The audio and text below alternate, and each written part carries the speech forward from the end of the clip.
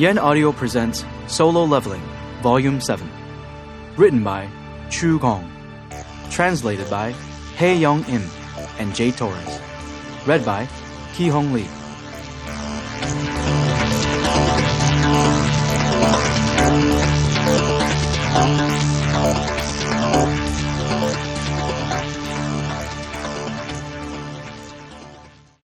One. The new president of the Hunters Association. An executive meeting was held in order to fill the vacant seat of the president of the Hunters Association of Korea. More than 30 leaders, including the vice president, directors of all the branches, and the heads of each department, filled the large conference room. Each person possessed socio-political power equal to those in high-level government positions, or those on the board of the largest corporations. Yet they all looked concerned. The air was tense as they deliberated on the situation at hand. "We must choose the next president of the association." Finally, the crux of the matter. Looks of apprehension flashed across everyone's faces following the vice president's declaration. A few people gulped audibly. It was time to decide the fate of the Hunters Association. They were acutely aware that, as the control tower for all the hunters in Korea, the Hunters Association having any instability within it meant instability for the country, especially with both the number of new hunters and spawning gates on the rise. "Well then," the vice president, who was presiding over the meeting, closed the file folder in front of him, making it clear that whatever was written in the report could not compare in importance to his next words. "Following an extensive discussion with the board of directors, we are recommending Director Jin-Chul Woo be named as the new president of the association." This was the first time Jin-Chul was hearing about this. His head whipped around to face the vice president, his eyes clearly asking, "Why me?" The vice president pulled the mic closer as his eyes remained on Jin-Chul. "Director Woo has a wealth of practical experience and knowledge from working as President Ko's right-hand man. He also possesses the strength needed to lead other hunters." This was true. President Ko had highly valued Jin-Chul, who had elected to work for the association despite being courted by large guilds. He was an A-rank hunter so powerful that, had his magic power evaluation been slightly higher, he would have been the second S-rank hunter to join the association after President Ko. He had 4 years of practical experience under his belt and was a top-tier A-rank hunter. There were murmurings among the group when Jin-Chul's name was first brought up, but they soon died down as the vice president explained the board's choice. There was no other candidate better suited to lead the legion of hunters working for the association. Jin-Chul himself was unable to accept the endorsement. "I'm lacking in several areas needed to fill this role. There are many others who rank above me. Besides, aren't I too young?" Jin-Chul was in his mid-30s. Though he had amassed invaluable experience in the 4 years he dedicated to the surveillance team, he was still way too green to become the head of the organization. At least, that was his opinion. "Vice President, there's you and the various members of the board of directors, not to mention the other directors." Jin-Chul looked each of the prominent people in the eye before turning to the vice president again. "How could you think I'm good enough to replace the late President Ko with all these great people here?" The vice president turned his head and let out a quiet sigh. He had expected resistance, but he hadn't expected the pushback to come from Jin-Chul himself. The vice president shut off his mic. He had already revealed the official position of the board of directors, so he would now unveil the actual reason they'd recommended Jin-Chul. Everyone in the room pricked up their ears. The vice president explained, "No one else, myself included, has the influence you have on Korea's strongest." A member of the Hunters Association of Korea referred to as Korea's strongest. Everyone knew exactly who the vice president was talking about. "He's proven his power in Korea, Japan, and the US. It's already the case to an extent, but it's clear that, going forward, the Hunters Association will not be able to function smoothly without him." A national-level hunter had the power to mobilize a whole country, and yet Jin Woo-sung had brought such a hunter to his knees. What kind of influence could the mere Hunters Association have on such a hunter? Their option was to politely ask him for favors and await his answer. They needed someone able to approach Jinwoo just like President Ko had when he asked him to rescue the Jeju Island raid team from certain death. Currently, Jin-Chul was the closest person to Jinwoo within the association. That was good enough to make him the next president. No one on the board of directors had been able to object to the vice president's logic when he first nominated Jinchul to them. Similarly, everyone in the large conference room started nodding along with his reasoning. We cannot compel you to do as we ask any more than we can Hunter Sung. The vice president had made himself crystal clear. The hunters held all the cards here. But please give our offer some serious consideration. In the brief silence that followed, all eyes were on Jinchul. Their stares seemed to needle at his skin as he cautiously opened his mouth. OMG, Jinwoo blurted out. Though it was frequently used by Jinna, Jinwoo never thought he'd use that expression until now. His fingers sped across the screen as he scanned the article on his cell phone. Jinchul Woo named President of the Hunters Association, successor to the late President Gunhui Ko.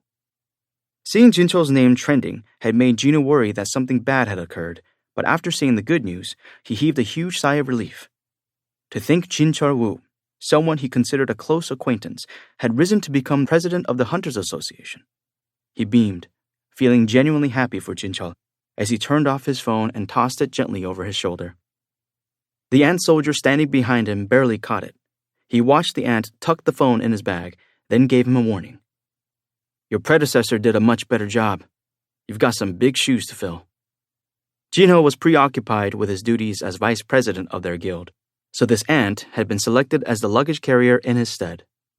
The ant bashfully bowed his head. Good. Jinwoo patted the ant soldier on the shoulder and smiled. Then he turned around, ready to resume hunting after lunch. However, these again?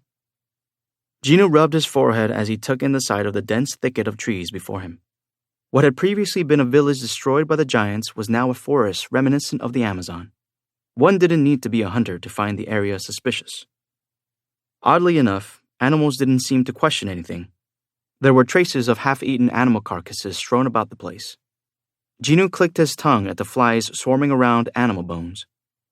He then picked up a stone from the ground and threw it. Whoosh! This was no ordinary stone. It wasn't a stone flung by any old S-rank hunter, but one flung by Jinwoo Sung. Crack! The stone became lodged in the face of one of the tree-type magic beasts, and its eyes shot open. Its face contorted as it rose to its full height and ran toward Jinwoo. Grah! Apparently, even plants got angry when struck. Jinwoo summoned a demon monarch's dagger and dashed to meet it. The massive tree swung its branches at him. So slow. Jinwoo took advantage of its slow speed to examine the tree's face while avoiding the two branches it swung in lieu of fists. On the other hand, the tree was unable to follow Jinwoo's movements. Awful reaction time, too. Every time a branch struck the ground, it left a deep dimple, but Jinwoo sucked his teeth in disappointment. It's not that strong considering its size. The tree-type magic beast looked strong because of its huge body, but its destructive power was terribly weak when compared to giant-type magic beasts of a similar size. However, the tree-type beasts had one huge advantage to make up for all their shortcomings. Jinwoo gripped his dagger tightly and stabbed the magic beast's body again and again. Gah! Gah! Contrary to its never-ending screams, the tree didn't go down easily. Mutilation! The dagger hacked into the tree like a spray of bullets.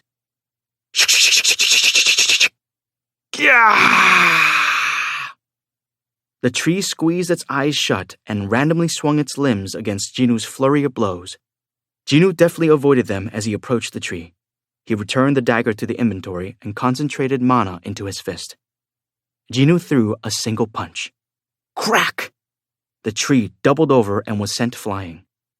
Gah!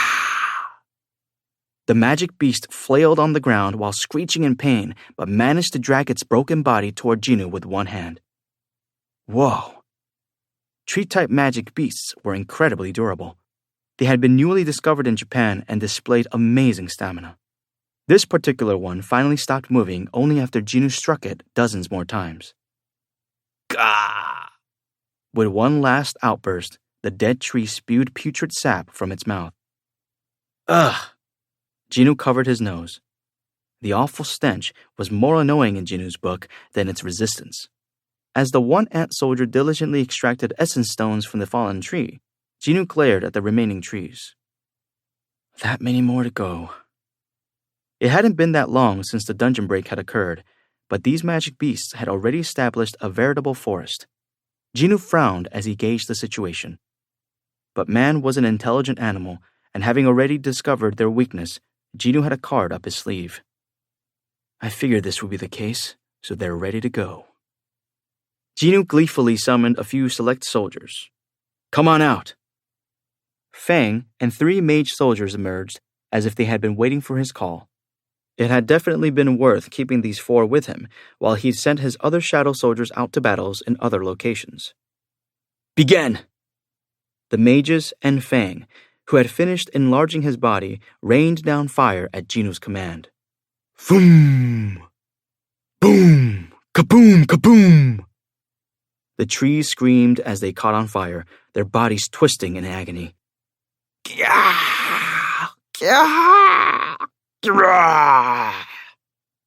Despite not being dry wood, the mana-powered fire easily burned them down. Even the foul-smelling sap evaporated quickly from the heat, allowing Jinu to comfortably watch things unfold from an adequate distance. He smiled as everything went exactly according to plan. The system messages kept coming. You have defeated an enemy. You have defeated. You have defeated. Countless notifications poured in. The magic beast's ability to spawn quickly was bad news, but it worked in his favor because the experience points he racked up. Sure enough, that ping sound seemed to ring clearer than usual. You have leveled up. Now that's what Jinu was talking about. He brought up his stats to check his gains. Stat window. Bing! Name, Jinu Hong. Level, 133. Job, Shadow Monarch. Title, Demon Hunter, and 2 others. HP, 78,330. MP, 136,160. Fatigue, 3. Stats, Strength, 308. Stamina, 307. Agility, 316. Intelligence, 321. Perception, 298. Available ability points, 0. Jinu had reached level 133 in no time thanks to his soldiers taking care of raids all over Japan. The many magic beasts pouring out from gates had been a boon. Most of his stats had exceeded 300, with his perception stat being a mere 2 points shy. I'll pour everything into perception after tomorrow's daily quest. Satisfied, Jinu closed the stat window. There was still the matter of the coming war the King of Giants had spoken of, as well as the grand plan President Ko had mentioned. But what was the use of worrying over it? He just needed to be ready for whatever was coming. His current priority was to keep leveling up. Beru, who had been leading the ant army into battle far from Jinu, suddenly reached him. My liege, if I may, I would like to ask something of my king. What could this be about? Puzzled, Jinu sent a message back. What's up? Don't have anyone who can help you. I can be reached through the Hunters Association of Korea. The Hunters Association had received a flood of inquiries after Jinu's interview aired, most of them from the top hunters in the world. Some of them even visited Korea in secret to consult with Jinu. Leonard Nierman, Germany's strongest hunter, was among them. They've got a prominent S-rank hunter and even one of the national-level hunters. I've got no chance against something like that. He was a humble man and incredibly perceptive. Instead of being paralyzed with fear, Leonard decided it would be more prudent to put his faith in Jinu and the countermeasures the Korean man claimed he had in place. And so he made his way to Korea. Leonard arrived at Incheon Airport and breathed in the Korean air. So this is the scent of Korea. Excited at visiting Asia for the first time, he cheerfully asked the customs officer, Is this the land of Jinu's Hong? Pardon? Oh, yes. When the flustered customs officer nodded, Leonard flashed a smile. Soon, he'd be able to talk with the most powerful hunter in the world. Leonard had narrowly missed the chance to talk to Jinu during the International Guild Conference banquet, so his heart raced at the prospect of meeting him here. As he took some deep breaths to try to calm down, The hulking man right behind him lost his temper. "Get out of my way if you're going to take your sweet-ass time." Leonard instantly scowled. How dare the stranger be so rude to one of the best hunters in the world? He took off the sunglasses he'd been wearing as a precaution and turned around, determined to teach this man some manners. "Hey, look me in the eyes and say that again." Leonard frowned at the man who was a head taller than he was. The man removed his sunglasses in turn. "I said, get out of my way." Leonard froze as soon as he recognized who it was, then managed to force out, Please, go right ahead." Thomas Andre shoved Leonard aside with his wide shoulders and made his way to the front of the line, leaving Laura to apologize to the German hunter. The customs officer felt like he was suffocating as he laid eyes on Thomas, a national-level hunter considered to be the strongest in the world. With such a towering stature, his nickname Goliath was more than fitting. Thomas noticed the officer's face growing pale. He put his sunglasses back on and smirked. "Is this the land of Genus Hung?" "My liege, if I may, I would like to ask something of my king." Beru, who was currently leading the army of ant shadow soldiers far from Jinu, made contact out of the blue. What could his most powerful soldier have to say? "What's up?" Jinu replied telepathically. Beru cautiously asked, "If it pleases my liege, I would like to request that prey be driven toward my location." Driven toward Beru? By prey, Beru was referring to the magic beasts that had escaped into their world via dungeon breaks. Beru was expressing his desire to take care of the magic beasts all by himself. Greed, despite holding the rank of general same as Beru, couldn't bring himself to look Beru straight in the eyes, so this wasn't about his ant subordinates revolting against him. Jinu pondered the possibilities before it hit him. Could it be? "I sense something similar to the time my whole body went through a metamorphosis, and the more prey I defeat, the stronger the feeling grows." Jinu's hunch was right on the money. Metamorphosis, in other words, leveling up.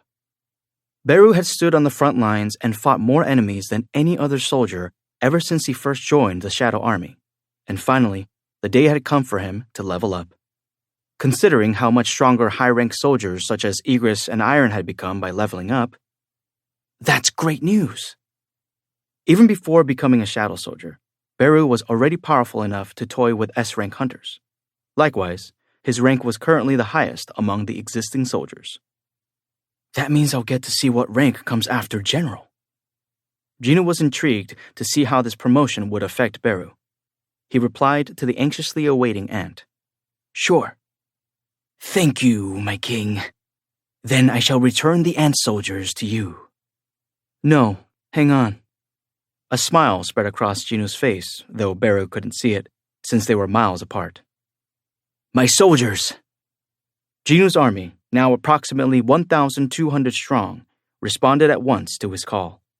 Igris led the knights. Fang led the high orc unit. Jima led the Nagas. Number 6 led the giants.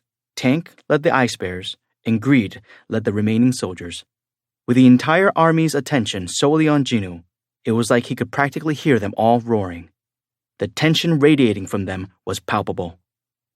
Jinu relished in it as he issued his command.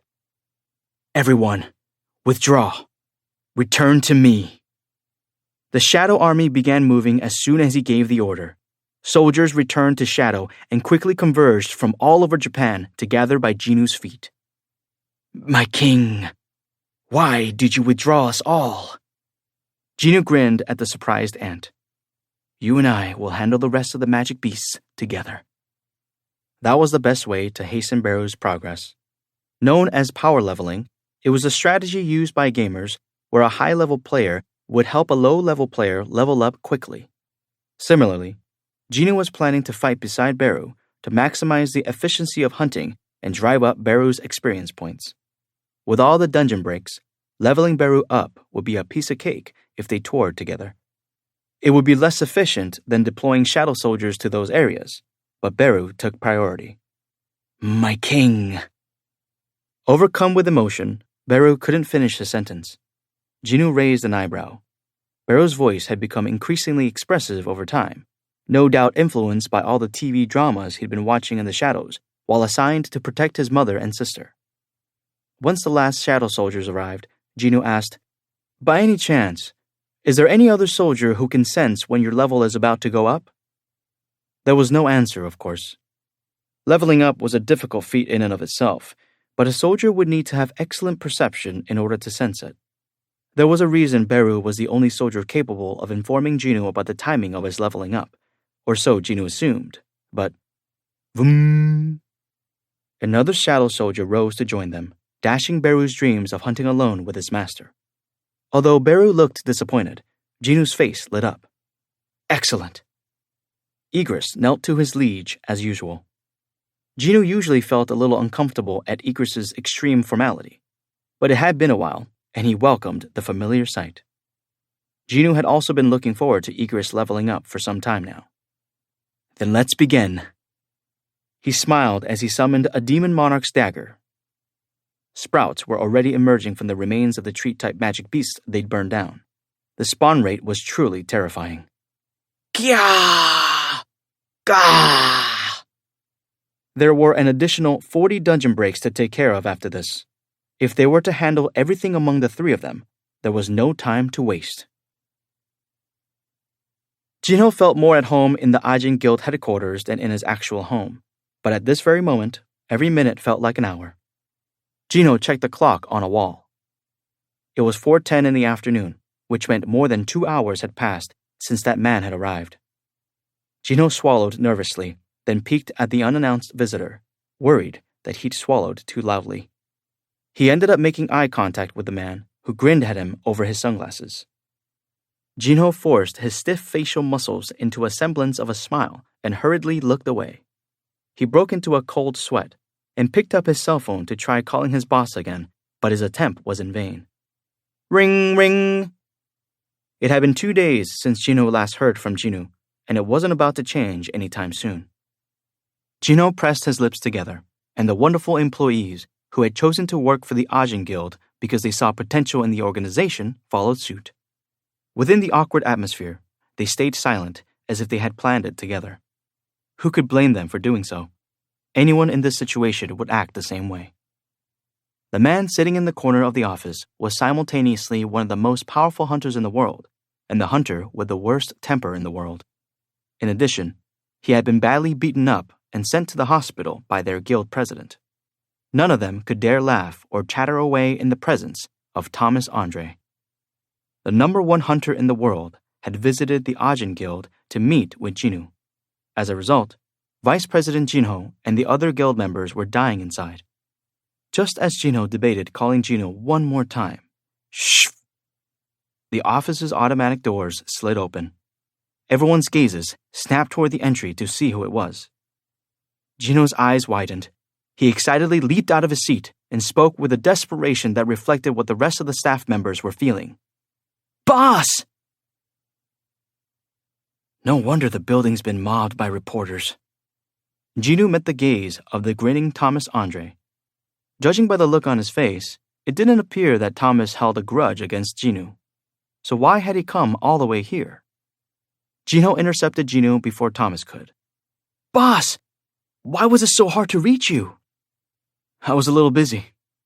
Now that you mention it, your clothes. Jinwoo paused. Jinwoo's clothes were covered in the evidence of his many battles. The sight reminded Jinwoo of their giant killing adventures. If the boss was so preoccupied with hunting these past 2 days that he couldn't call me, then... How many magic beasts had lost their lives this time? It gave Jinwoo chills just thinking about it. At that moment, Thomas leisurely got up and strode over to Jinwoo. He was so tall that he shortened the distance between them in a few steps, coming to a stop right in front of the Korean hunter. Oh no. They wouldn't fight in here, would they? The guild employees nervously held their collective breath, unsure of the relationship between their boss and Thomas. Their hearts beat so loudly that Jinwoo's ears began to ring. Mr. Sung! Thomas held out his hand. Jinwoo shook it, returning the greeting with a smile.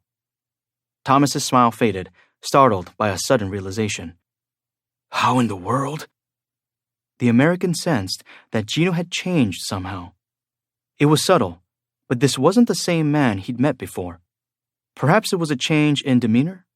Certainly, Gino's clothes were much messier than in their first confrontation, or in the subsequent meeting at the banquet. Yet, regardless of the man's presence, Thomas felt a sort of toughness radiating from Gino, a firm steadiness that he'd carried before, but that seemed more pronounced now. Is it even possible? No way. As far as Thomas knew, that was impossible. His keen perception detected the change in Gino from leveling up, but he didn't have a way of articulating what it meant. The handshake ended before he could figure it out. What brings you to Korea? Gino inquired. Oh. Thomas snapped back to his senses, grinning once more. Didn't you promise me that we'd have a meal together once my hand recovered? Thomas held up his healed left hand and gave him a wave. Also. Gino checked the time. It was 4:30 in the afternoon now. Too late for lunch, but too early for dinner. There's still a lot of time left before dinner, so pardon me for a minute. Gino excused himself and quickly approached Gino. Since Thomas wasn't here for any important business, he decided to take care of something more urgent. Could you find me the biggest gate that's open in Seoul? Gino's eyes widened at the request. Is anything fine as long as it's big, boss? I want a high-rank gate, even if it's already booked. Gotcha! Gino's fingers flew over his keyboard until he found the information he was searching for. His face lit up. There's a dangerous A-rank gate, boss. Really? But the Hunters Guild already claimed it. The news didn't deter Gino. That's fine. Gino wasn't concerned about who owned the raid permit. Rather, he was relieved that things would most likely go smoothly, since he had acquaintances in the guild. He was about to leave the office with a spring in his step, but doubled back to say goodbye to Thomas. I have to take care of some business, so let's talk about dinner later after I come back. Gino was off like the wind, leaving behind a flustered Thomas Andre. In a daze, the American could only stare after Gino before breaking into a loud guffaw. Ha ha! Oh, geez. Thomas didn't really have a choice in the matter. Although it was inconsiderate behavior to a guest who had come from afar, Thomas had been the one to show up unannounced. He should have known Gino would be busier than even himself. Well then, you can reach me here. Thomas gave Gino the phone number of the hotel he was staying at before leaving the office. Phew!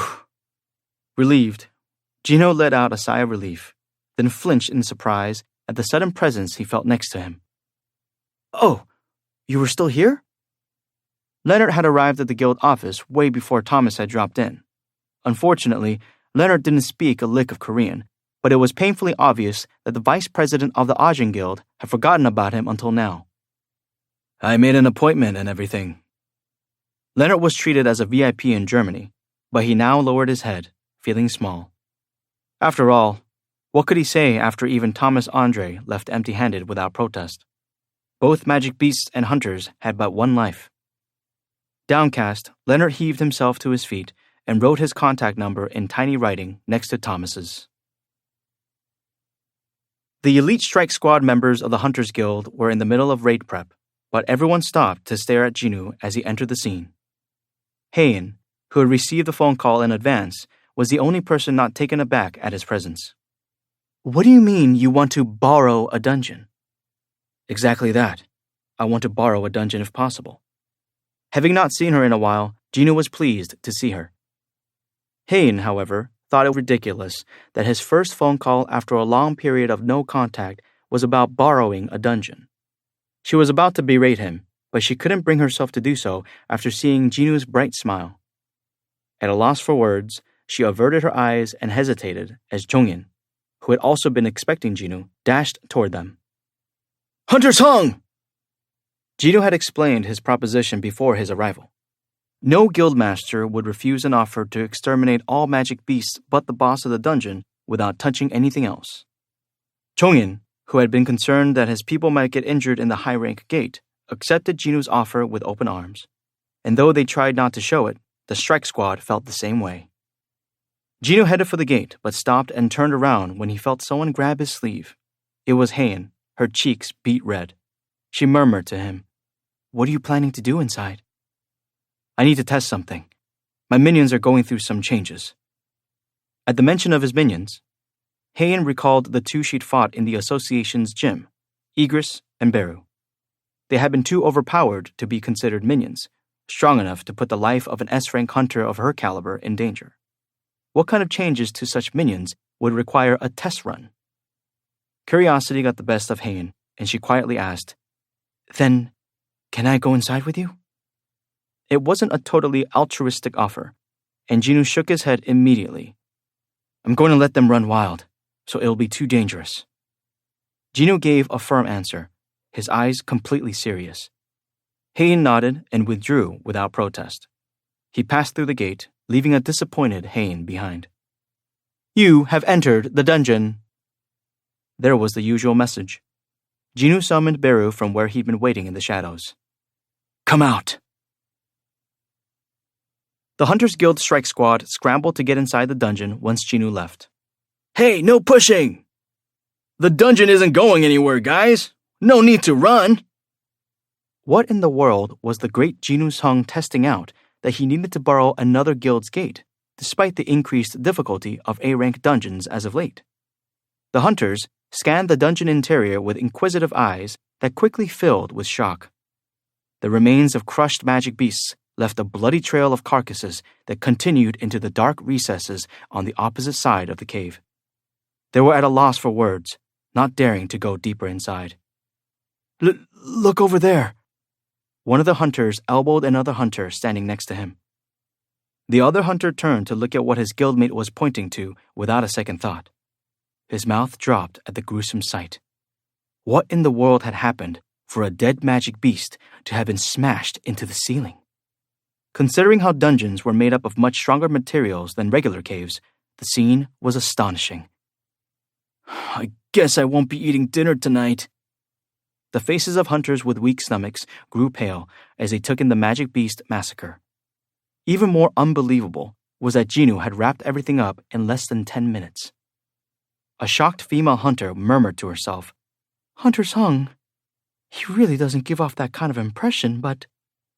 The further they went, the more disturbing evidence of violence they saw. This was the first time she'd seen the walls of a dungeon destroyed like this in her 5 years as a hunter. One of the male hunters agreed with her. "Is this what they meant by, unleashing your inner beast or something?" But Haein shook her head. She was sure that this destruction hadn't been caused by Jinwoo. She had witnessed Jinwoo's fighting style several times up close. The Jinwoo she knew finished off his enemies with a clean kill. It was practically art. When Haein had first seen him in action, she'd gotten lost in how beautiful and fluid his moves were. That meant, which of his minions is capable of? She was suddenly struck with the memory of the monstrous ant minion who had opened his mouth wide and roared at her, sending chills down her spine.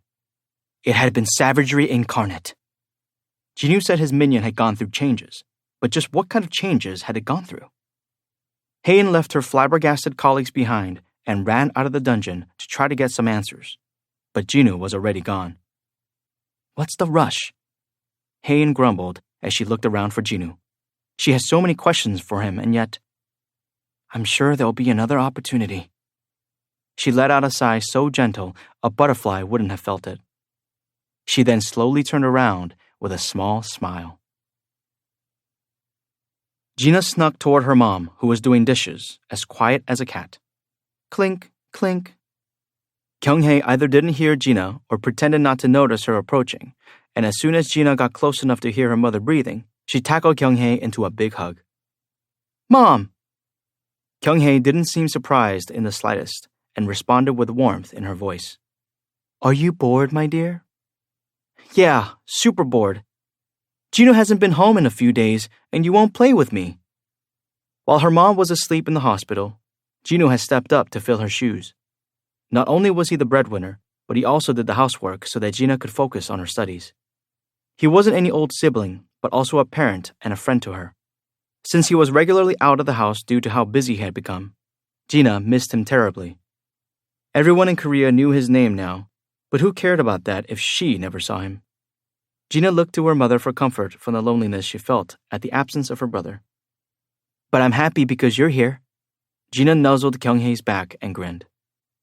Kyung-hae chuckled as she continued doing the dishes. For a time, Gina silently stuck to her mom like a cicada clinging to a tree. Mom, I think we should move. Kyung-hae's hands froze for a moment, and then she started up again, still with a smile. You want to move to a different apartment, honey? Yeah. Oh dear, I still like this place though. Why would anyone want to live in this old dump? Kyung-hae's hands never stopped doing the dishes as Gina whined to her. It wasn't like Gina wasn't aware of the truth. She knew exactly why her mom didn't want to move. Jinu already made more money than most people could only ever dream of, but she stayed here in a rented apartment for one reason only. She was waiting just in case her supposedly deceased husband, the father of her children, ever returned. Gina herself no longer had any memories of her dad, so she felt like it was a waste of time. On the other hand, Jinu had never brought up the idea of moving ever again after hearing his mom's reasoning. I still like our home here. Gina puffed out her cheeks and let her mother go at her mother's gentle rebuttal. Don't be like that. Oh! Kyung-hae spun around. Can you bring in the laundry I hung to dry outside, my beautiful darling? You only call me beautiful at times like this, you know. Not that Gina minded it. She hummed as she stepped out onto the balcony where the laundry was hanging.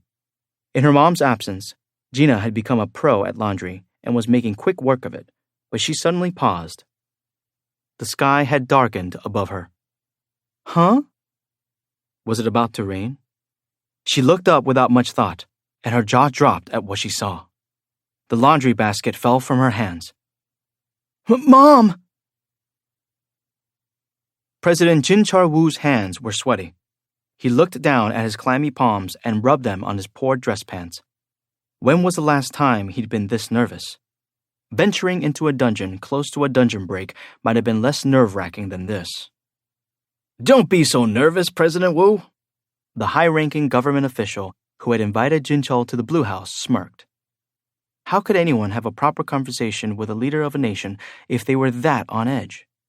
The government official sympathized with how Jin Chul felt a heavy burden at being appointed at such a high position at a young age.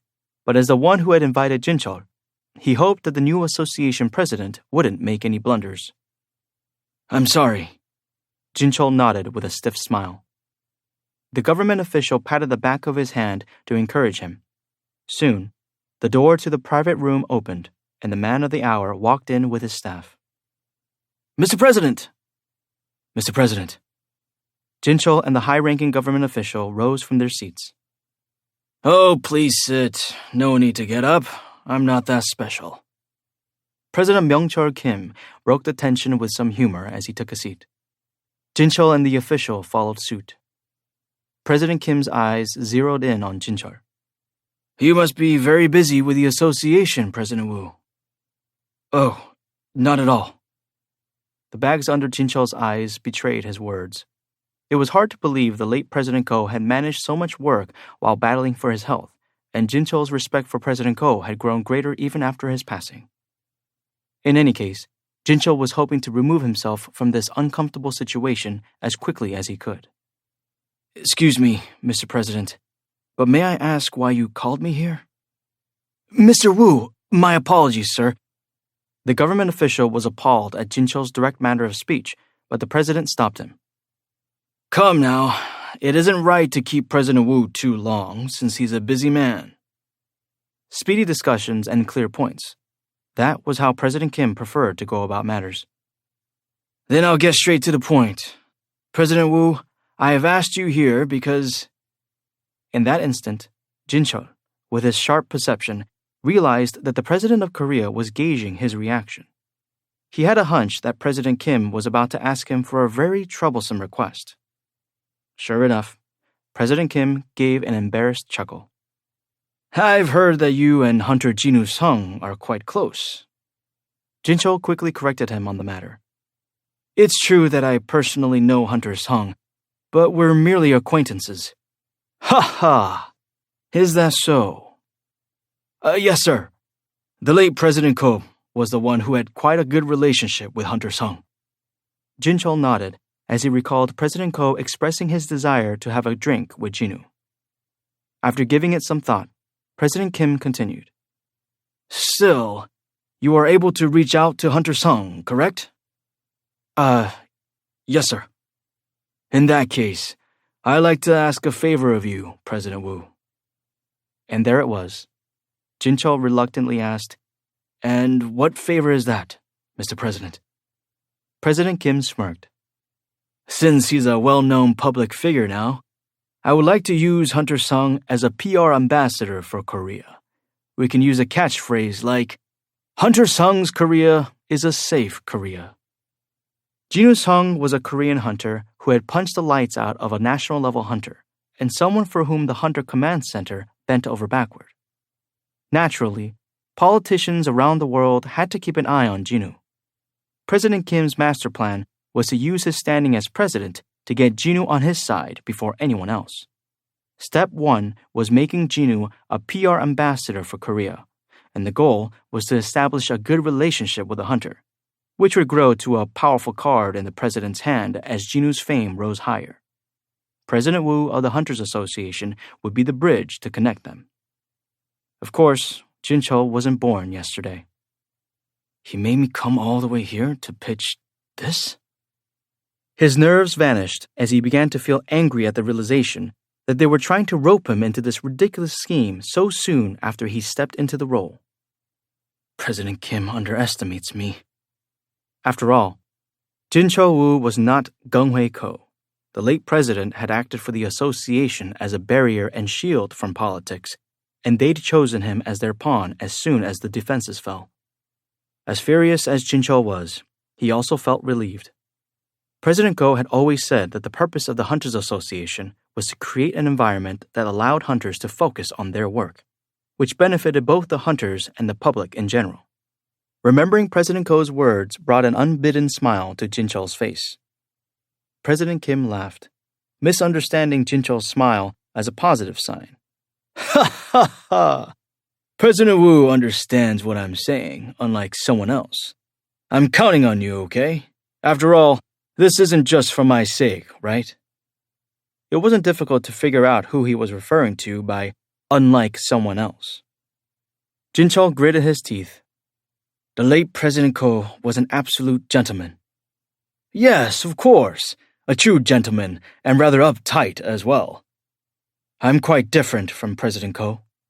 Ha ha ha! Indeed you are. The association needs change like this. We can't be stuck in the olden days forever, right? Jin-chul shot him a cool smile. So how long do you think it would take for me to kill everyone in this building, including the guards? How dare you! The government official stood abruptly, but the hostility emanating from Jin-chul stopped him in his tracks. The two men weren't hunters, just average people. To them, an A-rank hunter could be considered an even greater threat than a magic beast. What chance did a human who couldn't even hold their own against a tiger or a bear have against an A-rank? A few hours? No, it wouldn't take more than a few minutes. Jin-chul calmly continued, even as he watched the color drain from their cheeks. Then, how many people do you think you would need to stop me if I went on a rampage? Well, I suppose you could stop me if somehow you summon every soldier and police officer in Seoul, and they manage to resist until my magic power runs out.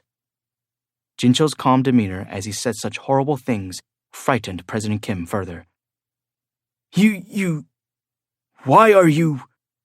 President Kim was unable to speak properly due to the intense pressure of Jin-chul's hostile energy.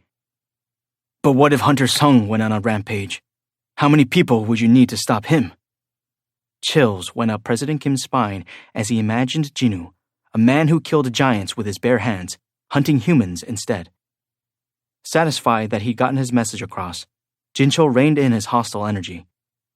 That sort of thing doesn't happen, because hunters are dedicated to their work. Hunters had their domain, and politicians had their own. Making sure society was functioning properly was the mandate set by the late President Ko.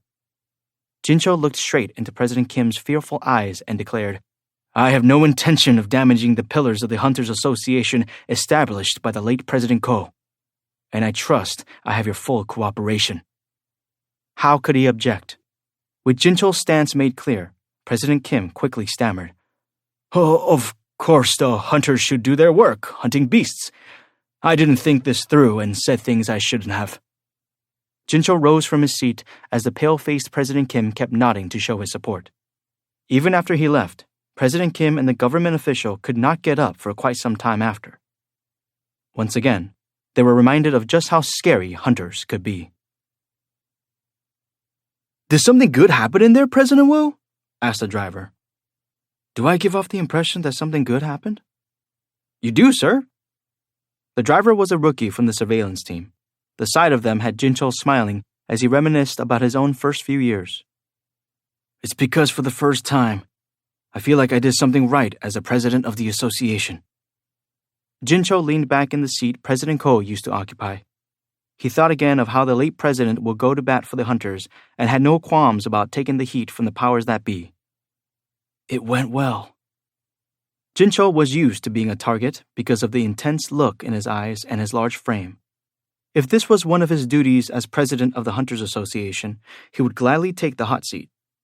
He had steeled himself to some extent as soon as he accepted the position. "Where to, President Wu?" "The association." Jincho was dying to go home, but all the work he was supposed to do had been put on hold in order to rush to the meeting. He still had a mountain of things to take care of. "Understood." The driver stepped on the accelerator as if he read Gino's mind, and the car pulled out from the Blue House. How much time had passed? Jincho had fallen asleep from staring out the window. As he opened his eyes now, all he could see were endless lines of cars on the road. Seoul was always congested, but how was the traffic this bad at this hour on a weekday? Has another gate appeared in the middle of the road? Jincho worriedly scanned his surroundings, but the air felt too strange for that to be the case. Drivers had gotten out of their cars, and pedestrians on the street and crosswalks had all stopped. Everyone was looking up at something in the sky.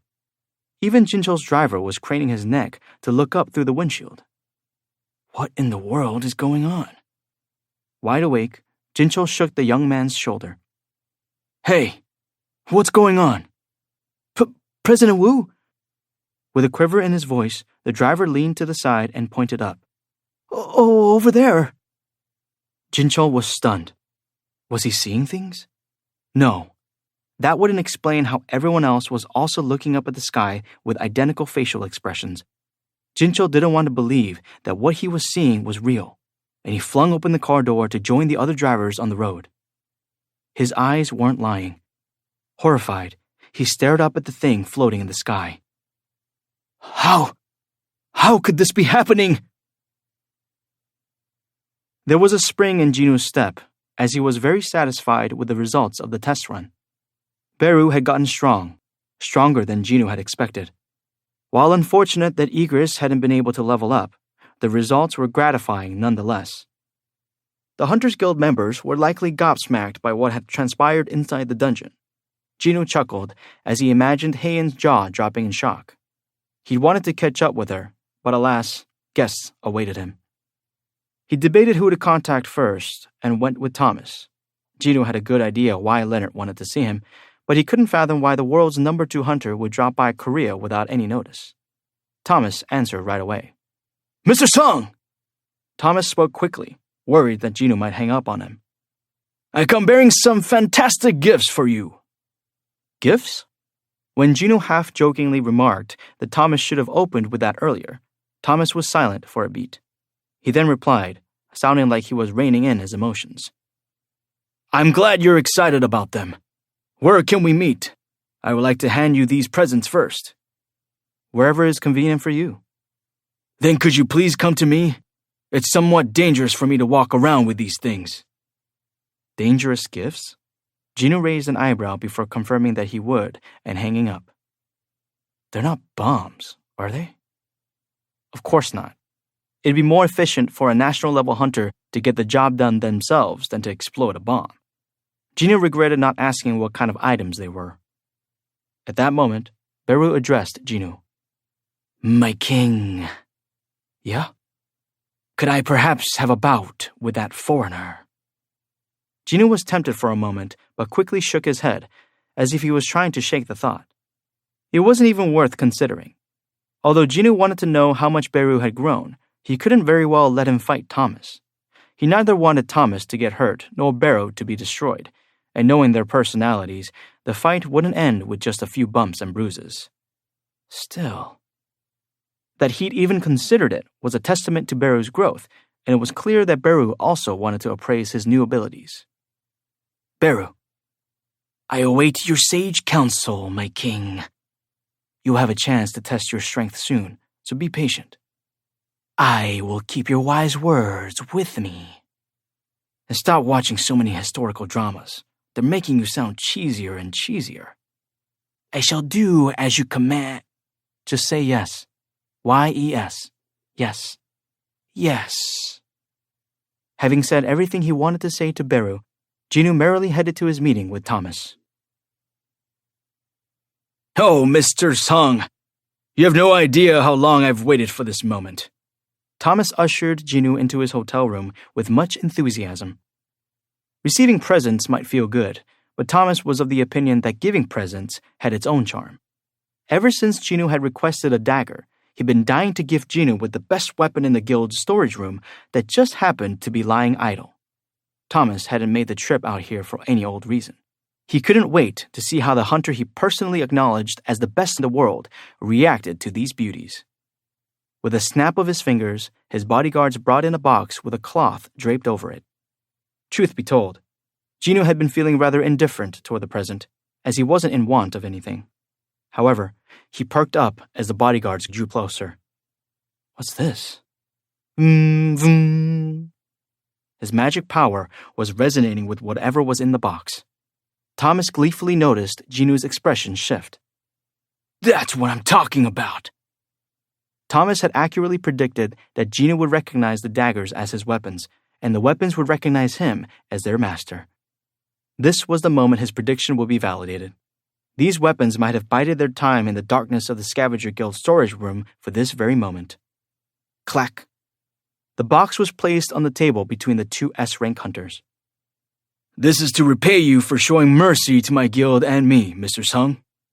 Thomas carefully slid the cloth off to reveal a transparent case holding two daggers stabbed into a giant scale. Jinwoo wondered if daggers was the correct term for them. The daggers' blades were shorter than swords, but longer than the typical dagger. Yet it wasn't the length of the weapons that caught Jinwoo's eyes, but their color.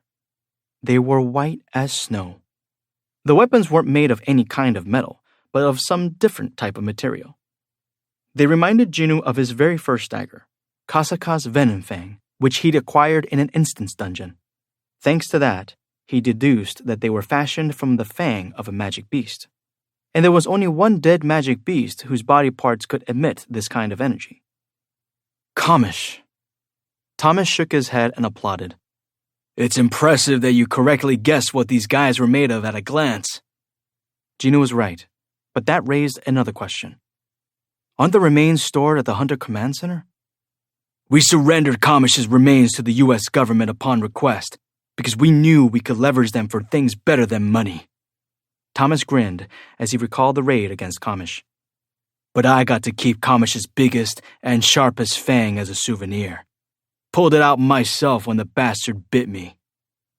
No awakened being had been capable of crafting a dragon's fang into a weapon, except one. Thomas explained that since the craftsman who had created these masterpieces had died of old age, however, no other weapon would ever be forged with the dragon's remains. At that time, the fang was too short for a sword, so the craftsman made it into these daggers. Looks like it was the right choice after all. Thomas seemed happy as he told Jinwoo about what had happened in the past. He slowly lifted up the case and pushed forward the dragon scale that the daggers had been stabbed into. These are yours now. The greatest weapons were finally united with the greatest warrior. Thomas tried to stay calm as he watched Jinwoo's reaction. Jinwoo pulled out one of the daggers. Shing! The dagger easily slid out, as if it had been waiting for this moment. Bing! A notification sounded, and Jinwoo swallowed hard, Soon, the dagger's stats popped up in front of him. What? Gino couldn't believe what he was seeing. It wasn't possible. He summoned the Demon Monarch's dagger, his main choice of weapon, in order to compare them. Item: Demon Monarch's dagger. Acquisition difficulty: S. Category: Dagger. Attack power: plus 220. A dagger acquired from Balan the Demon Monarch. When you use both Demon Monarch's daggers together, the set buff will be applied. Set buff 2 in 1. Extra attack power equal to the current strength stat will be applied to each dagger. Gino's strength stat was over 300, so his attack power will be over 500 with the set buff. The set buff alone made it very useful. However, it couldn't compare to the new dagger. He was floored as he stared at the difference between them. Are you kidding me? 2. Korea in Crisis. Gino's gaze was fixed on the daggers made from the fang of Kamish the dragon. He could hardly believe what he was seeing on the info screen. Item: Kamish's Wrath. Acquisition difficulty: Unknown. Category: Dagger. Attack power plus 1,500. A dagger of the best quality made by a master craftsman from the sharpest fang of a dragon. A weapon with no equal. The dagger's strength can be amplified by the user's own ability due to its superior sensitivity to mana. All Gino could see was the attack power. That's the dagger's attack power. 1,500? The dagger's base attack was 1,500 before possible enhancements. He couldn't wrap his head around it. Since a higher attack power meant an easier time cutting into enemies, fighting with this dagger would probably feel like slicing through butter. Wait a minute. Is there any other dagger at a similar level? Gino eagerly pulled up the system shop, not caring about all the eyes on him. The daggers weren't worth comparing to with their usually limited attack power, so Gino searched through the swords instead. Oh. The system shop's weapons had always been of excellent quality, but even its most expensive sword was barely above 1,000.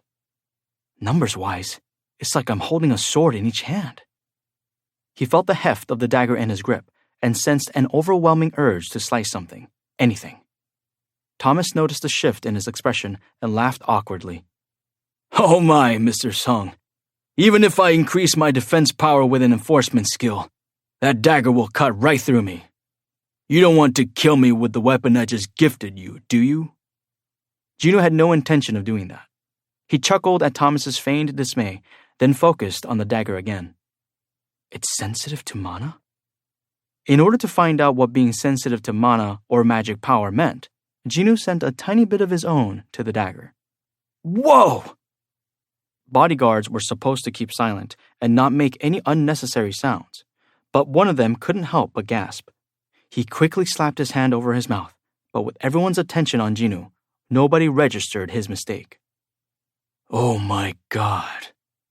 Despite having witnessed many things in his lifetime, Thomas couldn't help but be astonished by the black aura radiating from the dagger. The dagger is responding to my magic power. It wasn't just an aura that was coming out of the dagger. The hefty weight in his hand disappeared instantly, as if it were a mere illusion, leaving the dagger as light as a feather. Wow. It was a weapon that adjusted its weight based on the user's fighting style. Vroom, vroom. Kamish's Wrath shuddered as if greeting its new master. Gino squeezed the handle as his heart raced. Ba-dump, ba-dump. He wasn't sure if this desire was coming from himself or the dagger, but he wanted to fight someone and swing around his new weapon. Gino calmed himself down and stabbed the dagger back into the scale. Shh! The dagger stopped vibrating, and Laura and the bodyguards exhaled in relief as the black aura dissipated. Thomas glanced at her. Still think I made a bad call? Laura shook her head at the clear question in Thomas's gaze. His decision was absolutely right as long as those two daggers pointed at magic beasts instead of humans. The weapons had found their rightful master. Although Laura was an ordinary human being with no sensitivity to magic power at all, she recognized this at once. Thomas was delighted that he'd been proven right. How do you like my gifts, Mr. Sung? The most intense expressions of emotion were often shown in gestures instead of words. Jinwoo quietly gave him a thumbs up. Ha ha ha! Thomas slowly clapped as he laughed. The daggers would represent the friendship between the two men, and Thomas had no regrets at parting with such priceless items if it meant entering Jinwoo's good graces. Jinwoo didn't feel like it was a fair exchange. Are you sure I can have them for free? Free? The smile faded from Thomas's expression. It's a small price to pay for my life and the lives of my guild members. In other words, shut up and accept them. Having already received explanations from Laura about the hidden meanings of Thomas's words, Jinwoo laughed. In that case, I graciously accept. It's my pleasure. The heartwarming moment was shattered when Jinwoo and Thomas froze simultaneously. Before Laura and the bodyguards could start to panic at the identical looks on their faces, Thomas spoke up. Mr. Sung, just now.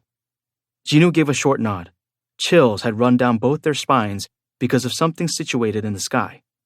Jinwoo and Thomas shot out of their chairs and rushed to the window. Jinwoo groaned, and Thomas's eyes popped out of his head and jaw dropped as they took in the sight of a massive gate facing the earth. I can't believe this. I've never seen such a huge gate in my life. Thomas had been one of the first hunters to awaken, but in his many years, he had never seen a gate of this size before. Even Kamish's gate hadn't been quite so large. However, Jinwoo had actually seen a similar gate once before in the data the angel statue had presented, the gate the winged soldiers had rushed out from. The one from that memory was identical to the one currently hovering over Seoul. Jinwoo shuddered as he recalled the sky turning black from the sheer number of soldiers. Was this the source of the incredible amounts of dark matter gathering around Seoul that scientists observed? Jinwoo was at a loss for words, as were the Americans in the room. A heavy silence fell over the space. The humongous gate silently shook, as if it were going to swallow everything in the world. Those who knew that a newly formed gate wasn't in any danger of a dungeon break gathered below, taking pictures with their cell phones of the gate that blackened the sky. It was both the first gate to ever appear in mid-air like this, as well as the largest gate of all time. Although there was no telling what creatures it contained, people couldn't resist their curiosity. Among the crowd were foreign reporters who were busy filming the inquisitive swarm of people. Yes, I'm standing under the gate covering the sky of Seoul, South Korea. The gate you see now is the biggest ever recorded since Magic Beasts first appeared.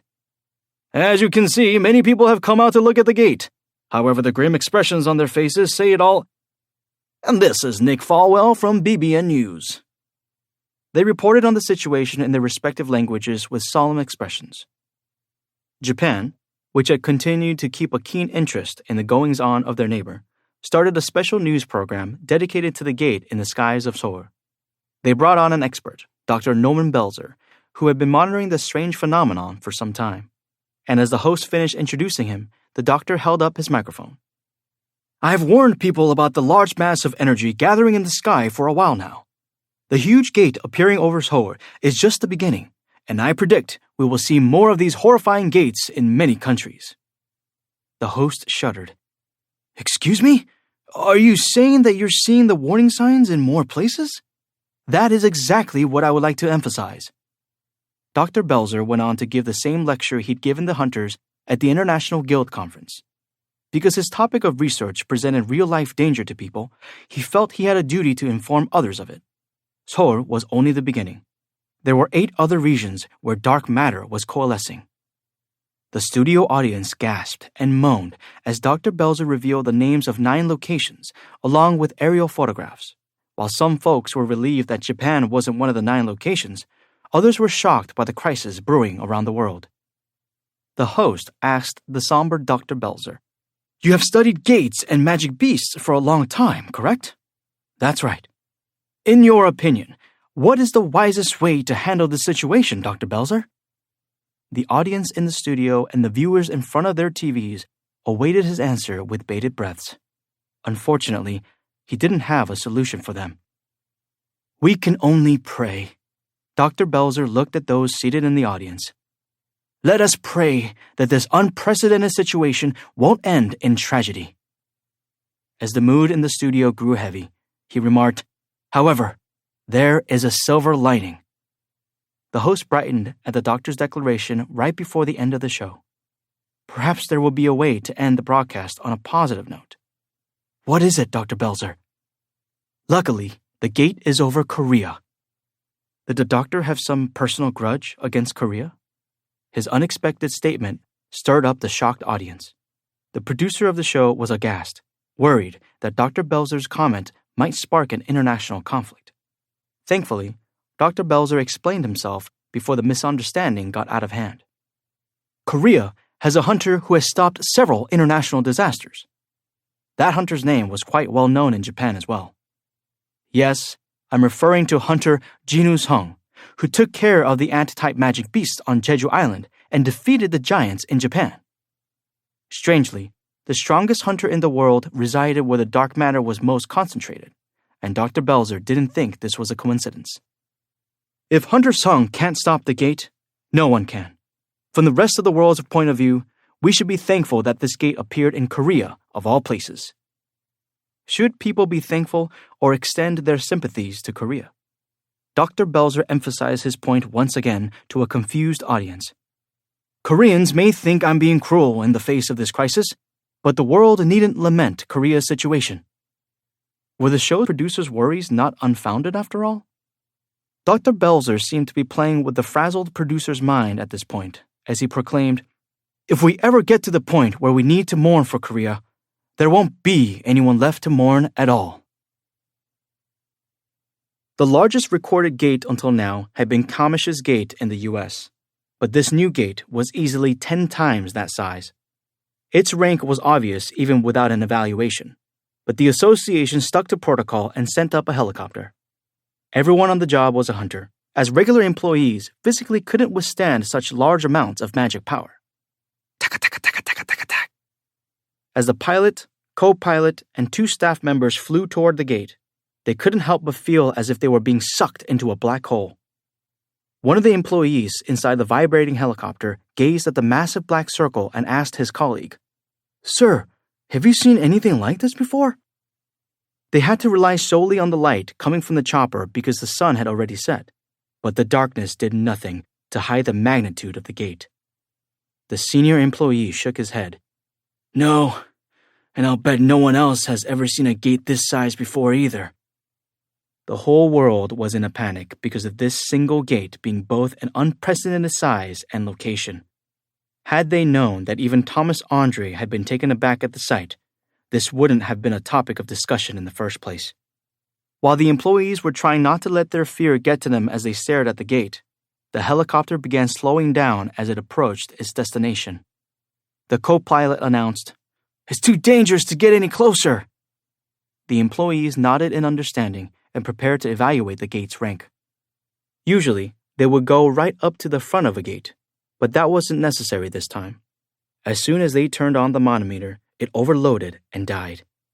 As expected, their instruments couldn't handle the amount of magic power coming from the gate. "Sir," at the senior employee's nod, the junior employee opened a line of communication to the Hunters Association in order to report on the result of the evaluation. Just then, the senior employee spotted something in the distance and yelled, "Look out!" His colleague flinched and looked around. What is it?" "I think I saw a magic beast right outside." "What? A magic beast? Already?" It should have been impossible for a magic beast to escape from a gate that was less than a day old, but the senior employee was a high-rank hunter. His perception was much better than anyone else's in the helicopter, and sure enough, "Over there!" He pointed at what he had seen earlier. At that moment, Jinchol's urgent voice came over the junior employee's headset. What? What are you talking about? Sang-won! Sang-won-yu! What's going on?" "President Wu, it's a magic beast. A huge magic beast has been sighted near the helicopter." "What?" "But it doesn't appear to be any ordinary magic beast." "You don't stand a chance against the magic beast in the air. That's not what I sent you to investigate. Land right now." No, that's not it, President Wu. Someone is riding the magic beast! What are you talking about? How could a person ride a magic...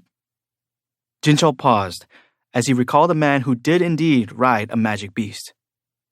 Sangwon, can you see the face of the person riding that magic beast? Stand by! Oh yes, I can just about make out his face. By any chance, is it Hunter Jinwoo Sung?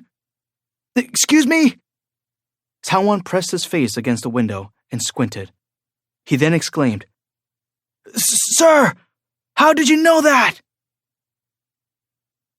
Cree! Jinwoo rode Queso the winged dragon up toward the gate. As Queso flew directly under it, Jinwoo noted that it was like looking into a bottomless black lake rather than a gate. Its size was overwhelming, and an ordinary hunter would have found the staggering amount of magic power coming from the gate unbearable. But Jinwoo was unfazed. Judging that it was too dangerous to stick around, the association's helicopter hastily retreated at a lower altitude. Jinwoo watched them go before heading closer to the gate. The opening faced the earth, and he was now close enough that he could touch. With the black membrane still intact, he had no idea what it was like inside. If he poked it, would he penetrate the surface, or would he get sucked in like with a red gate? It was possible he'd be able to take care of it before the dungeon break occurred. Expectantly, Jinwoo placed his hand on the gate's membrane. Huh? He had never experienced anything like this in his time as a hunter. The black membrane was as hard as a wall and prevented Jinwoo's hand from going through the gate. If this was some ordinary wall, I could break through, but... He pushed against the wall with all his might, but it wouldn't budge. Knock, knock. Jinwoo pursed his lips as he knocked on the membrane. Something's different. He hadn't heard of a gate that an awakened being couldn't go through. Since this gate was unlike any other, would the inhabitants also differ from the usual magic beasts? Whatever they are. Jinwoo had family and friends he needed to protect, so he had no intention of letting whatever was in there anywhere near them. He had increased stats and intrepid soldiers on his side. Roar! His army roared in response. Badump. Jinwoo felt a mix of unease and excitement. He'd never felt this way before. He'd always assumed that there was a reason why he had been chosen as the player and granted this power by the system. Maybe it was to deal with this. I'm being silly. Jinwoo laughed at how emotional he'd suddenly gotten and took his hand off the gate. At that moment, his phone began to vibrate in his pocket. The phone call was one he'd been waiting for from the Hunters Association of Japan. Hello, Hunter Sung? Yes, this is he. My apologies, but it's hard to hear you. Should I call back another time? Jinwoo smirked at the buildings below him. At this distance, they looked like tiny toy blocks. No, it's fine. I'm somewhere high up. Is this about my request? Oh yes, I scanned all of Japan via satellite just now, but... Uncharacteristically, the representative from the Hunters Association of Japan seemed to be at a loss for words. Has something bad also happened in Japan? Jinwoo never would have guessed what the representative said next. There is no gate. Not a single new gate has spawned in Japan. After defeating the giants, Jinwoo had spent most of his time raiding dungeons in Japan, so this hit him like a bolt out of the blue. Not one? Yes, that's right. I contacted hunter-related organizations in other countries in case this was an isolated case, and I discovered that... The representative hesitated, then continued, clearly vexed. Ever since that gate appeared over Seoul, all others have disappeared. It had been 3 hours since the appearance of the monolithic gate. What were the odds of every single gate in the world vanishing during that 3-hour window? That can't be a coincidence. Stunned, Jinwoo wordlessly stared at the black mass above him. The representative cautiously probed him. Excuse me, but may I ask why you wanted me to locate the highest rank gate we had? Jinwoo didn't know how to answer that. How could he explain that he wanted to try out Thomas's gift of 1,500 attack power before this gate opened?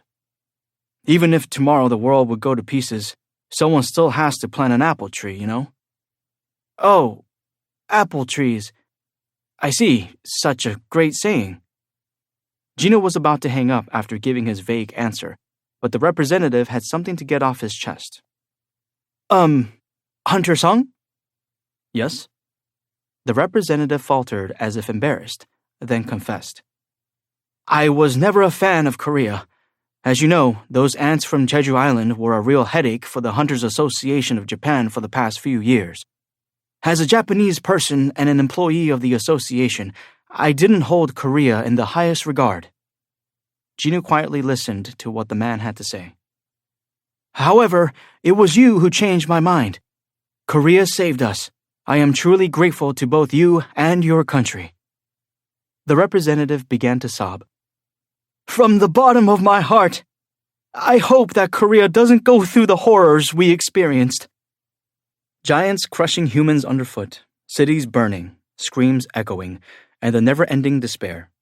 It hadn't been long since that waking nightmare, and the representative had experienced it firsthand. No one should ever have to go through that. Gino replied softly, "That won't happen." That wasn't a promise, but a declaration. He had consistently pushed himself in the pursuit of leveling up for this very reason, and it was time to show the fruits of his labor. The employee chuckled at his answer. I never thought I'd ever be jealous of Korea, but I envy them for having you, Hunter Sung. No need to butter me up. I've got nothing else going on besides hunting magic beasts, so I'll keep visiting Japan as long as magic beasts show up there. Whoops, you got me. I can't slip anything by you, can I? And here I was, trying to score some points with you. The representative was thankful that Gino had lightened the mood with banter, and he bid the Korean a sincere farewell. Please keep in touch. I will. Gino tucked his phone back in his pocket, then inspected the gate before him. It was eerily quiet like the calm before a storm. If the timeline for a dungeon break hasn't changed. There were about 6 days left. Gino's eyes shone in the dark of the night.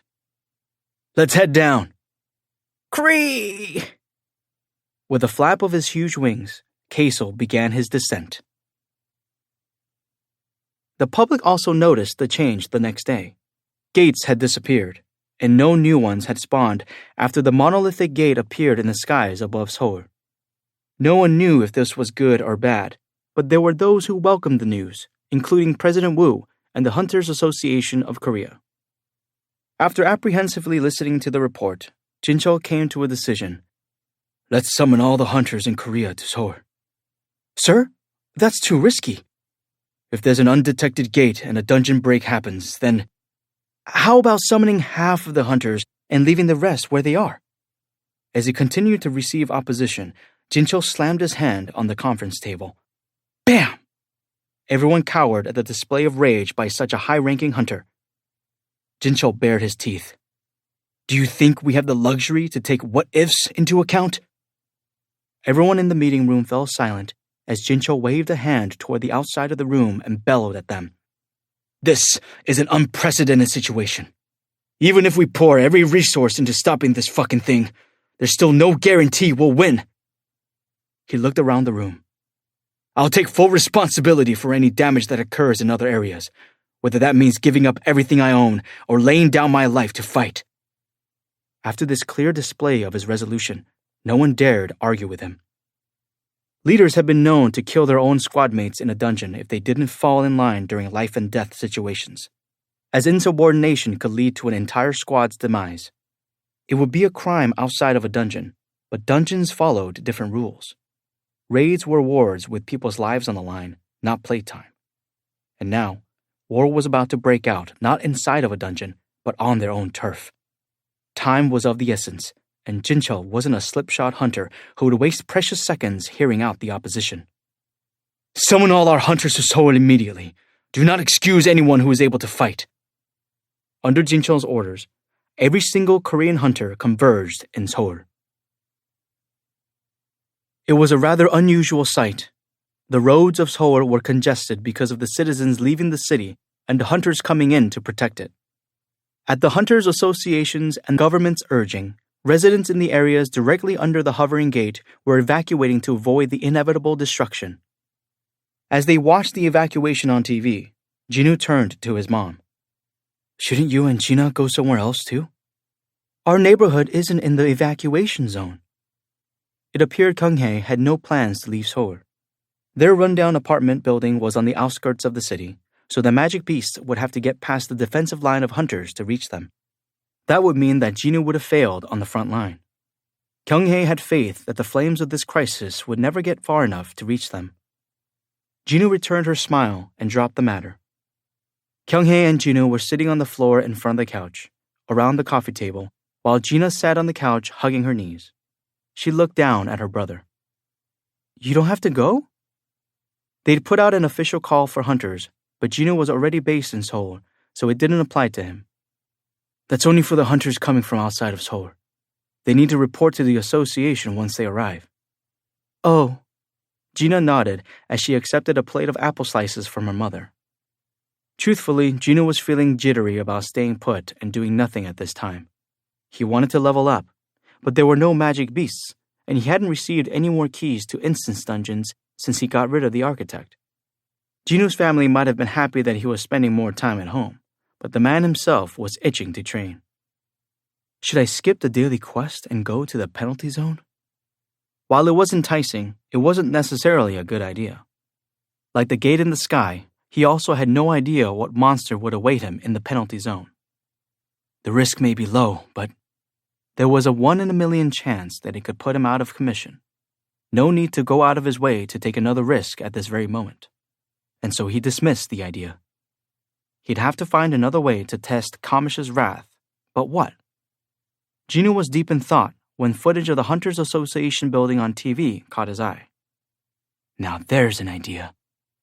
Jinwoo's eyes sparkled, and he couldn't stop the smile spreading across his face. Ring, ring. The other party picked up quickly, as he always had.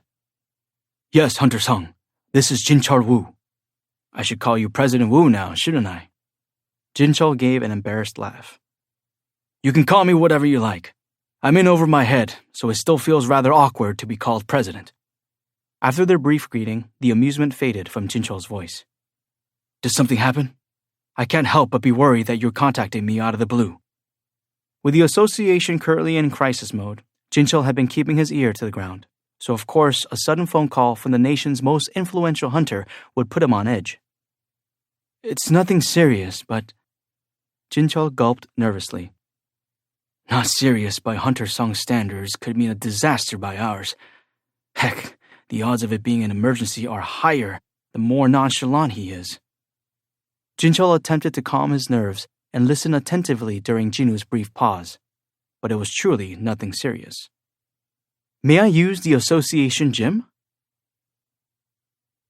Despite his busy schedule, Jinchul personally escorted Jinwoo to the Hunters Association's gymnasium.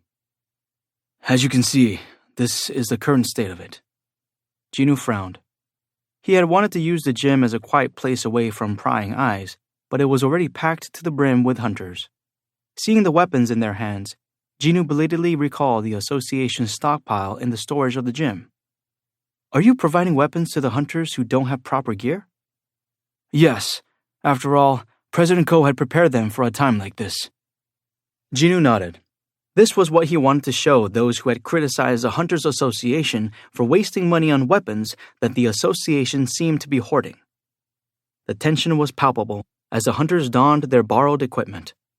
At that moment, a heavy-set hunter made eye contact with Jinwoo while struggling to get his arm into a piece of mana-coated armor.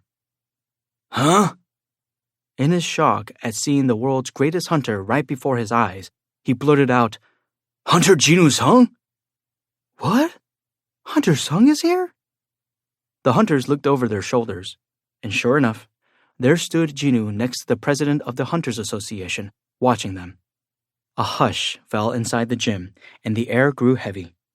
The man before their very eyes was at the top of their field, and his overwhelming presence wasn't something that could be conveyed through TV screens. Their hearts began to pound as they set their eyes on the best of the best. Ba-dump, ba-dump, ba-dump. The hunters grew excited.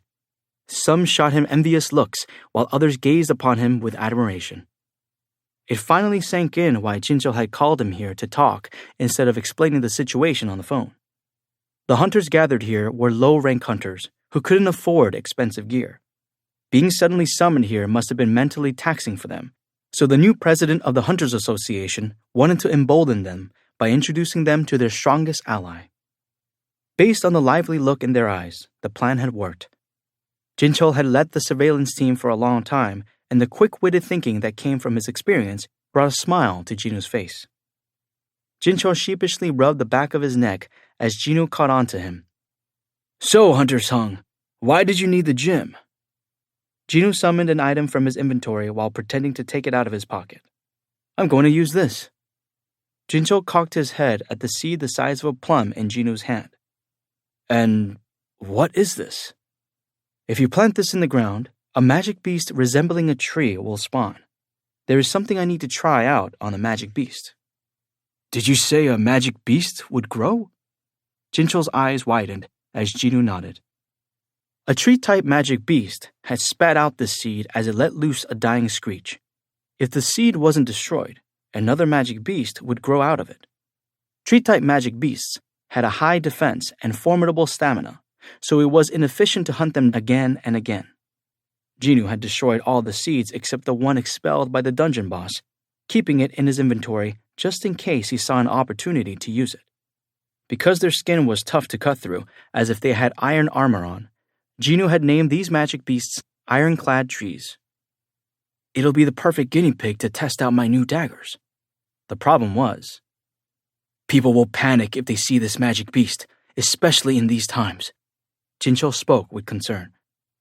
Jinu agreed. "That's why I need somewhere private, quiet, and durable." No one outside the Hunters Association could access the gym, and it was reinforced to allow hunters to train without worry. Jinu turned back toward the other hunters. Many of them gripped their association-issued weapons tightly as they peeked at him, finding encouragement at the sight of him. "But since it's like this..." Jinu clicked his tongue, disappointed. He could go to an uninhabited area of Japan, but it was too far to fly there for that sole purpose, and he didn't want to waste the shadow exchange skill. Who knew what would happen during the 2 hours he was over there? Jinu was about to leave when Jinchul made up his mind. "Okay." "Pardon me?" "I will clear this afternoon's schedule and make the gym available to you. Considering how much you've done for us, you couldn't even call it special treatment."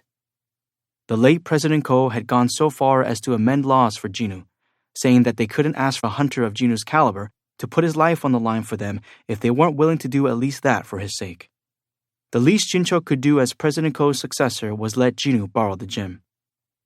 "Are you sure that's okay?" Jinchul had to grin at Jinu's concern. "I may not look it, but I'm the person in charge of this organization. I'm the one who decides whether the gym is open or closed." He then clapped his hands to get everyone's attention before calling out, "Who's in charge of the gym?" "Me, sir!" As Jinu watched the staffer hastily make his way toward them, he realized that whether one was qualified for it or not, securing a higher position was the way to go. Thomas watched the Seoul streets congested with cars evacuating the city from his hotel room window in a luxury hotel. Laura approached him from behind with her packed suitcase. "Will you stay here, sir?" "Yeah." Thomas tapped the window, pointing at the gate. "How could I leave with that big, beautiful thing there?" "It's certainly huge, but beautiful." Laura was used to Thomas's eccentricities, but she was taken aback that he would call something so ominous and grotesque beautiful. Thomas turned around to look at the perplexed manager. "That which makes my heart race is beautiful." He put his hand on his chest to feel his heartbeat. Ever since he laid eyes on the gate, his heart had continued to pound loudly. "That fire-breathing dragon, this humongous gate, Hunter Sung's power, they're all beautiful to me." Thomas was not your average man. Laura chuckled as she shook her head. Thomas let his hand drop and smirked. "Even if I did go back to the U.S., what would I do with no more gates spawning?" "But the Hunter Command Center is worried about you." "Worried about Thomas," she said. Thomas laughed at the prospect of someone being concerned for his safety. "Just hearing that makes me laugh. Besides, there's no safer place in the world than wherever Hunter Sung is." Laura couldn't refute that. It was no longer a secret that the Hunter Command Center had asked Jinu to protect the top-ranked hunters of the world. Thomas smiled at the speechless Laura, then turned back to the window and the monolithic gate quietly vibrating in the sky over Seoul. If that thing isn't stopped here, there's no future for humanity anyway. If Jinu couldn't end things here, the same disaster would happen 8 more times. Then who could stop those? Thomas? Zhigang Liu of China? Or the other national-level hunters? No way. That's why I want to see it with my own eyes, Thomas continued while smiling at Laura's reflection in the window. This will either be the end of human history or a new beginning. Jinu walked to the middle of the large, empty gym. Here is good. He put the seed on the floor and poured water on it. He had confirmed several times that this was all the magic beast needed to grow. No soil or even sunlight was needed. Crack, crack. The seed quickly transformed into a tree, accompanied by the sound of cracking bones. Whoa! No matter how many times he witnessed this, it was always a sight to see. Tree-type magic beasts had an incredible vitality that allowed them to survive even in the harshest environments. Jinu withdrew to a safe distance. Grah! Grah! The sapling kept growing, and in less than 5 minutes, it had transformed into a huge magic beast whose head nearly grazed the ceiling of the gym. Grah! Jinu ignored the tree's screech echoing inside the gym and summoned the recently upgraded Beru. Come out! Beru emerged from the ground. My king! His visibly changed appearance caught Jinu's attention. Instead of an insect's exoskeleton, he wore fitted black armor that made him look much sturdier than before. But that wasn't all. The black smoke coming from Beru's entire body was more intense. Instead of a haze, it was now reminiscent of burning flames. His power was overwhelming. Jinu opened Beru's stat window. Beru level max, marshal rank. The marshal acts as the leader of the army, of which there can be only one. If more than one soldier reaches the marshal rank, a hierarchy must be decided. The only ones who can possibly challenge the marshal rank are Greed and Egress, who are close to leveling up to the general rank. Jinu imagined it would be fun to watch the 3 soldiers battle for the top position, then gestured at the tree in front of them with his chin. Beru, attack it with your full power. Following his king's order, Beru expanded his body and howled. Scrah! It was the roar of a true beast. Beru's armor also transformed to fit his augmented frame. Once he was twice his normal size, he stomped toward the tree, then broke into a run, aiming full tilt at the ironclad tree. Bam! Beru's eyes widened. The tree should have snapped in half, but he'd managed only to dig a hole as deep as his wrist. This flustered the soldier who had previously ripped S-rank magic beasts apart like they were nothing. But ironclad trees were known for their defense power against physical attacks and their resistance to damages that weren't magic-based. This was good enough for Jinu. Satisfied with the result, he ordered Beru to stand down. Step aside. Beru drew back as Jinu called up the 2 Kamish's Wrath daggers from his inventory. Vroom. The daggers appeared in his hands. Okay. Kya! The ironclad tree whirled around, looking for the opponent who had punctured its stomach. Its eyes landed on Jinu instead, and lumbered toward him. Seeing how slow it was, Jinu realized this magic beast really had nothing going for it except its high defense. That being said, its defense was nothing to laugh at. How well would Kamish's Wrath work against it? Black energy spread up from the tips of his fingers and wrapped around the daggers. I need brute strength. As soon as he made the call, the 2 daggers became as heavy as 1,000 weights, so heavy that Jinu's arms and shoulders strained to hold them up. Time to see what 1,500 attack power can do. The blades of the 2 daggers began to quiver as if channeling Kamish's Wrath. As the ironclad tree had managed to make its way to Jinu, he stared it down and spun the daggers around to hold them in a reverse grip. Let's take it easy.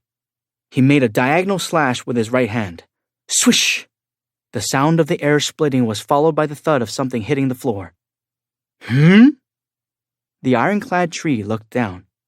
One of its thick, arm-like branches had been cleanly lopped off and now lay on the ground. The magic beast discovered a wound-bleeding tree sap and let out an ear-piercing roar. Gah! The tree might have been in pain, but Jinoo was bursting with joy. He stared with amazement at the dagger that had easily sliced through the branch that had been as wide as a post. Wow! All it had taken was a gentle swing of the dagger. Jinoo could hack at the tree with a demon monarch's dagger for eternity, and it still wouldn't do this type of damage to a regular tree, much less the boss. It was like slicing through butter. The dagger also felt great in his hand. Vroom! It'd been a while since he'd been this excited about a weapon. My king! Beru called out urgently to him from his vantage point. I know. Jinoo's response was relaxed as he glanced up. The ironclad tree had gone from upset to enraged. With its right appendage missing, the magic beast raised its left branch to try and crush Jinoo, but it was already too late. Another quick slice of Kamish's wrath and shk! Gah! The ironclad tree screeched, having lost both arms. Awesome. Jinoo nodded. He had verified what the daggers could do when swinging them around lightly. Now it was time to test how they performed when used to their full potential. The daggers respond excellently to magic power because they're made from dragon's bone, right? Jinoo squeezed the dagger and poured mana into it. Then more mana, then even more. When he focused every drop of his magic power into his right hand, he could see the black aura surrounding the blade practically exploding. From Beru's point of view, it looked like the aura distorted everything in the area. How was that possible? Beru stumbled back instinctively. Though his mind knew that it wasn't aimed at him, the sheer power forced him to retreat a few steps. Beru looked at his trembling hands. My liege! When it came to emotions, Beru had only ever felt loyalty toward Jinoo, but for the first time, he learned how it felt to pity someone. The ironclad tree was unaware of its fate as it bellowed. Kya! Its bloodshot eyes were focused solely on Jinoo. Its mouth was a gaping maw as wide as a building's entrance. It heaved its huge body forward to try to swallow Jinoo whole. Jinoo unleashed the concentrated magic power from the tip of the dagger. Go! He held nothing back, just as he had ordered Beru. Jinoo threw his whole body, from his toes, legs, hips, shoulders, and even wrists, into the attack. And the result was... What? He realized something was very wrong. Ack! The black aura had shot from the tip of the dagger, slashing everything in front of it like the claws of a ferocious animal swiping the air. Jinoo's enhanced eyesight allowed him to see the exact 100th of a second the aura ripped the ironclad tree apart. Shit! The unstoppable power of the dagger left horrific marks on the gym's floor and walls behind the tree. Damn. Jinoo was speechless. Clack! Tum! Tum! Little chunks of concrete tumbled from the large slash in the wall until the entire thing came crumbling down, unable to withstand the damage. Rumble. Thud. The walls of the gym had been reinforced with magic power so that hunters could train without holding back, yet one side of the wall had collapsed from the single hit. Jinoo looked at the rubble on the ground, appalled. Is this what the system meant by the strength of the weapons depending on the user? These magic-powered daggers made from dragon remains were the real deal. My liege!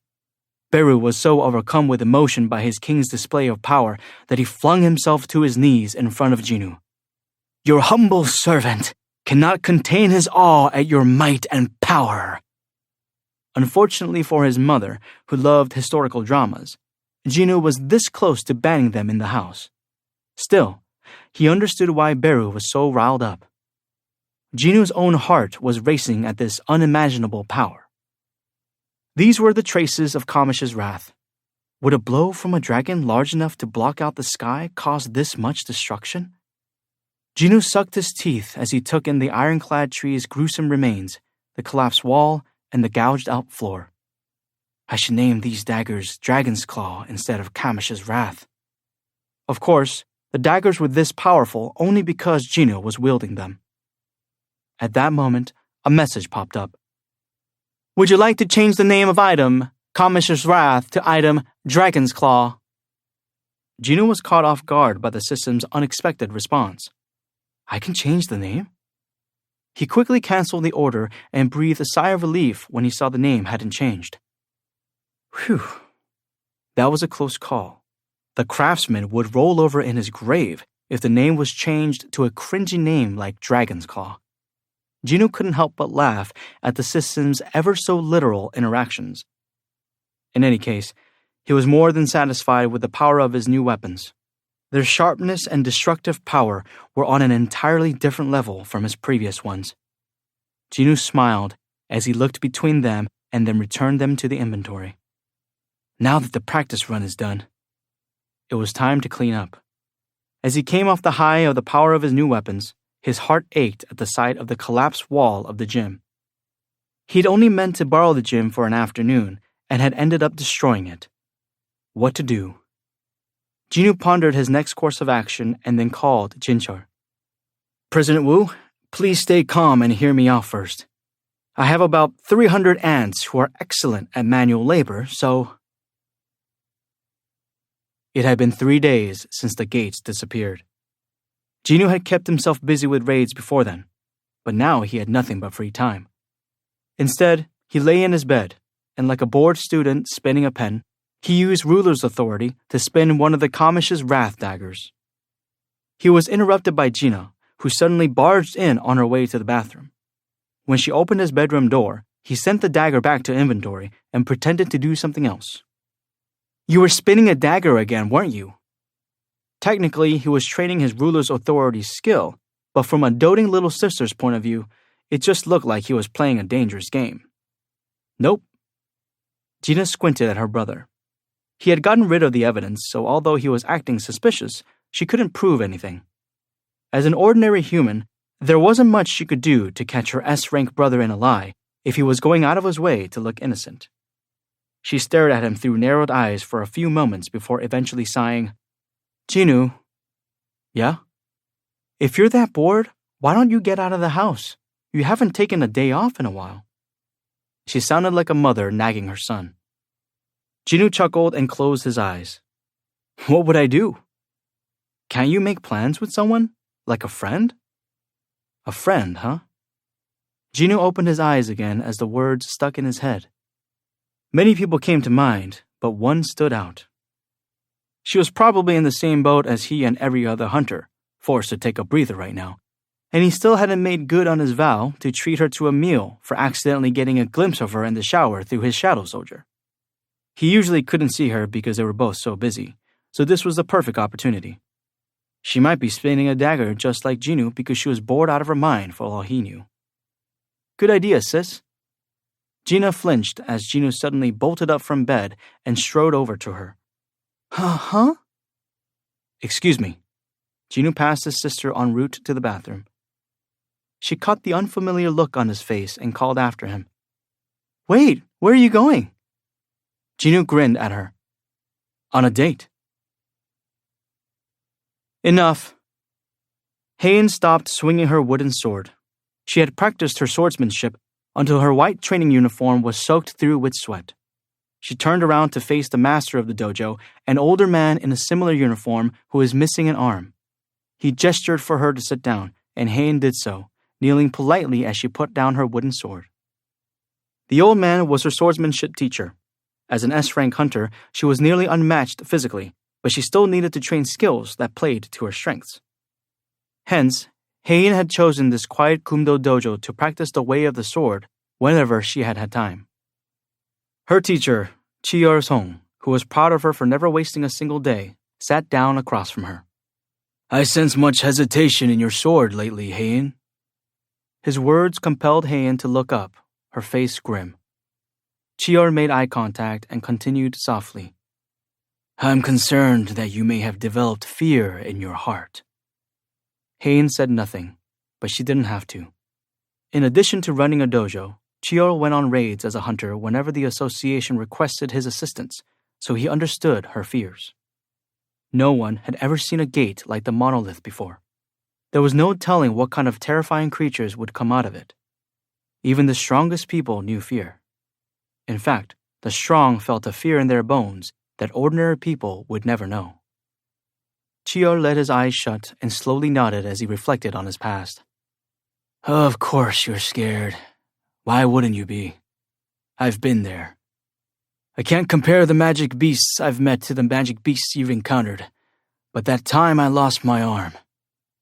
At that moment, the phone that Heian had tucked away in the corner so she wouldn't be disturbed began to ring. How can a hunter not answer her phone? I'm sorry, Master. Heian bowed in apology and ran to pick up. As Chiol waited for her to wrap up her call so he could finish his story, he noticed a delighted look on her face. Heian tried her best to hide it, but because she was usually rather expressionless, Chiol caught the change in her expression. Heian walked back to Chiol after hanging up and cautiously told him, Master, something came up, so I have to go. Her cheeks were flushed. Seeing her eyes lit up, Chiol realized he may have made the wrong assumption. The hesitation he had seen in her sword hadn't come from fear. Of course. Get going then. Bewildered, Chiol nodded and gave her leave. I'll be off. Heian left with a spring in her step. Chiol gave a bemused smile as he watched her go. I see. So that's it. Ha ha. Chiol wondered who was lucky enough to garner the affections of such a charming and sincere young woman. Seeing his esteemed pupil so happy gratified him as well. Isn't that Hunter Jinwoo Sung? What? Where? Damn, it really is Jinwoo Sung. The amusement park was packed with weekend visitors who recognized Jinwoo and gawked at him in amazement. Who's the woman with him? His girlfriend? Wait a minute. Isn't that Hunter Heian Cha from the Hunters Guild? Seriously? Whoa! Those two are dating? Jinwoo was accompanied by a woman with a short and neat hairstyle that allowed her to move freely. Not used to having so much attention on her, she lowered her head and murmured to Jinwoo, Do you like these kinds of places? Jinwoo answered with a smile.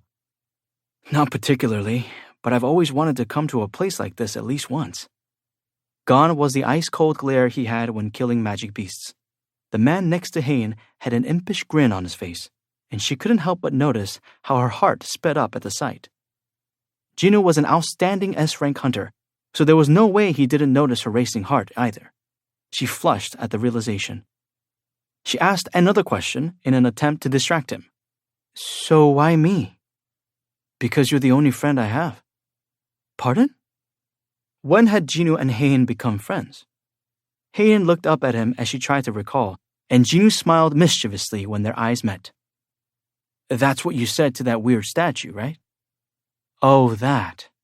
The day she had entered the double dungeon to save him, she'd said something to that effect to the angel statue inside. What is your relationship to Jinwoo Sung? We're friends. Jinwoo was most likely referring to that. You were listening to us? More like I overheard you. My hearing is better than most. It was slightly mortifying that instead of helping him, he'd ended up coming to her rescue. That was one of many times he'd saved her life. By the way, what was the deal with that strange dungeon? Jinwoo had promised to explain it to her someday, but he didn't think the time was right just yet. I need to process some of my thoughts first. I still don't fully know what's what right now, but I'll tell you once I do.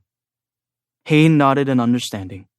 As the conversation came to a lull, Jinwoo looked around them. Over here! Please look over here too! I'm a big fan, Hunter Sung!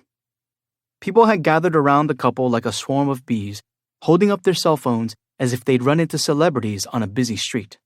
In fact, most of them were more familiar with Jinwoo's face than they were with most of the A-list celebrities out there, since he had been shown on every TV channel after the appearance of the monolithic gate. Normally, Jinwoo would have shrugged it off with a smile, but he didn't want anything to interrupt this day off with a friend. Come out. His hard-working, unpaid bodyguards, Igris and the 30 elite knights, emerged from the shadows and surrounded Jinu and Hain in a circle. Igris especially got to work, admonishing individuals taking flash photography with a wag of his index finger. Hain was flustered by their escort of knights. Doesn't this just draw more attention? As long as we can't see the crowd, you know? Hain found herself nodding at the strangely persuasive logic of his statement. She did feel more relaxed, shielded from the mob. When was the last time she'd left her house to do something fun? Hain had become a hunter 2 years ago, and she had never felt fully comfortable with taking a day off in that time. Mostly, she worried that her colleagues would get hurt when she wasn't on the job. At the same time, she worried about doing a bad job on every raid she participated in. Hain was always nervous and tense in some way. However, it's different when I'm with this man. She could depend on him. When Hain was with Jinu, she could forget about work and her colleagues' expectations, and she felt like she could go back to being a regular woman living her life. Hain took a step closer to Jinu without realizing it and blushed. He smells nice. Looking at Hain's content expression, Jinu had just one regret. I should have done this sooner.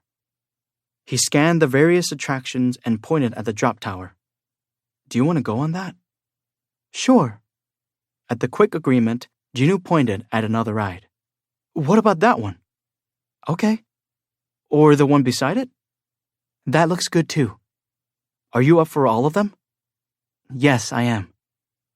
Jinu gazed down at the blushing woman next to him and chuckled. Huh. I guess I wasn't the only one who wanted to come here. He was relieved that she seemed to be enjoying herself. He gently grabbed her by the wrist and led her to the nearest ride. Then let's go on all of them. Unfortunately, the ride wasn't as fun as he had hoped. Eek! Eek! Ah!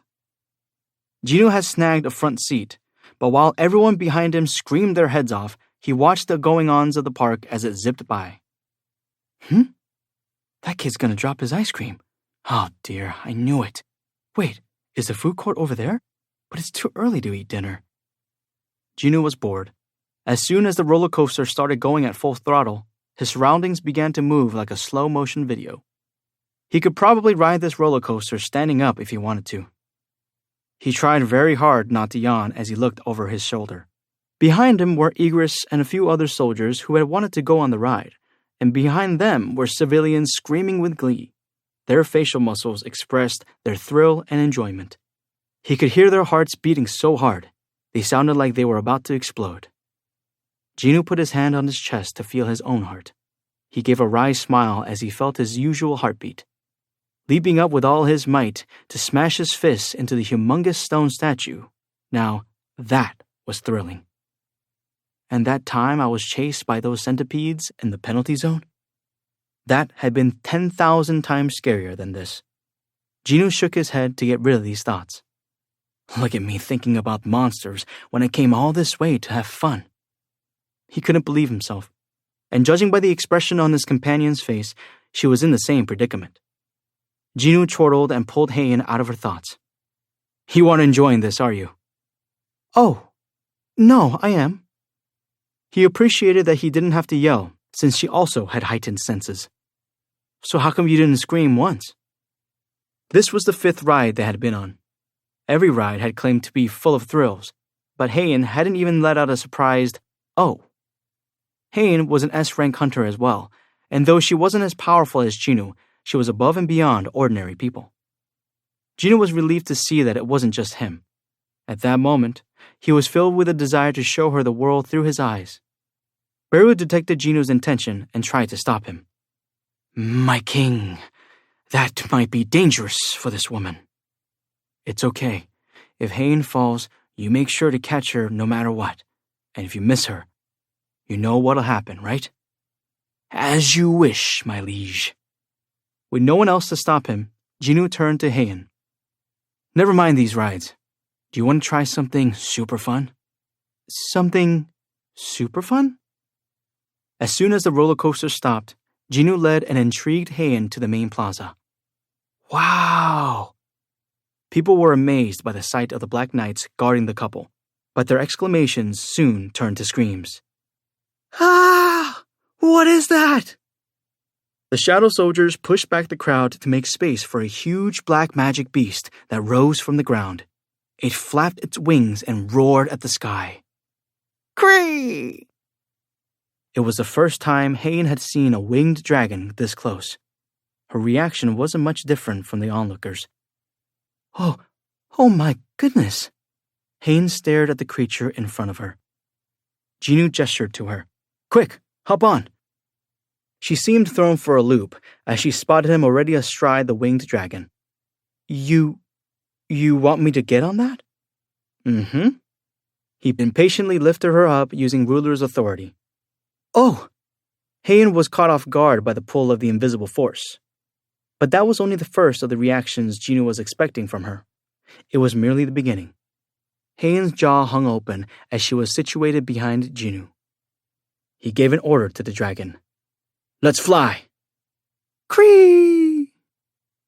As if he had been waiting for this moment, Keiso flapped his enormous wings and launched into the sky. Hain gulped as she looked down at the people getting farther and farther away. This sensation was incomparable to riding a roller coaster. Her arms naturally wrapped around Jinoo's waist.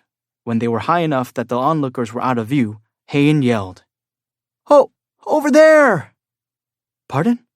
Why is that ant following us?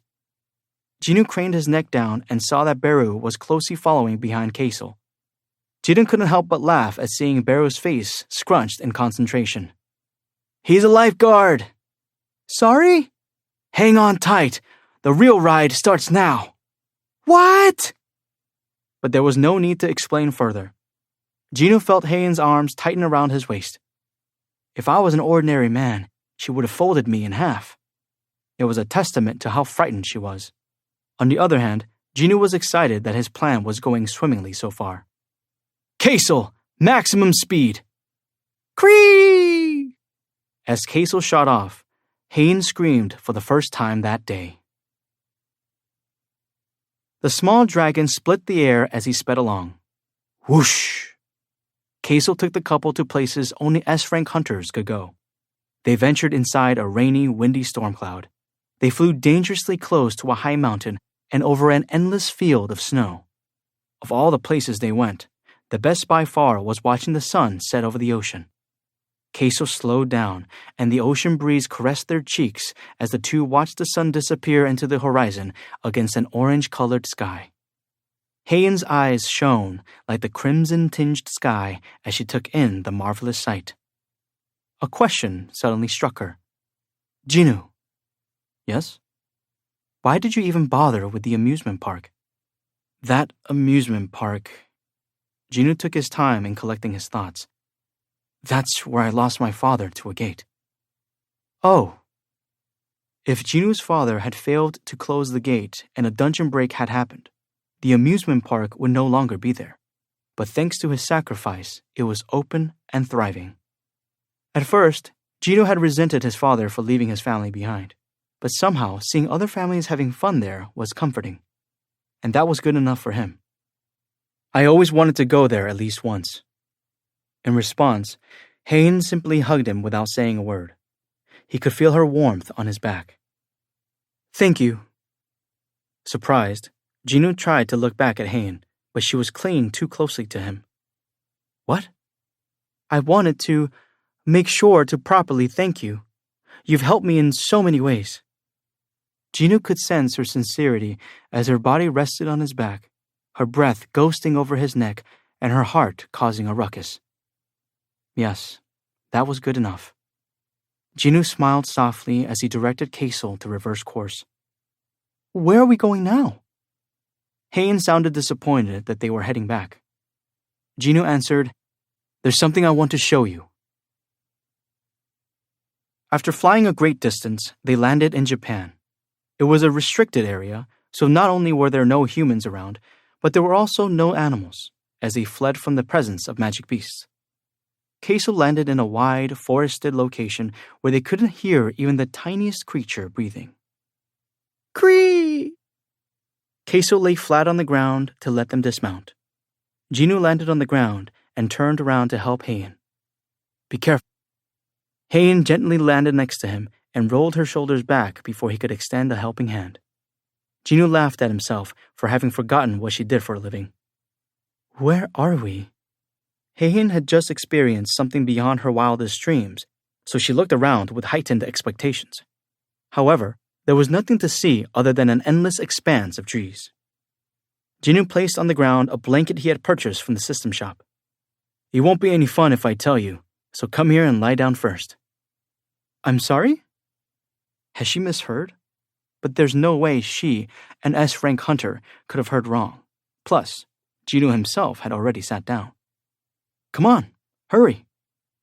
Jinwoo rushed her as if there was nothing odd about this, but Haein's heart felt like it was about to explode out of her chest. Are you serious? She checked again. Jinwoo nodded without a moment's hesitation.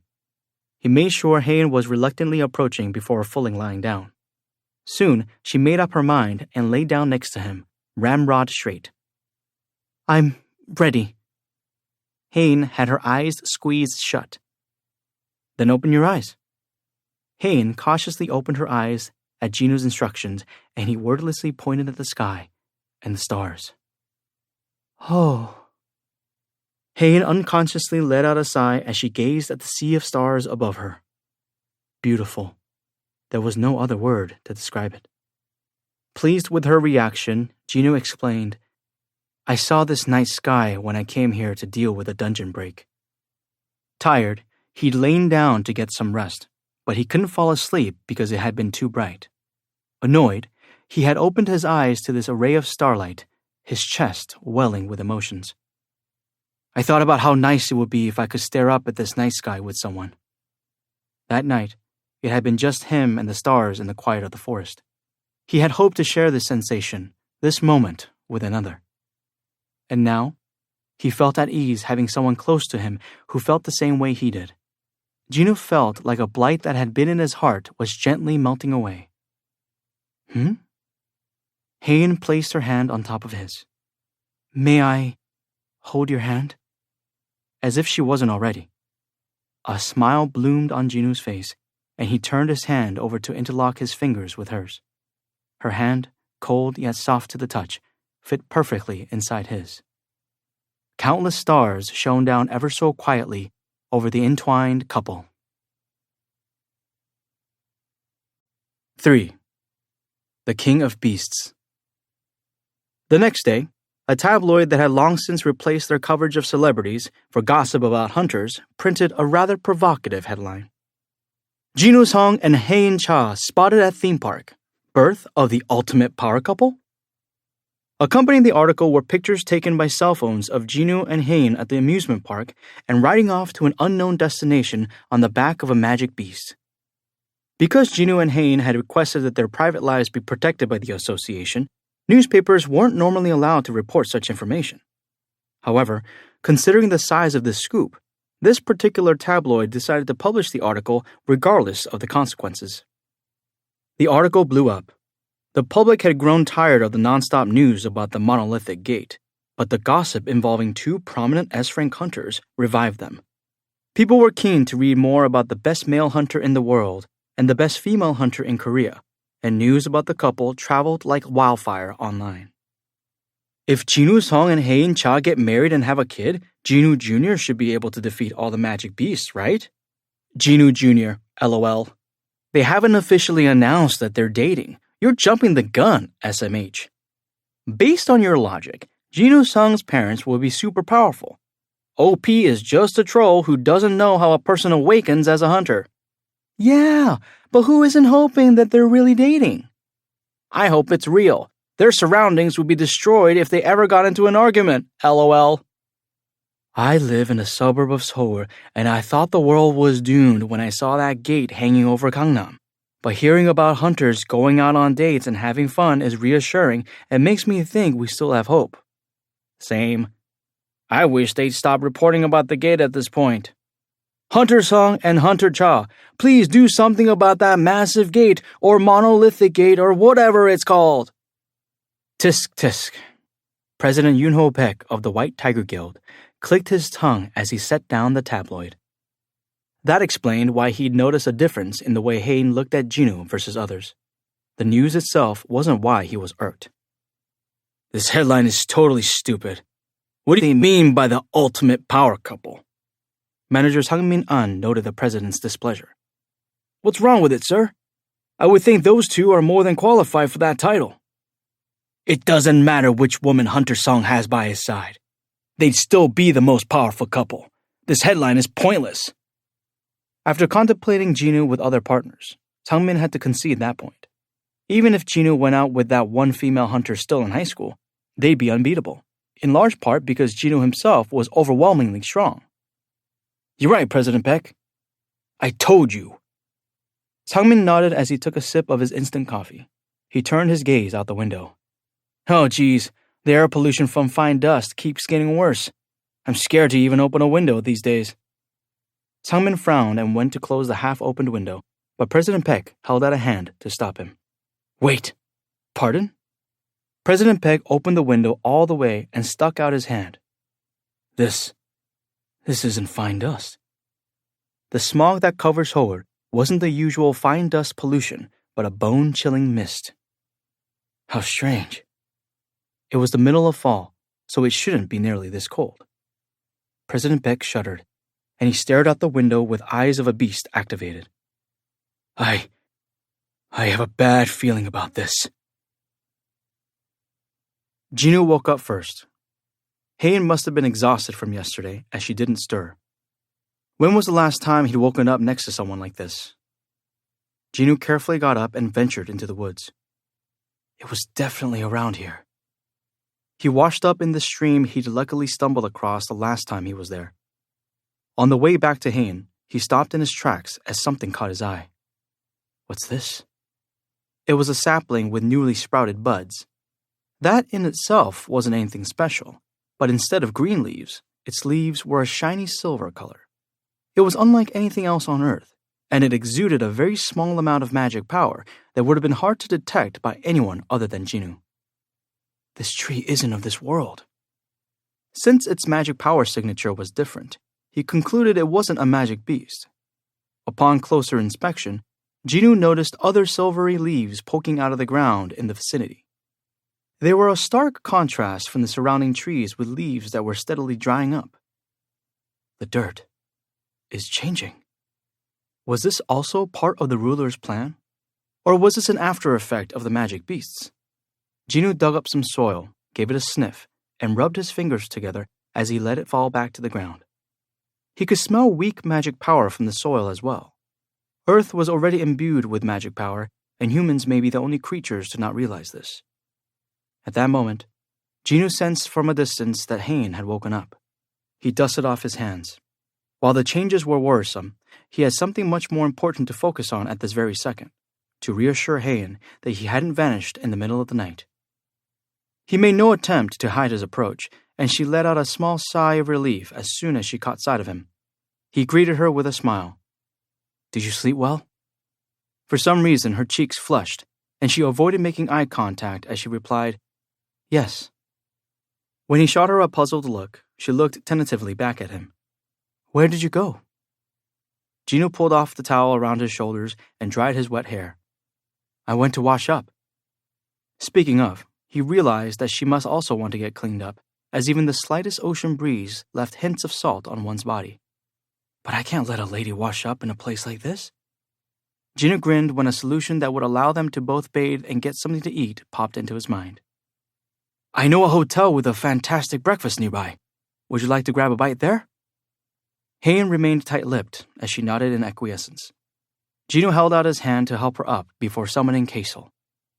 Cree! Hain tilted her head as she watched Kaesol spread his wings. Didn't you say it was nearby? It would take me about 5 minutes if I ran at full speed. Then shall we run there together? 5 minutes at Jinwoo's full speed. Hain climbed onto Kaesol without another word. It's nice that she catches on quickly. Jinwoo settled into the spot in front of her, and Kaesol rose into the sky. Koreans had gotten used to seeing Kaesol on TV, but how would the Japanese hotel staff react to seeing a dragon with their own eyes? Gino hoped that the chef wouldn't be too traumatized as Queso headed in the direction of the hotel. It appeared out of nowhere. The first person to encounter it was a middle-aged man exiting the Hunters Association headquarters after being evaluated as a B-rank awakened being. Thump! He stopped as it seemingly appeared out of nowhere and bumped his shoulder. Huh? The middle-aged man's eyes trailed up the shadow cast on the ground to come face to face with a hulking man standing nearly 7 feet tall. He was clad in some kind of leather and had a bestial air about him. Or rather, he seemed like an actual beast. His sheer size made him stand out, so the two men quickly drew people's attention. Are they going to fight? Wow, that guy is huge. Even Tonguk Ma would have a tough time against him. Is that older man out of his mind? Is he trying to get sent to the ER? With so many people watching him, the middle-aged man felt like a heavy silence had suddenly fallen on the bustling street. Normally, he would have apologized and just walked away, but he was a different man now. The man who used to pander to his superiors and get ignored by his subordinates was no more. I'm a B-rank awakened being now. B-rank hunters were up there in power. He didn't need to grovel at this normal civilian who probably thought it was okay to push people around because of his size. He gently put his briefcase on the ground and spoke forcefully. Hey! You should apologize when you bump into someone. As his heart began to pound in his chest, he could feel magic power coursing through his body. His cells seemed to be telling him that he was alive. It was time for him to start his new life as a hunter. The bestial man stood there quietly, seemingly pacified by the other man's mettle. Encouraged by his opponent's reaction, the middle-aged man continued. Do you think this is over if you just stand there? When you do something wrong, you should own up to it and ask for Ah! The bestial man roughly grabbed the middle-aged man by the head and lifted him off the ground to the screams of onlookers. Gah! Oh! Veins began to pop out of the middle-aged man's head as the beast of a man squeezed. A bear, no, a tiger. What kind of predator, whether it be a lion, shark, alligator, or poisonous snake, could instill this kind of overwhelming fear in humans? The instinctual terror the human felt in front of a creature at the top of the food chain made him wet his pants. Gah! And eventually, blood and brain splattered everywhere to the sound of something shattering. Crack! Ah! But the bestial man didn't stop there. He started devouring the corpse splayed on the ground. He's eating him! Whoa! What the hell? What's he doing? The man's feeding frenzy was over in a flash. He wiped bits of human flesh from his mouth as he straightened up. There wasn't a trace of sanity in the man's eyes. They were clearly the eyes of a beast. Some people had run away screaming, but there were still plenty of curious onlookers watching the beast's barbaric display.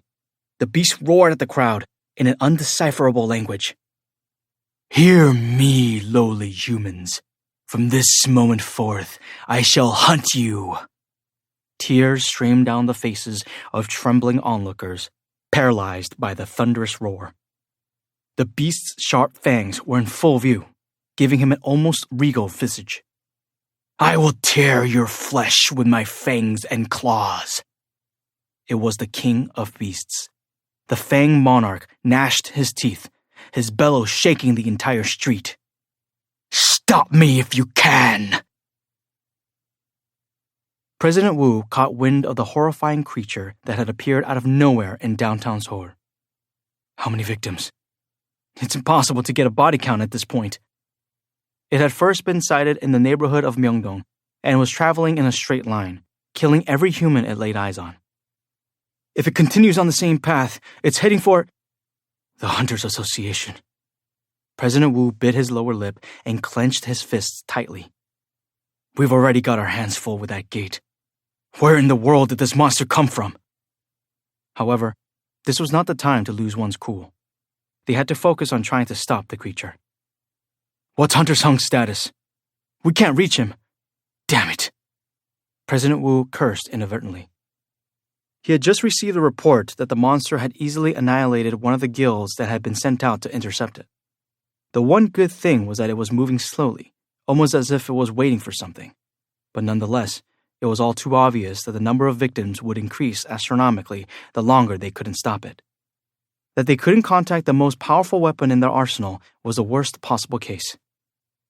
If it comes to it, then I'll step in. As he gritted his teeth in determination, good news arrived. Mr. President! Jinchul jumped out of his seat at the sight of the employee, bolting into the room without so much as a knock. Were you able to contact Hunter Sung? Not yet, sir, but we just received word that a renowned hunter was in the vicinity and is going to engage the monster. What? Who? It's... Leonard, Germany's strongest hunter, sensed the monster approaching as it left a trail of blood. Can I do this? As a hunter, he was unable to ignore the cries of innocent people. Based on the Hunter Command Center's point system, Leonard ranked 12th in the world. Seeing people's expressions of relief as they recognized him made him feel responsible for their safety. It wasn't a matter of whether he could. He had to do it. It was his duty as a hunter. Perhaps. It might have been fate that Leonard was in Seoul to stop the monster. Face grim, Leonard had unbuttoned the top few buttons on his shirt and taken a step toward the beast when a deep voice came from behind him. Get out of my way! As soon as Gino had entered an area with cell service, his phone started ringing non-stop. The Hunters Association? He frowned when he saw the caller ID. Has something bad happened in the short interim he'd been away? He quickly answered his phone. Hunter Song? Yes, this is Jinu Sung. Gino replied cautiously, the urgency in the other party's voice putting him on edge. What's the matter? Actually, the president will fill you in. I'll put you through to him right now. A matter that needed the president's direct involvement? Gino realized the gravity of the situation as he waited for Jinchul to come on the line. Jinchul picked up without delay and rapidly spoke. Hunter Sung, why was it so hard to reach you? I didn't have reception until a minute ago. The forest of trees had been polluted by frequent dungeon breaks, so cell phone reception was practically non-existent in the area. Gino hadn't thought it would be a problem, since he had placed a shadow soldier with everyone he wanted to protect. Did that massive gate open? But there were at least 2 days left before that was supposed to happen. Gino ran through different possibilities in his mind, but before he could ask, Jinchul quickly and efficiently relayed the emergency. A monster has appeared and is on a rampage in the middle of Seoul. Gino had been feeling rejuvenated after his short break, but now his heart dropped. How large is the group of magic beasts? It's not a group. There's only one. Just the one? Hunters from all over Korea were gathered in Seoul presently, and they were waiting with bated breath for the possible dungeon break from the monolithic gate. Additionally, the association had distributed weapons to the hunters who hadn't had sufficient gear.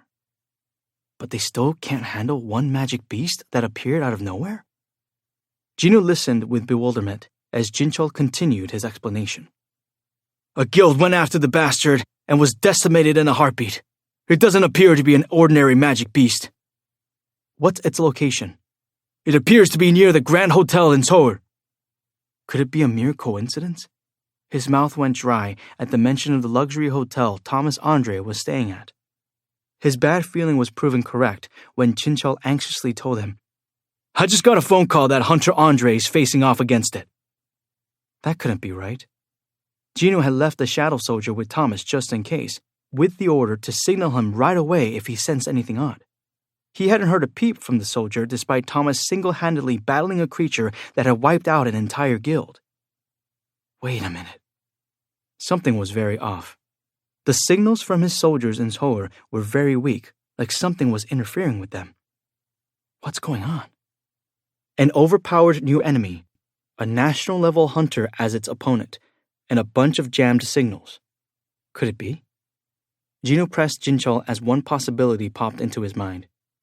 President Wu, does that monster have a shadow? Pardon? I need to know if that monster has a shadow. Jinchul's voice paused before hurriedly answering his query. Oh my goodness. You're right, Hunter Song. I've just confirmed through a photograph that the monster doesn't have a shadow. Shit. Recalling that the ice elf who had attacked President Ko was also missing a shadow, Jinwoo yelled, "Don't let Thomas engage that monster!" Thomas Andre had probably been the target from the start. "Sorry, but he's already..." Time was of the essence. Jinwoo didn't need to hear anymore. He activated Shadow Exchange with the soldier assigned to Thomas. Bing! A hologram-like message popped up with an unpleasant alarm. "The designated Shadow Soldier cannot be found." Jinwoo tried several more times, but the result was the same. Bing! Bing! "The designated Shadow Soldier cannot be found. The designated Shadow Soldier cannot be found." How was this happening? Jinwoo was stunned. My soldier is gone? The Shadow Soldier he had strategically placed for the express purpose of using Shadow Exchange had vanished into thin air. Jinwoo was unable to sense his presence anywhere. He could clearly tell that the connection between him and the soldier attached to Thomas had been severed. It was a similar sensation as when Jinwoo would send a soldier back to the void. A Shadow Soldier had been forcibly terminated. Confused, Jinwoo blurted out, "What the hell is going on?" A deep voice came from behind Leonard. "Get out of my way." Leonard was hit with déjà vu, but his reaction was the complete opposite of the previous incident. "Thomas Andre!" His face brightened at the sight of the man large enough to block out the sun. Thomas strode past Leonard, and even those who had been screaming and fleeing the scene slowed in their tracks as they recognized the great national-level hunter. "He's that American hunter. Thomas? Goliath! It's Goliath!" Even Leonard, a fellow hunter at the top of the field, felt his heart pounding excitedly as he watched Thomas advance, so the civilians who were running away as if they were being pushed by the beast's horrifying aura were ecstatic. "Yes! Thank God for Thomas!" Some people collapsed to the ground as their legs gave out in sheer relief. Thomas barked at the hunters, who had been rendered immobile by the beast's staggering power. "Don't just stand there, you idiots! Clear everyone out of the area!" The bellow of a national-level hunter snapped them back into action. Those who understood English rushed to evacuate the remaining civilians from the area, and Leonard joined them. Thomas stood in the middle of the road, acting as a barrier as the beast leisurely approached them. Thomas removed his sunglasses and narrowed his eyes. The beast was covered in blood. Although he had the appearance of a human, he was definitely something otherworldly. Thomas growled as he took in the sight of body parts of the creature's victims strewn about in his wake. "This beast didn't know his place and went too far." As if to mock Thomas's fury, the beast bared his fangs, displaying blood-red teeth with pieces of flesh stuck in them. "A rabid animal should be put down, no?" Thomas leveled a cold glare at the beast. "Enforcement!" His muscles became armor-like, and his already hulking frame grew larger. Now bigger than the beast, the man they called Goliath charged at the creature to test his power against him. Those watching Thomas from afar were reminded of a tank as they felt the ground shaking with each heavy step. The beast smacked his lips at his new prey, then made his move as well. The two huge men were face to face in no time. They sized each other up for a moment before the two beings, both strong enough to smash concrete as easily as a block of tofu, let their fists, driven by magic power, fly. Pow, pow, pow, pow, pow, pow! The other hunters were astonished by the show of brute strength. A single punch would mean instant death for them, yet both the beast and Thomas continued to exchange blows without bothering to defend themselves. "I can do this."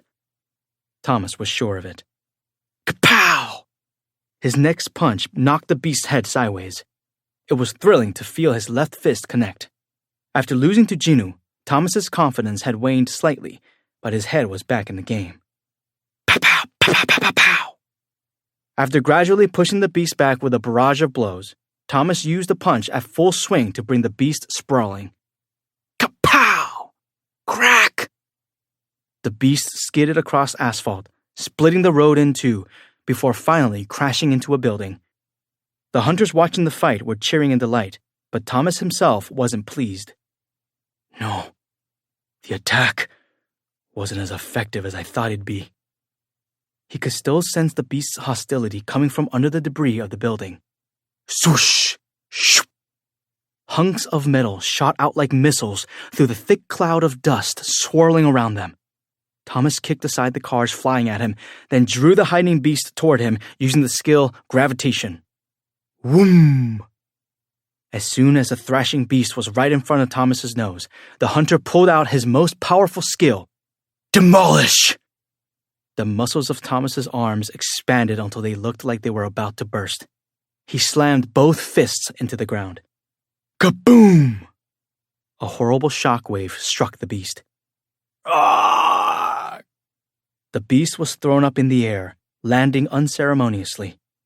Without missing a beat, Thomas leaped on top of him and delivered another round of punches using the skill Heavy Blow. Pow, pow, pow, pow, pow, pow, pow! Yeah! The people who had been anxiously watching the fight between Goliath and the beast cheered. The other hunters were grinning ear to ear. From everyone's vantage point, the fight was over. It was an indisputable victory for Thomas, as expected of the strongest national-level hunter. However, Thomas had broken out into a cold sweat despite being the one who had his opponent on the ropes. What's this? The closer he got to victory, the more it felt like anxiety was tightening around his throat. Each strike hit its mark, and the target wasn't resisting, but why was Thomas feeling uneasy despite absolutely dominating in the fight? And then it hit him. The eyes. It was the beast's eyes. His gaze hadn't changed throughout their fight, showing no reaction to the thrashing he was receiving. He seemed to be egging Thomas on to do his best. Incensed, Thomas raised his clenched fists high in the air. His shoulder muscles expanded as an incredible amount of magic power gathered in his shoulders, arms, wrists, and fists. This would cinch it. Could the beast survive being directly hit by Demolish? Thomas swung his arms down with all his might. Demolish! He saw the exact moment his opponent blinked, his eyes transforming from those of a human to those of a beast. The beast easily blocked his strongest blow with a single hand. A chill ran down Thomas's spine as he stared at his immobilized hands. This is an impressive show of power for a mere puppet of a fragment. Thomas frowned at what sounded like growls. What? That was when the creature's black hair turned white and began to grow longer. His nails transformed into claws, his teeth sharpened, and white fur covered his entire body. A werewolf? But a white werewolf had never been observed in the last 10 years. What are you? Thomas shuddered at the frightening amount of magic power in front of him. Instead of answering, the beast tightened his grip and crushed the bones in Thomas's hands. Crack! Ah! Everyone was taken aback at one of the most powerful hunters in the world letting out a cry of anguish. A news helicopter circled overhead, capturing footage of Thomas writhing in agony. A national-level hunter had set out to put an end to a monster that showed up in Seoul, the city everyone had their eyes on because of the monolithic gate. It was hard to believe that that same hunter seemed to be losing. But how? Everyone watching the battle either with their own eyes or on a monitor desperately prayed that wasn't the end, but their hopes were dashed as the beast grabbed Thomas by the wrist and slammed him down. Blam! This time, the beast was the one to straddle Thomas. Ah! The man known as Goliath tried to resist the beast with his broken hand as he coughed out blood, but he didn't stand a chance against the beast's true form. The beast pushed Thomas's head into the ground and howled toward the sky. Grrrr! The terrifying sound pierced the ears of everyone who heard it as it echoed across the entire city like thunder. Beasts didn't pick fights. They hunted prey. The roar contained an incredible amount of magic power that forced other hunters one by one to their knees. The beast snickered. Are you scared? Predators delighted in the feat of catching their prey. Thomas wasn't giving up, though. He struggled to make a fist with his broken hand and countered with a punch. Pow! The beast didn't even flinch. As he searched the beast's emotionless gaze, Thomas was reminded of a wall that endlessly stretched out toward the sky. He had experienced this feeling once before. How strange that the beast's eyes reminded him of Jinu. Why? Thomas lost his train of thought as the beast threw punches that knocked his head from side to side. Kapow! Gah! That was only the beginning. Pow, pow, pow! The beast's punches rained down on Thomas in a reversal of earlier. He attacked non-stop, as if demonstrating what a proper attack was. Pow, pow, pow, pow, pow, pow! While the beast hadn't reacted to being punched, Thomas yelped with each blow he took. Ugh! The beast relished the pain he was inflicting, but he suddenly spotted something behind Thomas. The beast pulled back, intently observing Thomas's shadow. I see there's a rat hiding here. Shoop! The beast plunged his hand into Thomas's shadow and grabbed a hold of something. Shoop! The beast pulled out an ant shadow soldier, thrashing in vain against the powerful grip around his throat. Scrah! Soldiers of the Shadow Monarch couldn't be eliminated through ordinary means, but the one gripping the ant's neck was rather extraordinary. As a higher being, the Fang Monarch was able to focus his spirit energy and erase the ant soldier from existence.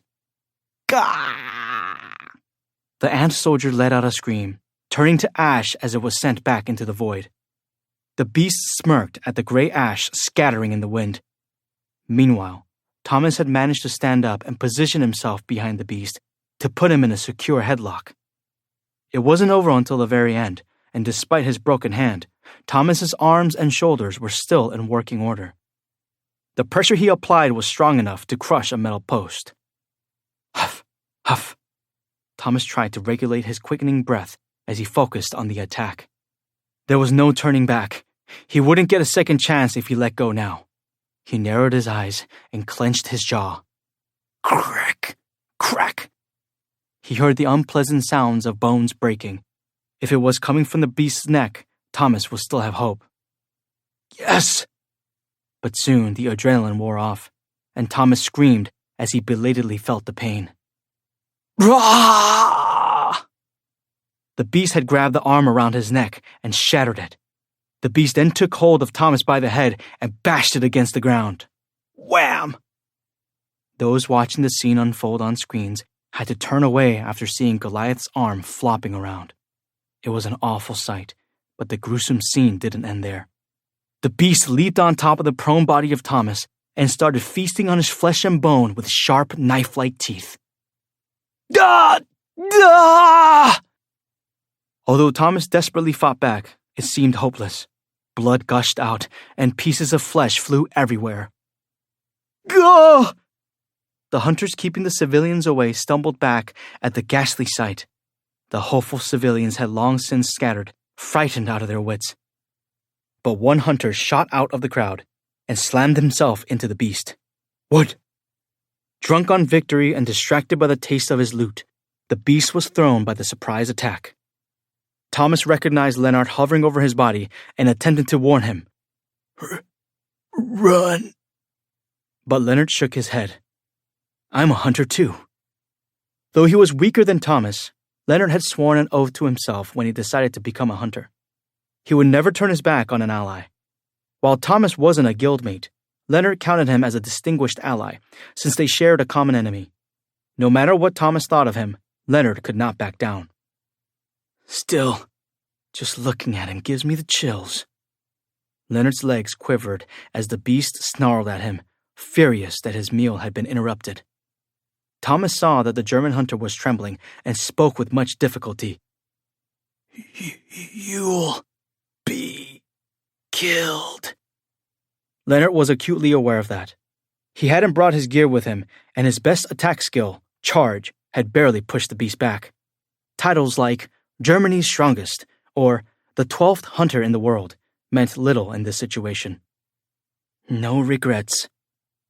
Even if this meant the end for Leonard, he'd make the same call again and again.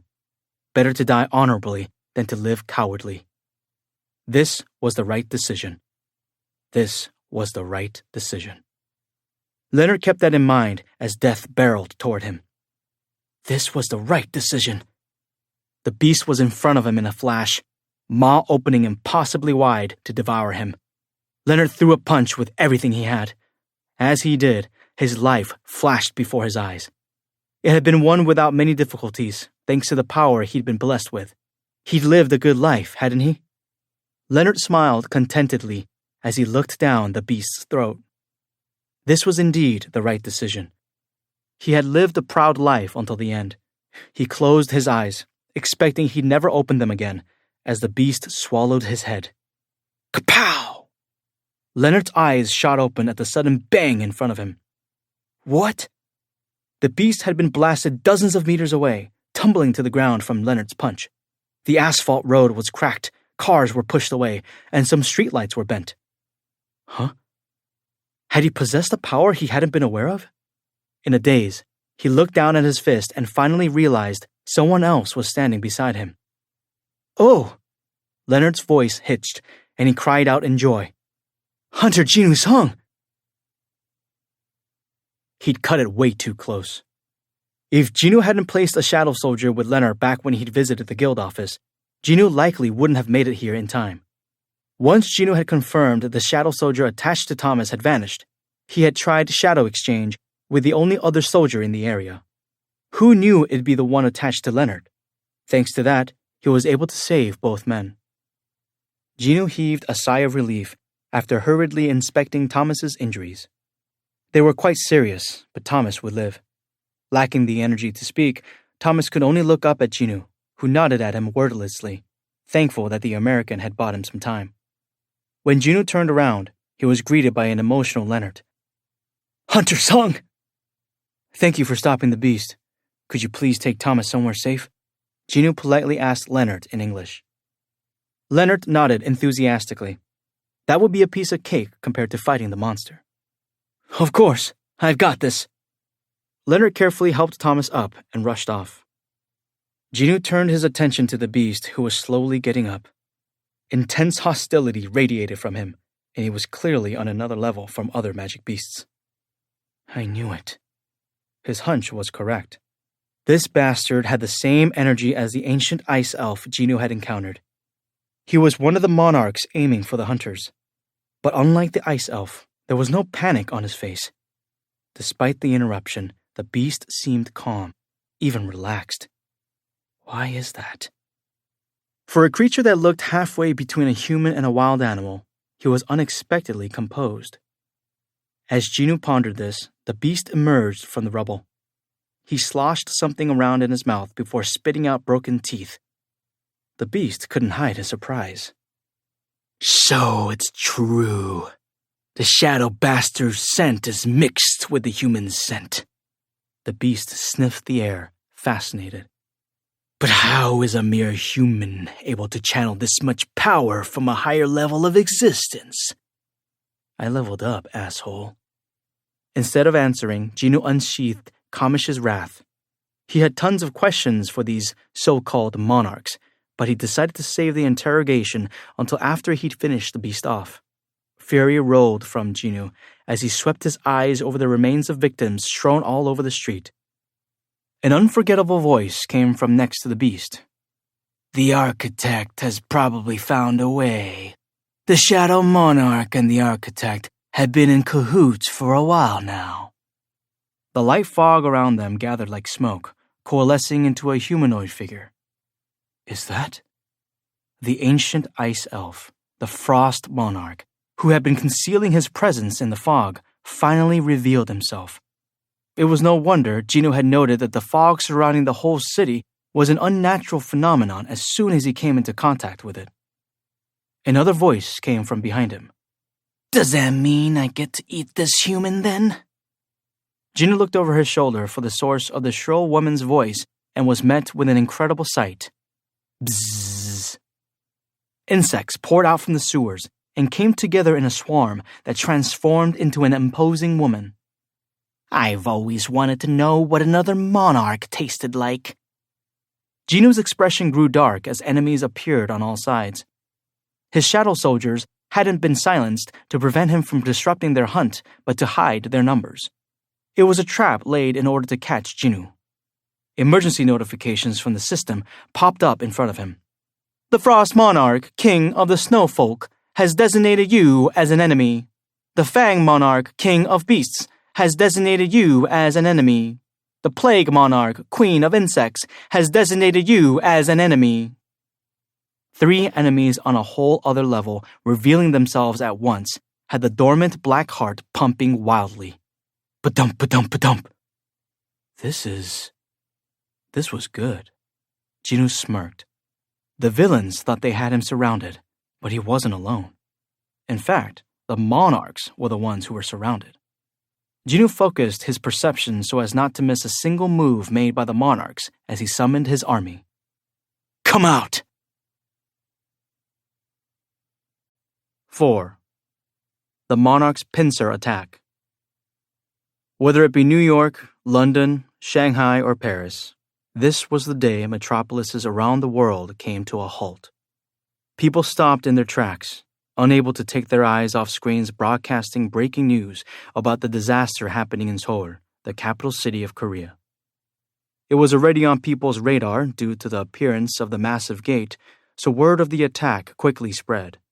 Networks in different countries interrupted their regularly scheduled programming to broadcast a live stream.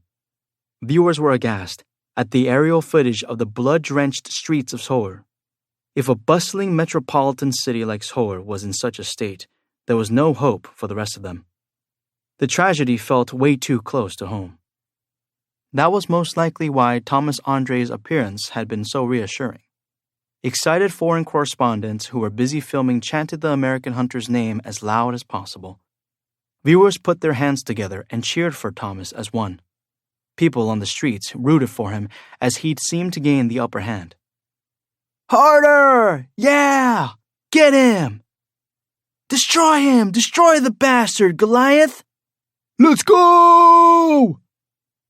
But silence fell when Goliath's fist was crushed, his arms snapped, and his blood and his flesh splattered against the ground.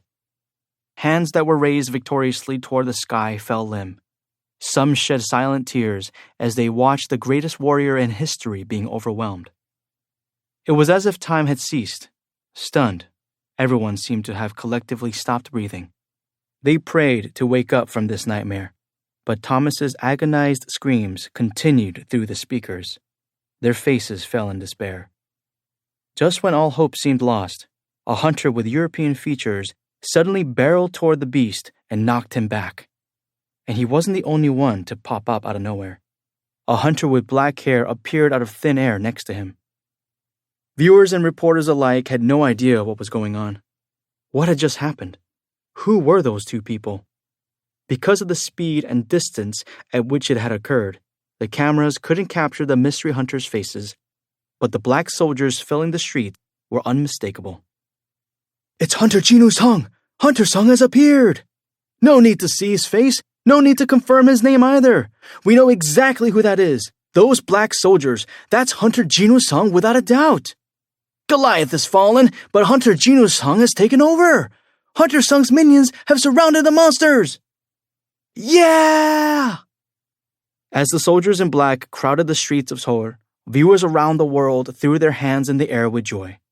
Having already lost one national-level hunter, Americans had been the most devastated at Thomas's defeat, so they were more exhilarated than anyone. Their cheers were loud enough to shake the country. The video of Jinoo on the Jeju Island raid had gotten more than 2 billion views, so there wasn't a soul who didn't know who he was. The whole world chanted Jinoo's name. Hey, I know that other guy. I know exactly who he is. It's Leonard Nierman from Germany. But even the person trying to show off his knowledge quickly joined in on chanting Jinoo's name. The entire world was focused on Jinoo Sung. Jinoo's shadow army encircled him and the 3 monarchs. Here, on the street cloaked in shadow by Monarch's domain, the army's morale was at an all-time high. Jinoo inspected each monarch's reaction in turn. They looked amused. The female giant made of insects scanned the street and snickered. So this is the new shadow army. They are large in number, but they're a disorganized mess. The Frost Monarch sniffed and stepped forward. Whoo! He took a deep breath and blew a bone-chilling wind throughout the area. Crick! In an instant, everything above ground froze, including the Shadow Army. No way. Jinu could only stare, astonished. The monarchs were able to neutralize Jinu's soldiers in the blink of an eye. Jinu had experienced this once before when he had fought Balan, the demon monarch of White Lightning, in the Demon's Castle Instance Dungeon. However, he had faced only one enemy back then. This time, he was facing 3 simultaneously. Jinu tried in vain to free his soldiers from the ice by summoning them. Your soldiers cannot make a single move inside the prison I've created. Having imprisoned the Shadow Army, the Frost Monarchs seemed confident of their victory. However, the setback hadn't abated Jinu's rage. You! He pointed the blade of Kamish's wrath in his right hand at the Frost Monarch. You, if no one else, will die today. The combat power of the Shadow Army was but a useful tool to Jinu. It was unfortunate that Jinu was unable to utilize them, but that didn't mean he had any intention of letting the Frost Monarch leave with his life. He had a score to settle with the asshole. The Frost Monarch grimaced, as if the shoulder wound Jinu had previously inflicted was aching. You worm. He swept his hands up, and golems rose from the ice covering the ground. At the same time, the Queen of Insects whistled, and the corpses strewn throughout the area began to wriggle around. Crack, crack, crack. The corpses twisted and turned, rearranging their bones and joints until they transformed into 4-legged creatures that crawled like spiders. Are they undead creatures? No, they weren't undead. Their remains were being controlled by strange parasites that had entered their brains. Detecting the magic power of the insects moving within the corpses' skulls, Jinu turned to the Queen of Ants. Did you think that we killed these humans for no reason? The queen had planted the egg of a special parasite in each human the beast had killed, golems and parasites. Realizing he would be unable to convert his enemy's armies into shadow soldiers, it dawned on him how extensive the monarch's preparations had been. Phew. He took a deep breath. As the golems and the corpses made their way past the frozen soldiers and toward Jinu, the hunter focused on his heartbeat. Ba-dum, ba-dum, ba-dum. He had endured countless dangers to come this far. He closed his eyes. Jinu's extremely keen perception picked up on every single movement from the enemy, however small. He could do this just as he'd done countless times before. Here they come. When Jinu opened his eyes, the human spiders were upon him. Time slowed down as the Kamish's wrath daggers slashed through the air. The human spiders that had leaped at him were sliced in half in midair. Whack! Jinu kicked away a golem trying to punch him, jumped into the air, and searched for his primary target, the Frost Monarch. The annoyed monarch was pointing at Jinu and screeching at the golems, but the slow hunks of ice were no match for Jinu's speed. Jinu used Ruler's authority to hurl his own body toward the Frost Monarch, shooting forth as fast as a bullet. The Frost Monarch was startled when Jinu appeared right in front of him in the blink of an eye. Jinu swung his daggers, aiming for the creature's face with skin as rough as the bark of an old tree. Clang! Before Kamish's wrath could cut anything, something hard intercepted the dagger. The Fang Monarch had blocked the strike with his wrist. Do you really think this useless piece of metal can so much as scratch me? The Fang Monarch chortled, revealing his wickedly sharp teeth covered with flesh and blood. But Jinu also chuckled. You dare to laugh at me? A black aura surrounded Kamish's wrath before the beast could pick up that something was wrong. Shunk! The dagger sliced right through the beast's sturdy wrist. The surprised Fang Monarch narrowly avoided the blade, plunging into his chest by bending backward at his waist, but it still left a gash on his chest. Jinu sensed power close by and looked up. The Queen of Insects was aiming a punch packed with magic power right at him. Whoosh! Jinu landed on the ground and immediately tried to repel the Queen's fist with Ruler's authority, but he underestimated her and barely managed to block it. Pow! The queen's fist struck the force field created by ruler's authority, generating a shockwave that swept away the human spiders near them. But more human spiders took their place and skittered after him. Jinu stepped on one of their heads and bounded into the air. He gathered his magic power on Kamish's wrath. Zzz! The black aura concentrating on the dagger's vibrating blade distorted the space around it. Rah! With a roar, Jinu swung his dagger with all his might. His magic power spread out in dozens of directions and swept away his enemies below. Dragon's Claw! The attack eliminated half of the golems and spiders, but... As Jinu looked to the side to see a giant palm about to hit him, the shadow of the palm covered his face. Crap. The attack was from an angle he couldn't avoid, so the only thing he could do was put his guard up. The Queen of Insects swatted Jinu into the side of a building as if he were a mere bug. Thud. The impact was so great, the buildings across the street shook as well. Jinu made his way out of the debris, but he fell to the ground, breathing heavily. Gah! He felt dizzy, and his ears were ringing. His vision got a bit blurry, but he didn't have time to catch his breath. When he looked up, he saw several thousand ice arrows trained on him floating over his head, courtesy of the Frost Monarch. Jinu got up and held his breath as he deflected the ice arrows raining over him. He moved so fast, he looked like a blur. But how long can he withstand our pincer attacks? The Frost Monarch smiled wickedly while continuing to summon arrows. He was waiting for when Jinu inevitably slowed down. Shunk! The Frost Monarch stared uncomprehendingly at the dagger suddenly sticking out of his chest. His own blood was smudged on his hand. When he looked up, the insolent human was staring at him. Jinu had managed to throw one of his daggers even as he deflected arrows. The Frost Monarch's blood boiled. How dare a miserable human harm me, a monarch! Shh! Jinu quickly summoned back the dagger from the monarch's chest. It had pierced his heart. It would have been a fatal injury for an ordinary human, but the monarch barely seemed to register it. At least the rain of arrows had stopped. Jinu growled as he held up Kamish's wrath. Like I said, you're going to die today. The golems controlled by the outraged Frost Monarch, the human spiders manipulated by the Plague Monarch, and the Fang Monarch whose arm had fully regenerated and now was armed with a sword he'd pulled out from a pocket dimension similar to Jinu's inventory. Jinu was able to track all their movements as he resumed their attacks. He gripped the two Kamish's Wrath daggers in hand, taking deep breaths. Crack! Just then, a loud crack sounded over his shoulder, accompanied by a voice he was ecstatic to hear. My king! A few minutes ago. As one of Jinu's most loyal subjects, he felt utterly helpless while held captive in the Frost Monarch's ice prison. Was he truly this weak? What had he continuously leveled up for?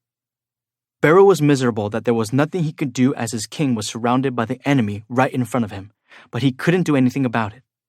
The Frost Monarch's existence was on a different plane than his, and Beru had no counter for his magic spell. All he could do was pray that his king would make it out safe. Fortunately, Jinu seemed to be holding his own against his mystical enemies. My king is as phenomenal as I expected. This lowly servant is once again in awe. Beru was so moved by his master's display that it brought him to tears.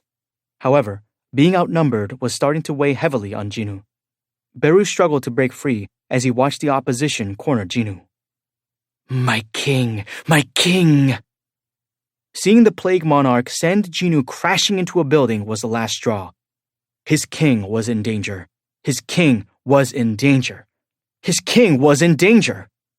Beru needed to protect his king. Snap! Beru lost his mind. He went into emergency mode, losing all rationality and operating solely on the instinct to protect his king. Scrah! Beru roared, his face grotesquely distorted. His arms, shoulders, neck, chest, thighs, calves, and ankles. Every part of Beru's body expanded at once, pushing at the block of ice that was imprisoning him. Crack, crack! hairpin cracks started to form in the seemingly impenetrable cage, Beru thrashed his whole body. Crack! Unable to withstand the insanely agitated ant soldier, the surface of the ice prison began to give. The only thought in Beru's head was to save his king. Scrah! Twisting his body with all his might, Beru finally broke through the ice. Krakum! Beru ripped wide an opening with his bare hands and flew straight toward Jinu. My king! Beru! Although his master welcomed him, Beru didn't have time to be happy. Instead, he noticed the small scratches and cuts on his master that had come from the insect woman swatting him into the building earlier. How dare that insect woman lay a hand on Jinu? How dare she touch his king? Scrah! Incensed, Beru shot toward the queen of insects. The frost monarch was thunderstruck as Beru's cry rang through the downtown area of Seoul.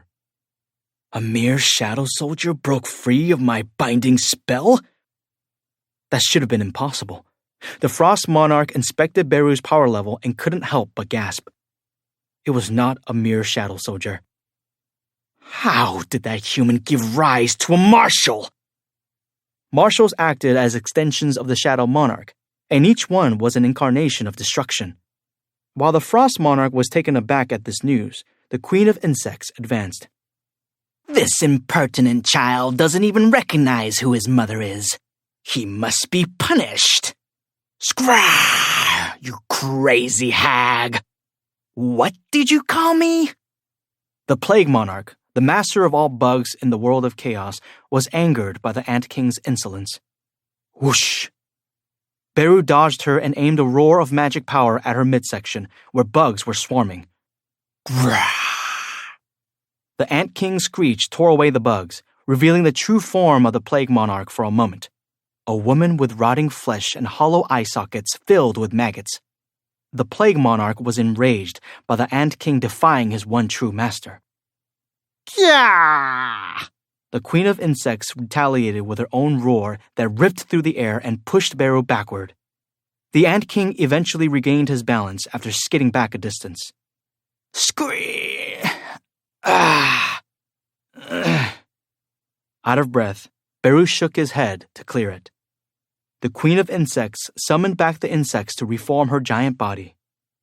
Okay. Jinu observed their fight and nodded. The enemies were too strong, so Beru wouldn't last long. However, he could keep at least one of them preoccupied. The other monarchs were also watching Beru fight the queen. Jinu detected how alarmed they were. Beru could only buy him so much time, so Jinu bolted toward the frost monarch at full speed, faster than anyone expected.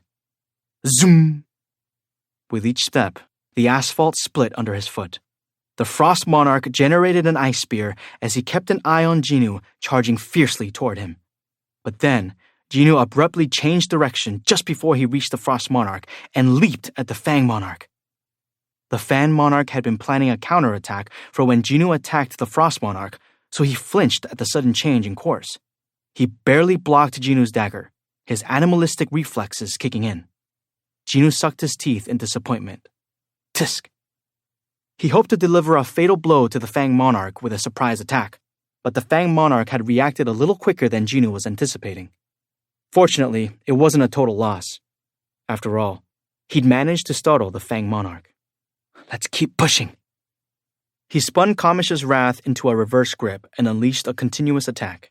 The sound of the sharp blades ripping through the air echoed, leaving cuts on everything around them. Clank, clang! Clank, clang! Clank, clank! The king of beasts struggled to keep up, grimacing as he was forced back. Suddenly sensing hostility behind him, Jinu quickly twisted his torso, and the frost monarch narrowly missed Jinu's midsection with his ice spear. It was now 2 against 1. For a split second, Jinu made eye contact with the frost monarch and picked up on his animosity. Jinu audibly gritted his teeth together as he struck the ice spear with one dagger. The impact on the spear caused the frost monarch to double over. Jinu quickly took advantage of that. Shh! Jinu aimed for the monarch's arrogant eyes, but he was only able to deliver a shallow wound in that area of his face when the frost monarch quickly turned his head to avoid it. So close! Jinu anticipated an attack from the king of beasts next and whirled around. Clang! It was a close call, but Gino didn't even have time to be relieved. The Frost Monarch gripped his spear tightly and resumed his attacks. The Frost Monarch in front of him, the Fang Monarch behind him, the two overpowered monsters swung at him relentlessly. Clang! Clang! Clang, clang, clang, clang! Clang! Clang, clang! Clang! Kamish's wrath whipped around at lightning speed, blocking and repelling their strikes. Gino and the monarchs were moving so quickly that humans could see only a blurry string of afterimages. In fact, it was impossible for Gino himself to physically see the monarchs' movements. Instead, Gino was able to read the flow of the attacks, their actions, line of sight, breathing, muscles, the movement of magic power. With his outstanding perception, he didn't miss a thing. I can see it all. If Gino moved a little faster, he could surpass his enemies. Just a little faster. Faster, faster, faster! The monarchs were flabbergasted as Gino's speed continued to increase. How is that possible? He shouldn't be able to use the full power of the Shadow Monarch yet, but he's still... Their opponent was evolving past his species' limitations right before their eyes. The two monarchs couldn't help but recall their fear of one of the most powerful kings in the world of chaos. Bam! With his daggers crossed, Gino blocked the two monarchs' weapons and sent them hurtling backward. The two monarchs couldn't hide their astonishment. Leonard was sure that he was the only one here able to follow the fight with his own eyes, as Thomas was currently surrounded by healers tending to his serious wounds. But he was unable to make things out clearly. He was amazed. Despite facing off against the beast that had subdued a national-level tank and the monster who had frozen the entire area with a single breath, Gino never relented. Soon, Hunter's song sped up, moving too fast for the naked eye. It was like a tornado was hitting the area, complete with loud explosions of sound. What? Thomas couldn't help asking at the sudden loud noises. What's going on? Leonard couldn't take his eyes off Gino and answered incredulously. It's like... Was this what it looked like when beings capable of destroying the planet battled it out?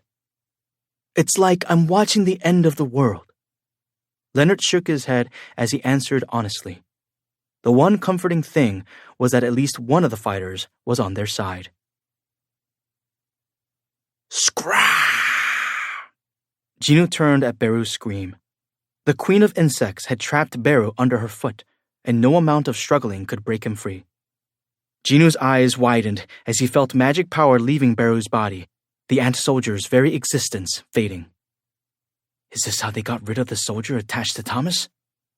Gino first repelled the attacks of the two remaining monarchs, and then called Beru back into his shadow. You cannot call back the designated target. You cannot call back the designated target. The system repeated the message like a parrot. Gino's expression grew dark. He couldn't lose Beru this way. Beru was a valued soldier and the best weapon in his Shadow Army arsenal. Without Beru, the precarious balance of power will shift. The result of the fight will be decided. Gino shook off the spear and the sword coming at him and charged at the queen. She was preoccupied with sending the shadow soldier back to the void, so she belatedly noticed his approach. Human! Gino expelled magic power from his throat, just like Beru had done earlier. Rah! The bugs covering the queen fell off by his magically charged roar. Her true form revealed, the queen could not hide her alarm.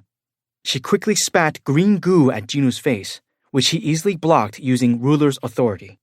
The leftover poisonous fumes were cleared away by a passive skill. The remnants of skill, deadly poison have been detected in the air. Buff, detoxing has been activated. 3, 2, 1, detoxing is complete. Not only was the Plague Monarch not a threat to Gino, but she was also within his reach now. Gino's eyes gleamed. The Frost Monarch survived the stab to the heart earlier. It was highly likely that the Plague Monarch would as well. Gino would have to attack until he found a weak spot. He gripped his daggers tightly. Mutilation! Shh, shh, shh. Gino's daggers dotted the queen's body with holes like a Gatling gun, ripping her to shreds. Ah! but the maggots inside her twisted and bound together to instantly regenerate her body. Regeneration? Not a problem. If the queen had the ability to regenerate, Jinwoo simply needed to pour on the attack and push things beyond her healing abilities. He followed her as she was knocked back, continually using the mutilation skill. Surrounded by a black aura, Kamish's wrath bit into her nonstop. Ah! Jinwoo stripped the Queen of Insects of every inch of flesh by relentlessly using mutilation until finally, "You have defeated one of the 9 monarchs, Karesha the Plague Monarch. You have leveled up. You have leveled up. You have leveled up." A medley of messages popped up. Nice. But he didn't have time to enjoy the victory because there were still 2 more enemies who wanted his neck. Jinwoo hurriedly spun to defend against the murderous energy coming for him, but the opponents were a little faster than he was this time. While he had been preoccupied with the Plague Monarch, the enemy reached for him with one hand. Jinwoo felt 5 wisps of wind at his back. Shunk! 5 claws burst out of his chest. The Fang Monarch had now fully transformed into a werewolf and dug his claws in the dead center of Jinwoo's back, penetrating critical areas. Jinwoo's body froze. Clink! Clang! Kamish's wrath fell from his hands. The Frost Monarch stood in front of him. The monarch formed an ice dagger in his hand. "This is the end!" He thrust it into Jinwoo's stomach. Shunk! Having regained consciousness, Beru screamed, My king!" Jinwoo shook his head at Beru as the ant soldier attempted to stand on shaky legs, but Beru disregarded the order, extending his claws and limping toward the Frost Monarch. Scream! Beru's sorrow and despair flowed into Jinwoo. The hunter didn't want Beru to be sent back to the void by the hands of the monarchs. Realizing what Jinwoo was about to do, the Ant King shook his head as tears welled up in his eyes. Despite the Ant King's protests, Jinwoo forced Beru back into his shadow. The ancient ice elf grinned, sure that victory was at hand. "Is that all you've got, human?" He put his mouth close to Jinwoo's ear and whispered, "Then I suppose you won't live to see the day our armies descend on this plain, nor the mountains of human corpses and rivers of blood they will leave in their wake." The Frost Monarch moved back and snickered. "However, your homeland will suffer a different fate. I shall personally torture the people of this nation simply because they come from the same wretched place as you do. They will be made to live the rest of eternity in a state between life and death." The cold emanating from the dagger piercing Jinwoo's stomach spread throughout his whole body, freezing him. Even as his face frosted over, Jinwoo's eyes blazed with anger. The Frost Monarch laughed at him.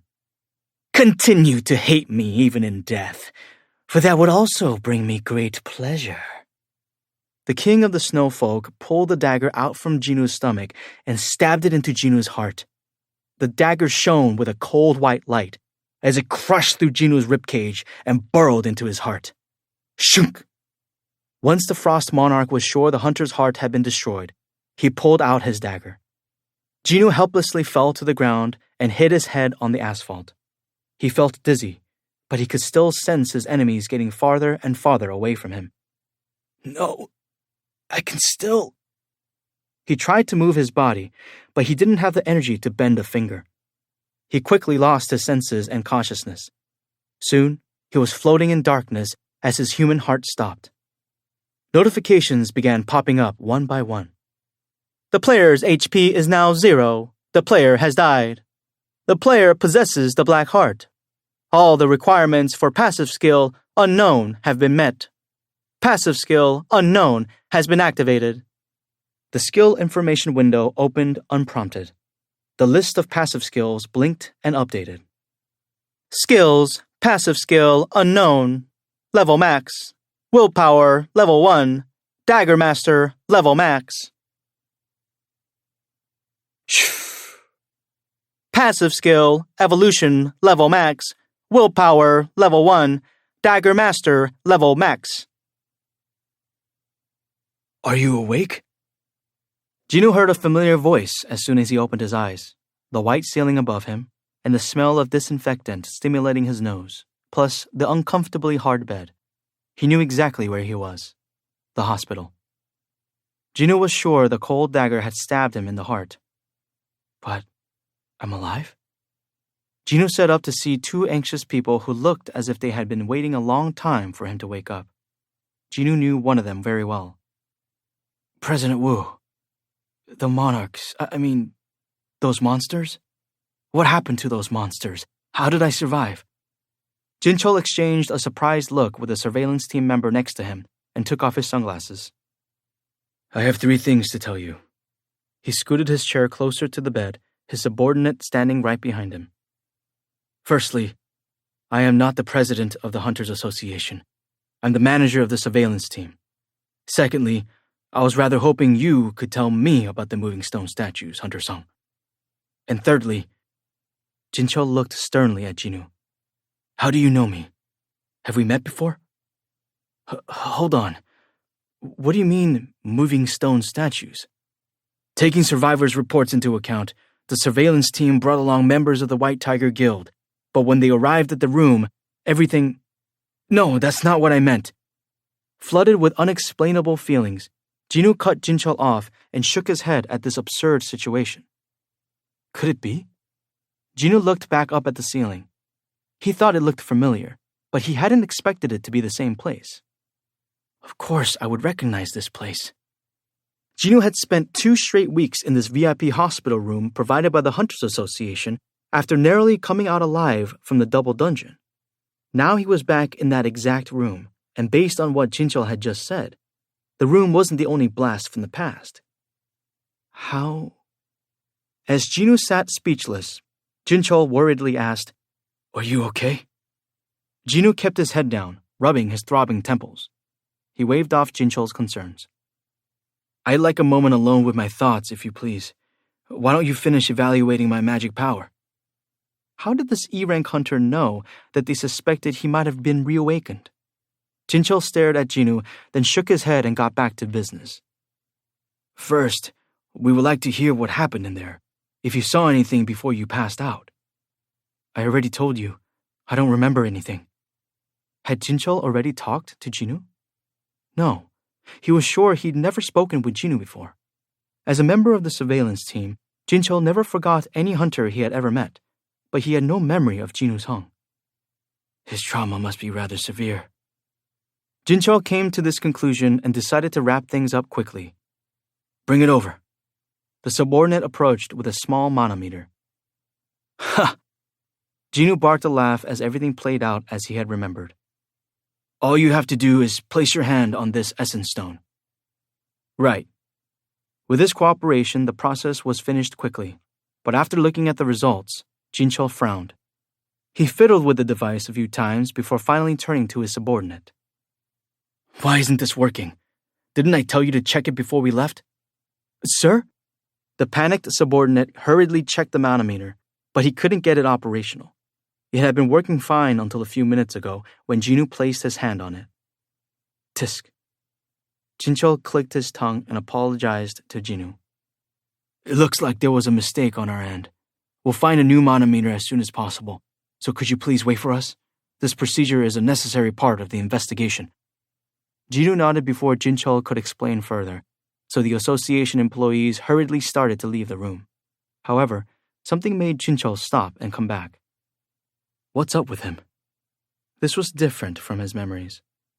Jinwoo looked up as the surveillance team director leaned in. By the way, you do know what happens to false rankers, correct? I've met many high-ranking hunters in my time, but I've never met one with eyes like yours. If you're hiding anything, you should tell me. No, I'm not. Jinchul gazed at Jinwoo for a beat longer, then gave a polite bow. Apologies if I've offended you. As he watched Jinchul leave the room, Jinwoo couldn't help but think that the man was definitely better suited to being the manager of the surveillance team than the president of the association. But never mind that. Stat window. Jinwoo ignored the notice of unread messages and immediately called up his stats. Name, Jinwoo Sung. Level, 146. Job, Shadow Monarch. Title, Demon Hunter and 2 others. HP, 93,300. MP, 155,720. Fatigue, 0. Stats, Strength, 324. Stamina, 320. Agility, 340. Intelligence, 340. Perception, 321. Available ability points, 0. Physical damage reduced by 65%. Magic damage reduced by 44%. Skills, passive skill, willpower level 1, dagger master level max, active skill, flash level max, murderous intent level 2, mutilation level max, dagger barrage level max, stealth level max, ruler's authority level max, job exclusive skills, active skill, shadow extraction level 2, shadow storage level 2, monarch's domain level 2, shadow exchange level 2. Is the increase in levels from killing the plague monarch? That wasn't all. Everything Jinoo had stashed in his inventory was still there. Seeing the 2 Kamish's Wrath daggers in the very first slot of his inventory, it felt like the wind had been knocked out of his sails. He'd returned to the very beginning with all his prizes in his possession. I don't have any shadow soldiers left, though. He'd have to collect them again. With his abilities and memories intact, he was confident that he could do everything better than before. But what had happened? Why had he gone back in time? This may have been a second chance for him, but he couldn't bring himself to be happy. He racked his brain for anything that might have slipped his mind. Soon. Sure enough, Gina burst into the room. Jinoo! Ever since the orc incident at her school, Gina had a gloom about her even when she smiled. But the Gina in front of him didn't have those memories haunting her. The brightness of her expression brought tears to his eyes, and he drew her into a hug. Jinoo? Gina had been ready to nag Jinoo about quitting hunting, but she was flustered by his sudden gesture. What? What's wrong with you? Did you hit your head or something? Jinoo eventually let go of her and beamed at her. Her anger having abated, Gina looked at him suspiciously. She couldn't place her finger on it, but there was something different about her brother. Perhaps he'd grown taller in the few days she hadn't seen him. Gina may have been perplexed, but Jinoo's mind was now clear. He'd finished drawing up a step-by-step plan of what he needed to do. He kicked his sister out of the room to change. His clothes from the past barely fit and were an absolute mess, but there was nothing he could do about it. He couldn't very well walk around town in a hospital gown. As he left the room and sped past his sister, she yelled after him. Where are you going? To the Hunters Association. What for? I'm going to quit being a hunter. Really? Jinoo looked back at Gina, whose surprised eyes were as large as dinner plates. You should get back to school. I know you only have permission to be off campus to check on me. What? Jinoo was more confused than ever, but her brother was already out of sight. The employee of the association rubbed his eyes several times while verifying the reevaluation results. The last time this had happened was with Hae-in Cha 2 years ago, wasn't it? He paled as he gazed upon the 10th Korean hunter to get an unmeasurable reading.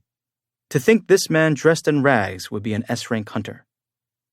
Hunter Sung, it's not possible to measure your magic power. I know. Would it be possible to meet the president of the Hunters Association before redoing the reevaluation? The president of the association? Yes. Jinoo was quite familiar with the reevaluation process. Dazed, the employee picked up the phone receiver without a second thought. Yes, sir. That's right. Unmeasurable. Understood. Yes, I will tell him that. The president of the Hunters Association had actually agreed to meet Hunter Sung. Allow me to escort you to the president's office. I know where it is. No need to take me. The flustered employee stared as Jinoo walked to the elevator after shutting down their conversation quickly. How does someone outside the association know where the president's office is? The employee worried as he watched the numbers go up on the elevator. against his expectations, the elevator carrying Jinu stopped on the correct floor. Oh! Ding! As Jinu exited the elevator, a familiar face brushed past him. Jinu turned. Hey, you. The man pressed the button to keep the elevator doors open. Are you talking to me? You're not on the watch list of high-rank hunters, which means you haven't reported to the association that you can use stealth. It was Tae-shik Kang, a member of the surveillance team. He froze. How did you know? Someone will ask you to avenge his daughter. I don't care what you do with the criminals, but if you harm any innocent hunters, I'll kill you. Tae-shik flinched at the antagonism coming from Jinu and reached for the knife he kept at his waist, but it was gone.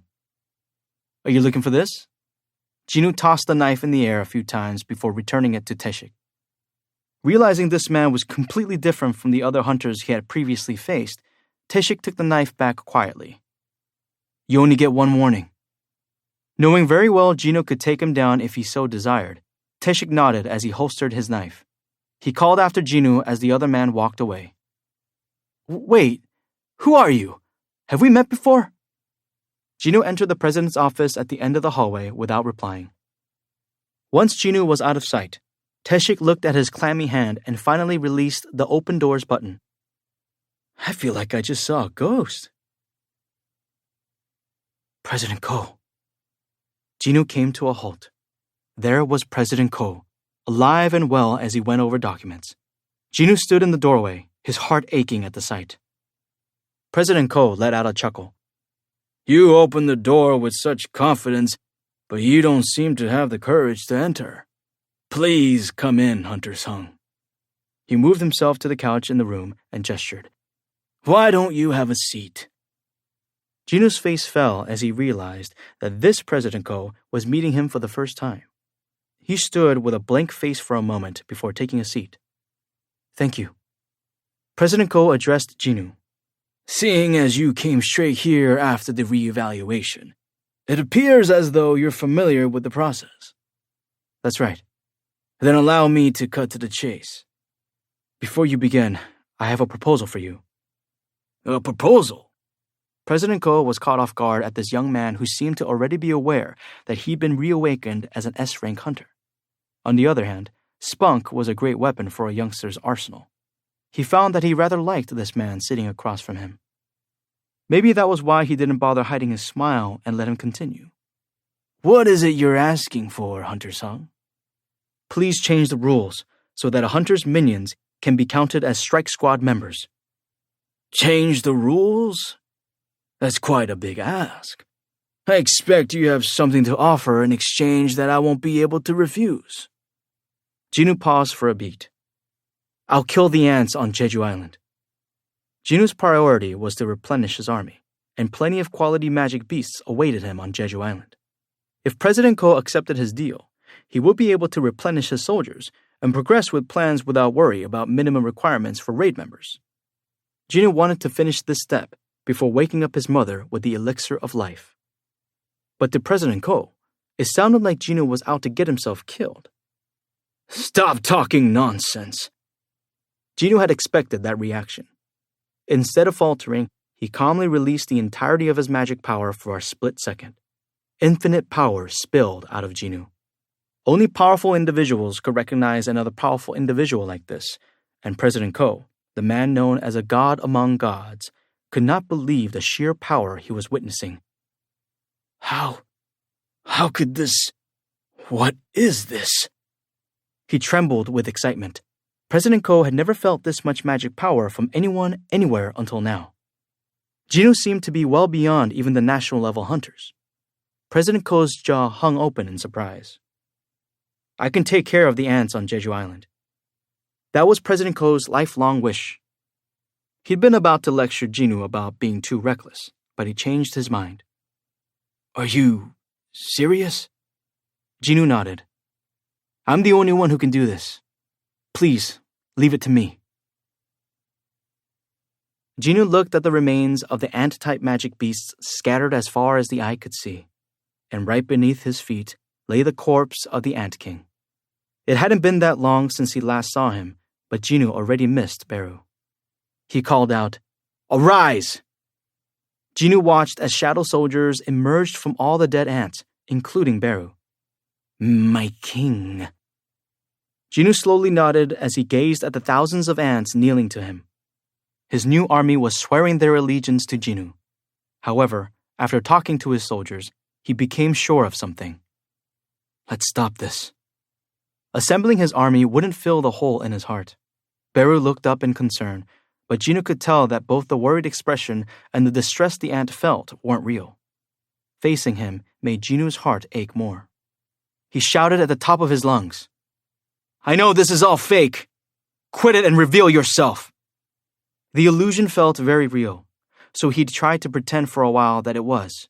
But the longer he stayed, the more the emptiness kept growing, and he was now no longer able to hide it.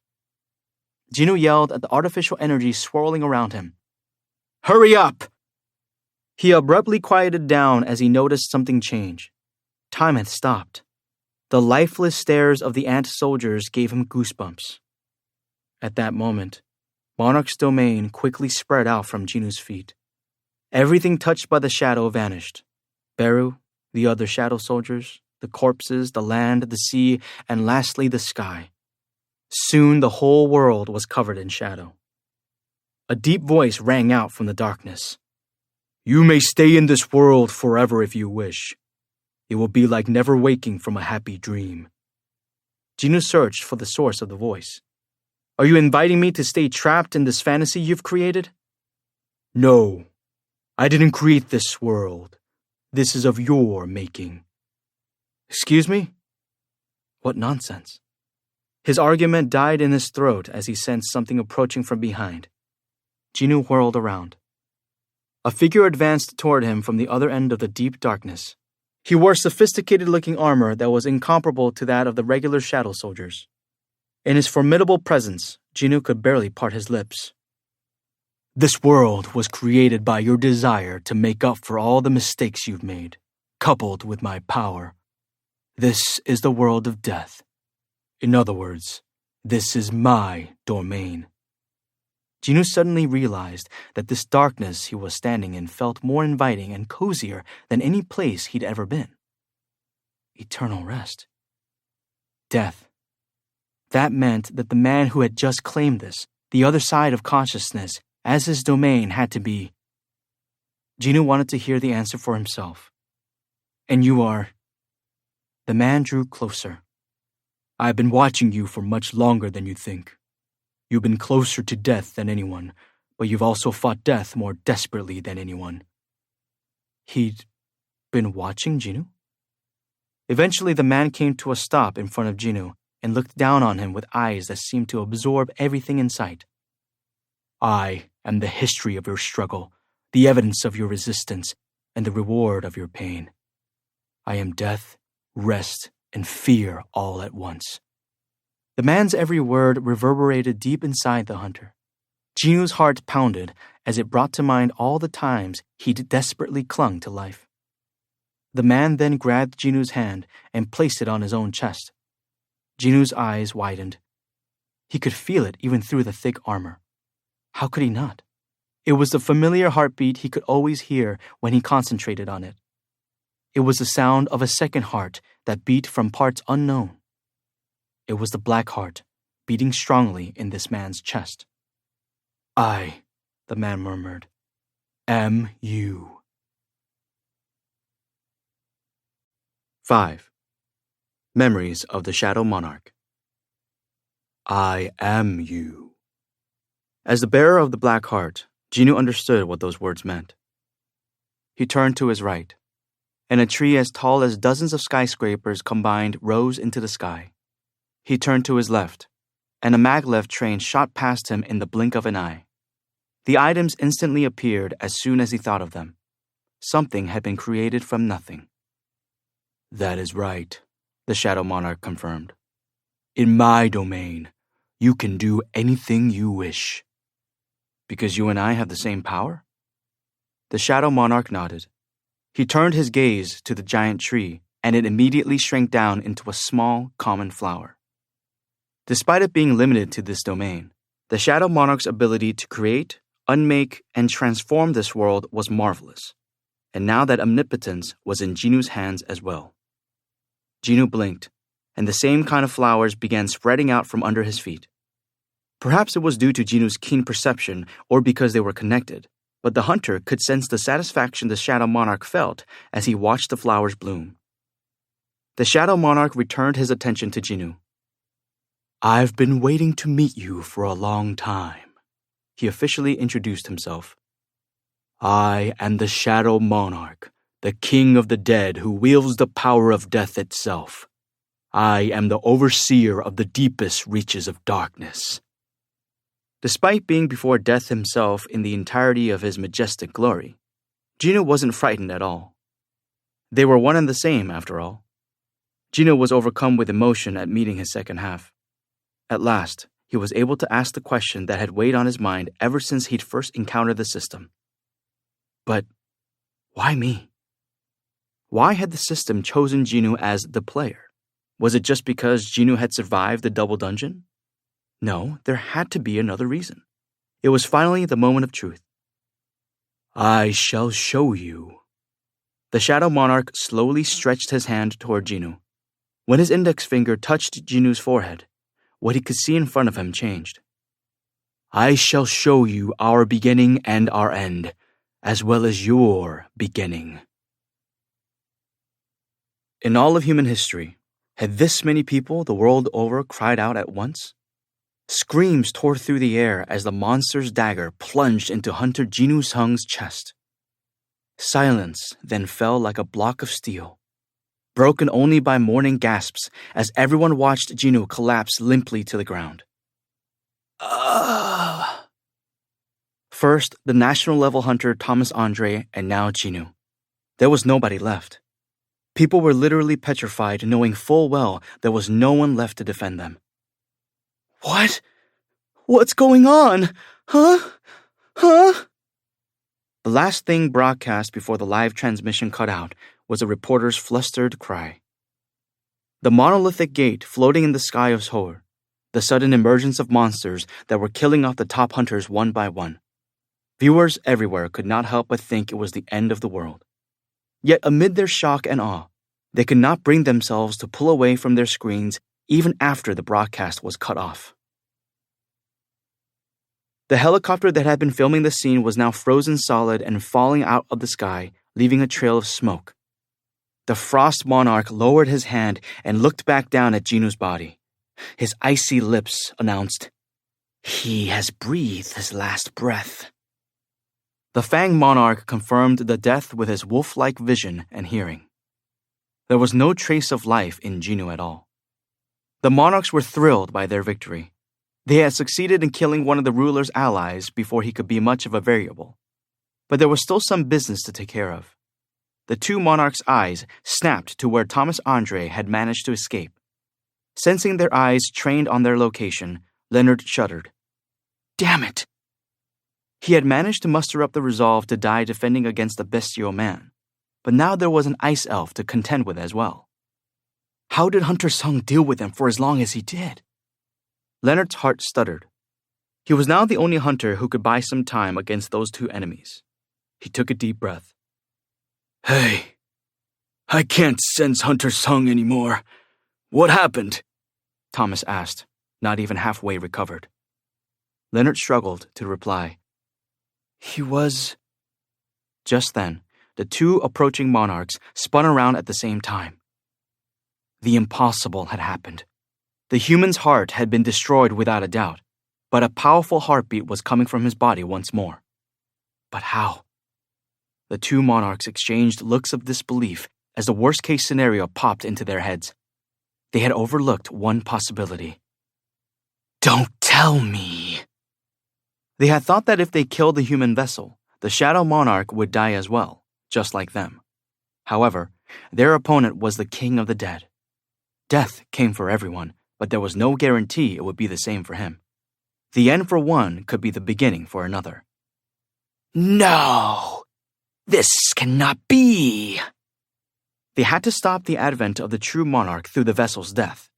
Instinctively, the two alarmed monarchs advanced on Jinu, aiming their sharp claws and ice spear at him. They focused all their magic power in their weapons in an attempt to stop Jinu's body from becoming the avatar for the rise of the Shadow Monarch. However, their weapons were blocked by the daggers of a mysterious stranger who had noiselessly appeared on the scene. The Shadow Monarch was still unconscious, so who could it be? The two monarchs could not hide their shock as their attacks were blocked. An individual wielding two daggers deactivated stealth and revealed himself. He glared from under a shimmering golden robe. "Keep your hands off this child."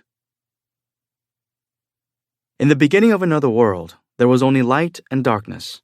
The Supreme Being divided the light to create envoys of the light and divided the darkness to create the monarchs. The prime directive for the monarchs was to destroy the world, while the envoys were directed to protect the world.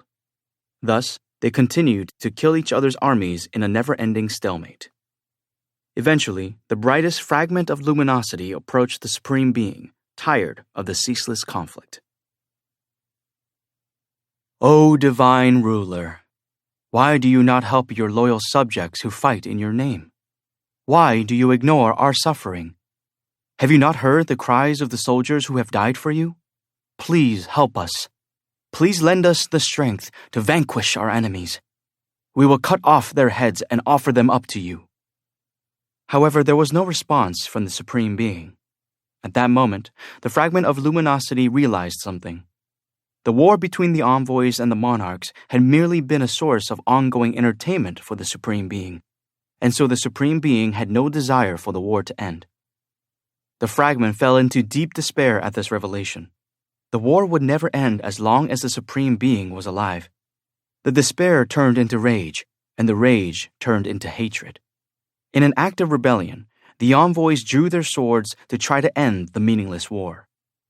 Jinu witnessed a march of countless soldiers that seemed to span the whole universe. Oh my God. However, another group of soldiers appeared in the distance to stop the rebels.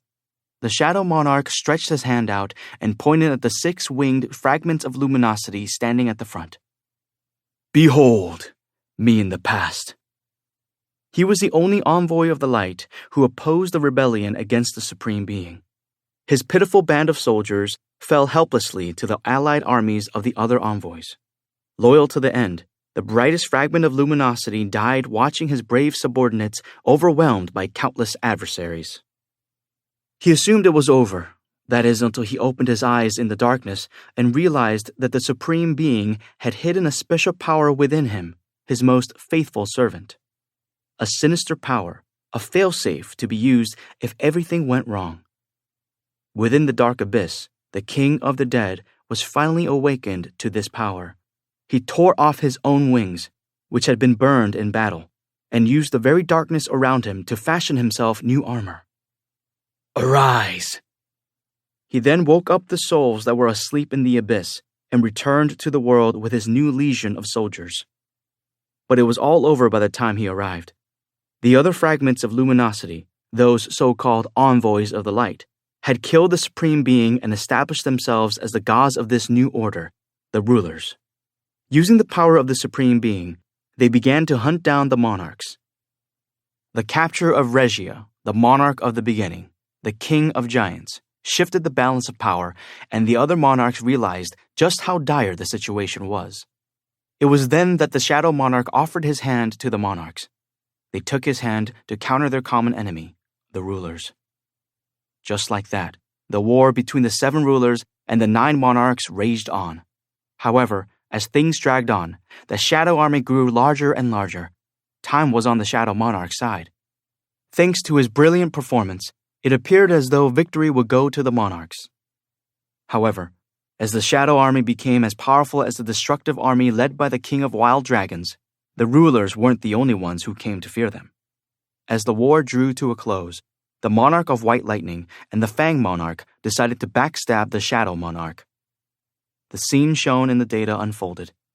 Together, the Demon Army and the Beast Army advanced on the Shadow Army, bringing them to the brink of annihilation. The Fang Monarch, the King of Beasts, abandoned his own soldiers early on, leaving the Monarch of White Lightning, the King of Demons, to pay the price for their betrayal. Jinu's eyes widened as he finally got to hear Balan's dying words, which had been redacted from the data previously. After that, a quartet of 6 winged angels slowly descended from the skies, marking the end of the footage the data had presented to him back then. Surrounded by 4 of the rulers, the weary Shadow Monarch didn't have the strength to manipulate the Shadow Army. He threw his sword on the ground in surrender. But if they killed the Shadow Monarch here, then how did the Shadow Monarch in front of Jinu come to be? Jinu swallowed hard as he watched what appeared to be the demise of the Shadow Monarch. However, at that very moment, the rulers dropped to their knees before the Shadow Monarch. The ruler in the front of the people spoke. "Please forgive us, O greatest fragment of luminosity." The rulers were asking for the Shadow Monarch's forgiveness, even though they clearly had the upper hand? If they wanted to, they could send the Shadow Monarch to the void, but they wanted to reconcile with him instead. They used to be comrades who had been born from the same light. This was a show of respect to the greatest warrior, who had led the Envoy's armies on the front lines against that of the monarchs. Although the Shadow Monarch hadn't been their leader, they nonetheless had the utmost respect for him. That was why they ignored the command from their own leader, the brightest fragment of luminosity, to kill the Shadow Monarch and knelt before him instead. "We no longer have a reason to fight," the Shadow Monarch thundered. "How dare you say we have no reason?" He grabbed the collar of the ruler who had asked for his forgiveness and forced him to his feet. "Did you not betray my master with your swords and spears? He was our master as well, which makes your sin all the more abominable." Despite the Shadow Monarch's anger, the rulers maintained their decorum. "You know better than anyone how we felt about taking up arms against our master, don't you?" The Shadow Monarch looked up to see that his soldiers had gathered and were now looking on with concern. His devoted soldiers. How could he not know the feeling of watching them fall at the hands of the enemy?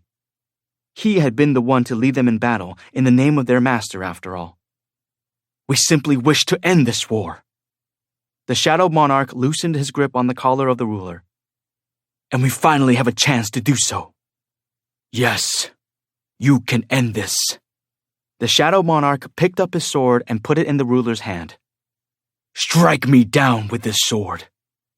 He looked around at the other rulers and declared, "Pierce my heart with your spears. That will bring the end you speak of. You will be the victors of this war." But the sword fell out of the ruler's hand. None of the other rulers raised their weapons either. Instead came a desperate plea. "Please, won't you forgive us now?" Their desperation pained the Shadow Monarch more than any weapon ever could. After losing his men, after losing his master, and after plunging into the eternal darkness himself, the one thought that brought him back was revenge. The desire for revenge was what had taken him this far. His determination to make them pay was what led him to command the army of the dead. But how could he hate these rulers who were begging for forgiveness and trying to end this fighting? He who had fought to protect his master and they who had fought for the lives of their soldiers were all victims of destiny. He realized that the beings kneeling in front of him weren't horrible enemies, but his allies in life and death. With his reason for living gone, the Shadow Monarch screamed, "Kill me!" He would end it all right now. He would rather return to the void and be at peace, able to forget everything. "Do it now!" But the rulers didn't budge a millimeter, staying on their knees with their heads bowed. The Shadow Monarch looked up at the sky. The rulers' soldiers placed their fists on their chests in remembrance of the greatest soldier they had ever fought with. Although they had been on opposing sides because of their different ideals, they hadn't lost their respect for him. There were so many soldiers that they blocked out the sky. As the last soldier bowed to him, the Shadow Monarch quietly turned his back on them. And with that, he simply vanished. Because of the infighting between the Shadow, Fang, and White Lightning monarchs, the monarchs eventually lost to the rulers and retreated with the remnants of their armies through the gap between dimensions. Jinu was rendered speechless by the sight of the monarch's soldiers passing through a humongous gate. The losing army still has that many soldiers left? He couldn't even imagine how many soldiers had sacrificed their lives for the so-called Supreme Being's entertainment. He understood why the rulers had decided to rebel against their master. But then the Shadow Monarch resurfaced. The other monarchs grew nervous at the possible confrontation between him and the Shadow Monarch, but the Dragon King intervened before it came to that. "Now is the time to rebuild our diminished armies, and I will not allow you two to fight despite what has occurred before." The Dragon King then welcomed the Shadow Monarch back into their fold. The sight of the Dragon King in his humanoid form made Jinnu nervous, despite knowing that he was watching a memory. It's the king of wild dragons, the monarch of destruction. Jinnu could tell just by his eyes that the Dragon King held incredible amounts of power. The monarchs had fled through gaps in the dimensions and were searching for a new world where they could rebuild their army out of the ruler's sight. Various planets and galaxies flashed before Jinnu's eyes before stopping on one planet. Jinnu couldn't help but gasp. Oh! Shining in the middle of a dark expanse was a beautiful blue planet, Earth. The monarchs had found a passage to Earth after much effort. Annihilation was inevitable for humankind at the sudden appearance of such creatures. Jinnu was startled to see cities in ashes just as he had seen on each floor of the demon's castle dungeon. Is this the future? It is what has happened in the past. Jinnu stared bewildered at the unexpected answer. The Shadow Monarch calmly explained. The rulers belatedly caught wind of the monarch's movements and sent in their soldiers. But by that time, it was all over. If the purpose of the monarchs was to destroy, the purpose of the rulers was to protect. That was how they maintained the balance of the universe. So it infuriated the rulers to see the monarchs and their armies elude them and destroy another world. To right this wrong, they then used a forbidden tool. Before rebelling against the Supreme Being, they had made it a priority to steal the Cup of Reincarnation from him.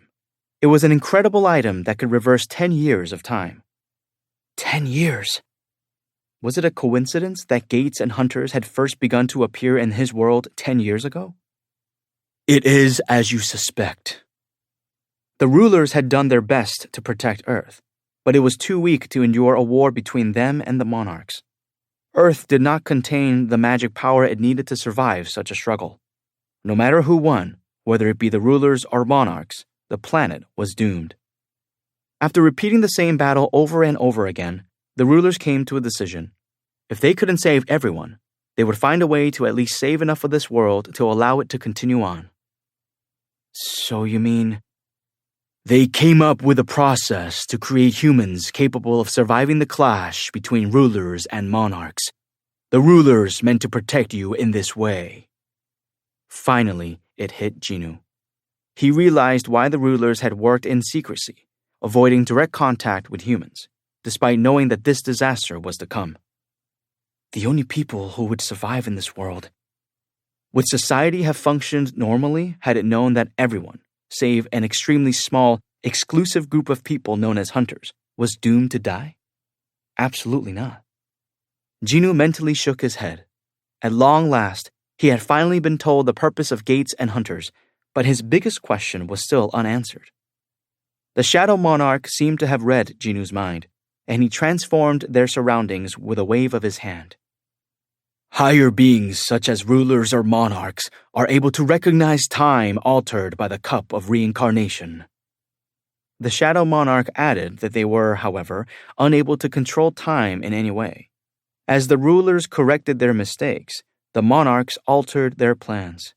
This would continue until the forbidden tool no longer functioned. Hang on. The Cup of Reincarnation has limitations? No power lasts forever.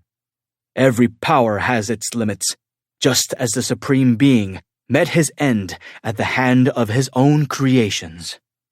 The bitterness in the Shadow Monarch's voice compelled Jinnu to turn and look at him. Now that you mention it, how were the creations able to kill their creator? It is not that different from your kind meeting your end by your own inventions. That made sense. Machines created to help humans could cause harm, depending on how they were used. This was the reason why humans feared artificial intelligence, despite it being created by humans. We were given life in order to fight, and we were imbued with power enough to kill our own master. Jinoo nodded in understanding. Jinoo recognized a few of the monarchs whose images popped up next. Observing the ruler's methods, the monarchs were struck with an idea. Much like how the rulers had loaned their power to humans so that they could spread magic power over the planet by killing magic beasts, the monarchs decided to borrow the bodies of humans, and once they were acclimated to Earth, they would bring over their armies earlier than the rulers anticipated. The monarch's plan was to make Earth itself into a huge trap by using the magic power the rulers had released on the planet. That way they could devour the rulers' armies who came to help humankind. That is correct. The monarchs possessed great power, so they needed human vessels in order to come to this world. One by one, each of the monarchs found human bodies capable of hosting them, except for the Monarch of Destruction and the Shadow Monarch. Their powers were too great, so they were unable to find humans capable of withstanding their power. It was then that a powerful mage who worked for the Monarch of Transformation offered to find the right human for me. That mage had been the Architect. He had aided the Shadow Monarch in this endeavor in exchange for immortality. Keenly interested in the human world, the Shadow Monarch agreed to the deal, but unfortunately, no human had been able to withstand the power of death. One human was highly sensitive to magic power. Another human had an incredible physical strength. Still another had extraordinary intelligence. Yet none of them could handle my power and were either driven insane or died. No living being had been able to contain death itself.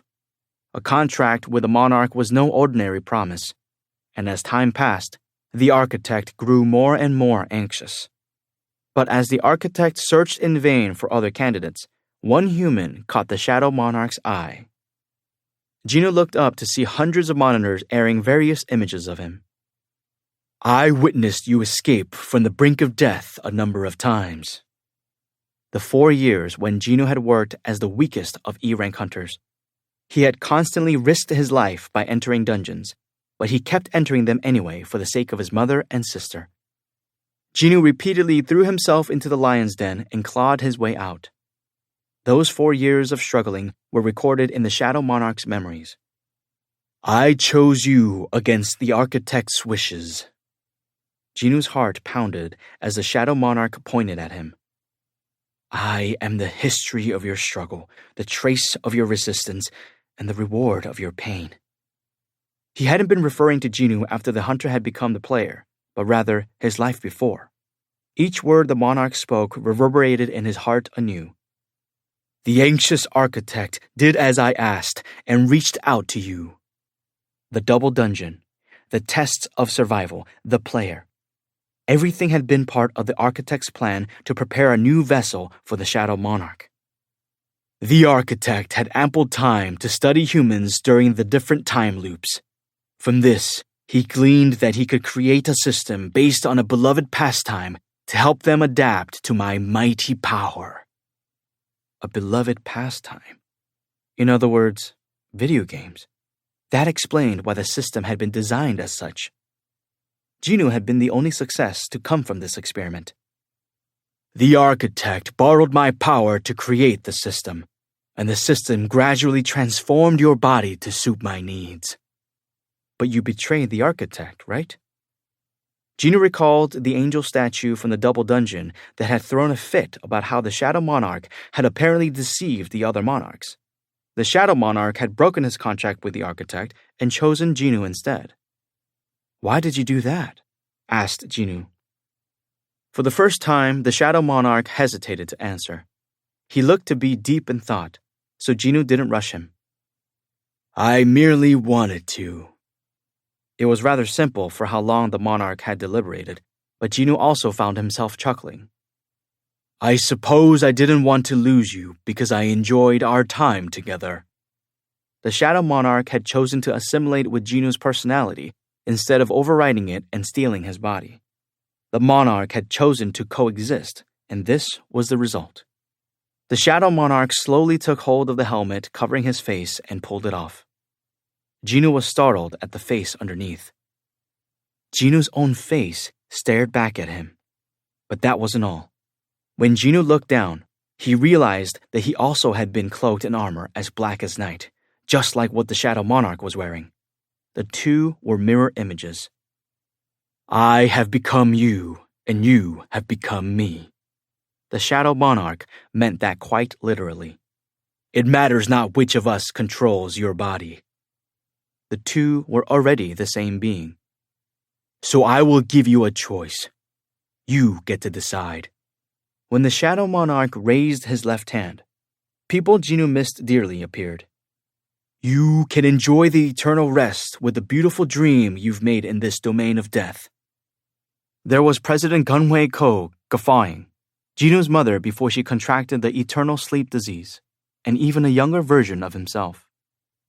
If not. When the Shadow Monarch raised his right hand, the people disappeared, and an insanely huge dragon flew toward him. An army of dragons followed close behind and began burning down the city. You will have to go back to reality and fight. Jinoo grimly watched the Dragon King and his army wreak havoc. He then asked a question. Why did you run away to another world with the other monarchs when you gave up on fighting the rulers? Because there was no place for me there. The Shadow Monarch had been both a ruler and a monarch in his time, but he did not fit in with either group, and so he'd gone searching for a place of his own in another world. Jinoo made his decision. My answer is the same as yours. The Shadow Monarch wore a small smile even before he heard Jinoo's answer. This isn't where I belong. Very well. This was why the Shadow Monarch had chosen Jinoo. I won't see you again, will I? I shall return to the eternal rest, and as the Shadow Monarch, you shall be immortal. We'll more than likely never cross paths again. The Shadow Monarch looked content. After all this time, he could rest. Jinoo bid his final goodbye to the joyful monarch. Thank you for giving me this opportunity. For a fleeting moment, the monarch looked wistful. With your death, your power is complete. The way back is... I know the way. Because Jinoo was the Shadow Monarch. The Shadow Monarch smiled. After wandering for so long, he had finally found his place. This is farewell. He retreated one step and quietly stared at the hunter, who nodded in reply. Jinoo then uttered the word that would trigger his rebirth as the one true Shadow Monarch. Arise. The female voice of the system responded as if it had been waiting for this moment. Arise. The delete code for the player development system has been entered. The system will be deleted. Now that Jinoo had been bestowed with the ultimate power of the Shadow Monarch, the obsolete system began deleting itself. It felt like saying goodbye to a teacher who had helped raise him. By the way, where did you get the female voice for the system? That's the architect's voice. The Shadow Monarch made it sound like the reveal was common knowledge. The architect belongs to a race of intersex beings, members of which possess the ability to produce both feminine and masculine-sounding voices. Jinoo had often wondered who the clear and pleasant voice of the system had originated from, to think it was the asshole architect. Embarrassed, Jinoo avoided making eye contact with the Shadow Monarch, who muffled his laugh. Every little thing about Jinoo delighted the Shadow Monarch. Jinoo had been worth breaking his promise to the architect for, despite how important trust was to the Shadow Monarch. But there was also a fleeting moment of sorrow in the Shadow Monarch's eyes. The restrictions on the player's power have been removed. All Shadow Soldiers who have been awarded authority by the Monarch as leaders of the Shadow Army will have their powers restored. Marshal Igris will have his powers restored. Marshal Beru will have his powers increased greatly. The previous Shadow Monarch Ashbourne will return to the Endless Void. Jinoo had been silently listening to the notifications. He now looked up to see the Shadow Monarch watching him. In this domain of death, Jinoo had fully come to understand the Monarch's agony through the memories he shared. He sent him a heartfelt goodbye. Farewell, my king. May you rest in peace in your promised land. The system gave its final notification. Are you sure you want to delete the system? The options for yes and no blinked in front of him. Jinnu turned toward the Shadow Monarch.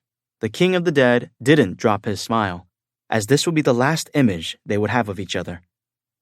Jinnu smiled back as he gave his final order to the system. Yes. Whoosh! A great gust of wind accompanied by a blinding flash pushed the Fang Monarch and Frost Monarch back. The Fang Monarch quickly recovered, his eyebrows twitching. A fragment of luminosity?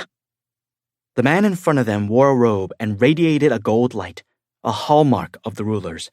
It was a human borrowing the power of the rulers. But why was this person protecting one of the most powerful monarchs? The Frost Monarch yelled at him. The human you are protecting is the harbinger of tragedy. Are you planning to bring the end of all things by your own hands? Instead of answering, the man raised his hands up to his chin, each wielding a dagger in a reverse grip. He refused to step aside. The Frost Monarch scowled at the show of determination. The strange man was attempting to borrow a ruler's power while still in his human body, but human bodies were incapable of withstanding a god's power. Without the ruler taking total possession of the human body as the monarchs did, this vessel would crumble to dust. And yet, he's risking his life to help the Shadow Monarch's resurrection? What in blazes do the rulers think they're doing? The Frost Monarch exchanged looks with the Fang Monarch. Time was running out. The King of Beasts nodded, and the two monarchs charged at the man, one from the right and the other from the left. But the man skillfully blocked the relentless claws and spear while getting in some jabs of his own. He moved like a warrior who had seen his fair share of battles. Though he was facing certain death, he proved to be a tough opponent with his excellent skills and strength. Boom! The man in the robe blocked his opponent's mana-charged weapons and pushed them back. The two monarchs landed at a distance as they realized how difficult it would be to end this fight if they continued to battle in this manner. Tack, tack! The man stood his ground instead of chasing after the two monarchs, as if his only purpose was to protect the Shadow Monarch's vessel. Who are you? The Frost Monarch demanded to know the man's identity, but he said nothing. It was then that the Fang Monarch transformed out of his werewolf form. I shall retreat. His sharp fangs regressed, and his long, pointy claws turned into the fingernails of a human. The Frost Monarch called after him. You're running away after we have come this far? Are you out of your mind? Can you not feel it? The Fang Monarch raised his head. His exceptional perception sensed a change in the air that made his body tremble. The mana in the air is crying out. The Shadow Monarch is coming. The Fang Monarch turned his eyes from the sky to the Frost Monarch again. I am leaving. You promised to help me battle the Shadow Monarch, the Frost Monarch sputtered. But the Fang Monarch shrugged. I promised to help with the Shadow Monarch in a human state, not his true form. I have no reason to stay. So you run away with your tail between your legs? And you call yourself the King of Beasts? Affronted, the Fang Monarch snatched the Frost Monarch by the collar. You do not understand, because you have never faced the true power of the Shadow Monarch. The Fang Monarch had witnessed the Shadow Monarch survive an assault from 6 armies simultaneously. His own army of beasts, the army of the Monarch of White Lightning, the armies of 4 rulers. Such a monster was en route, so what did pride matter? Even if it meant being ridiculed for hiding behind the Dragon King, survival was the most important matter. It had been the right call to abandon the Monarch of White Lightning, the King of Demons, on the battlefield. And the King of Beasts was not willing to now destroy all his hard work by risking an encounter with a true Shadow Monarch. As the King of Beasts, the Fang Monarch's power came from the vitality of living creatures. Because of this, nothing frightened him more than death. The Fang Monarch didn't have time to argue with the Frost Monarch. He sensed death approaching quickly. He let go of the Frost Monarch's collar and generated a gate for himself. "I wish you luck!" With that, the King of Beasts stepped through to the other side. The Frost Monarch glared at the closing gate. Fool! How could someone who abandoned prey ripe for the taking be considered the best hunter in the world of chaos? The Frost Monarch was ready to do whatever it took to kill the Shadow Monarch, outside interference be damned. He had already cornered his prey at the edge of a cliff, so he certainly didn't need help from that coward. The determined Frost Monarch transformed into a spiritual body. Because he was not of this world, maintaining this form consumed a lot of his stamina. He needed to end this as quickly as possible before the Shadow Monarch awakened. Taste the terror of frost, puny human! The Frost Monarch transformed into a raging snowstorm. The living storm thundered as it looked down at the man in the robe. Face my true power! Mana crystals in the air merged to create tens of thousands of icicles. They blew violently through the air like spears made of ice, each packed with enough power to instantly kill any human. The attack swept cars off the road like mere toys, and gales ripped buildings apart. Despite this, the man in the robe stood his ground and protected Gino to the best of his ability, enduring scars from the countless ice spears. The Frost Monarch did not relent. My soldiers! Thousands of soldiers made of ice emerged from the snow that had piled up knee-high. Charge! The ice soldiers leaped at the man in the robe. He fought desperately to shake off the hunks of ice coming at him from all sides. Shh! The man stumbled as he was stabbed in the shoulder by an ice spear. He gritted his teeth and straightened back up, holding his own against the oncoming wave of soldiers. Seeing the man in the robe persist, the Frost Monarch joined the attack. He transformed into a crystalline manifestation of cold energy, and white vapor rose from his body as he approached. Move! His icy lackeys scattered out of his way. Standing in front of the man in the robe, the Frost Monarch opened his mouth wide. Bone-chilling cold began gathering in his mouth. The air itself began to freeze, and frost formed on the man's exposed chin from under the robe. The man in the robe knew he couldn't take too much more of this, but he also knew that if he dodged, Gino would get hit. And so the man in the robe continued to stand his ground. The monarch's face twisted in fury. This human was merely borrowing the power of a higher being, so how dare he look arrogantly upon the face of his mighty power? A frightening burst of cold energy shot out of the furious monarch's mouth. Whoosh! The man crossed his arms in front of his chest to block the icy energy. His two arms froze from the blast, rendering him unable to move them. He could no longer defend himself from the following barrage of attacks. Pow, pow, pow, pow! With each punch, the man's upper body teetered, but his feet remained planted firmly on the ground. He endured the attacks even as blood pooled at his feet. The gall of this mere human! The Frost Monarch raised his right arm behind him. Cold energy coated his arm, forming a massive column of ice. Would the man be able to withstand this? The Frost Monarch dropped the ice column, aiming to not only take down the human, but also crush the Shadow Monarch's vessel. Boom! As the ice column descended upon him, the man raised his frozen arms above his head. He would protect Gino to the last, even if it meant breaking his arms or being completely crushed. His body shone as he mustered every ounce of the ruler's power within him. Boom! A collision, but he felt no impact. What's going on? The man peeked up to see someone standing in front of him. Pitch black armor, a long red mane atop a black helmet. It was Igris, a loyal subject of the Shadow Monarch. To the Frost Monarch's disbelief, Igris had caught the column of ice with both hands and shoved it out of the way, perfectly blocking his attack. Igris the Blood Red? The appearance of a marshal could mean only one thing. The startled Frost Monarch hurried to look behind the human. Sure enough, the vessel of the Shadow Monarch had vanished from sight. The Frost Monarch now understood what the Fang Monarch had been saying earlier. The mana in the air was practically vibrating as a reaction to the appearance of a transcendent being. Igris turned around, respectfully dropped down on one knee, and bowed his head. Skra! Beru had appeared at the same time as Igris. He roared to announce the return of their master and went down on one knee. Jinu walked out between the two soldiers. He scanned the terrible destruction before turning to the Frost Monarch.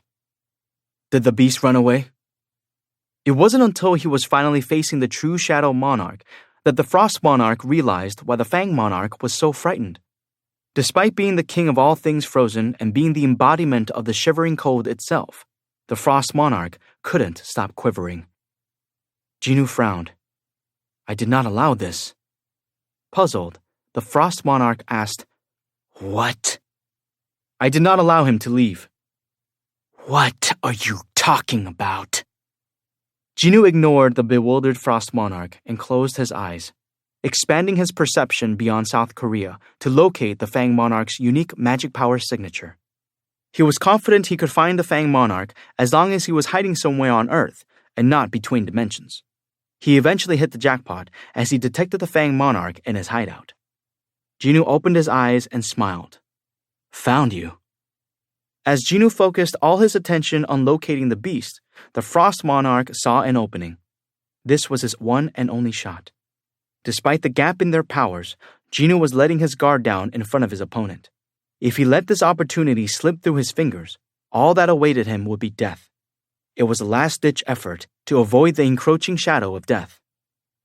I must finish him with one strike. He wound his right arm all the way back as mana gathered around it, and he generated the most powerful ice spear he could create.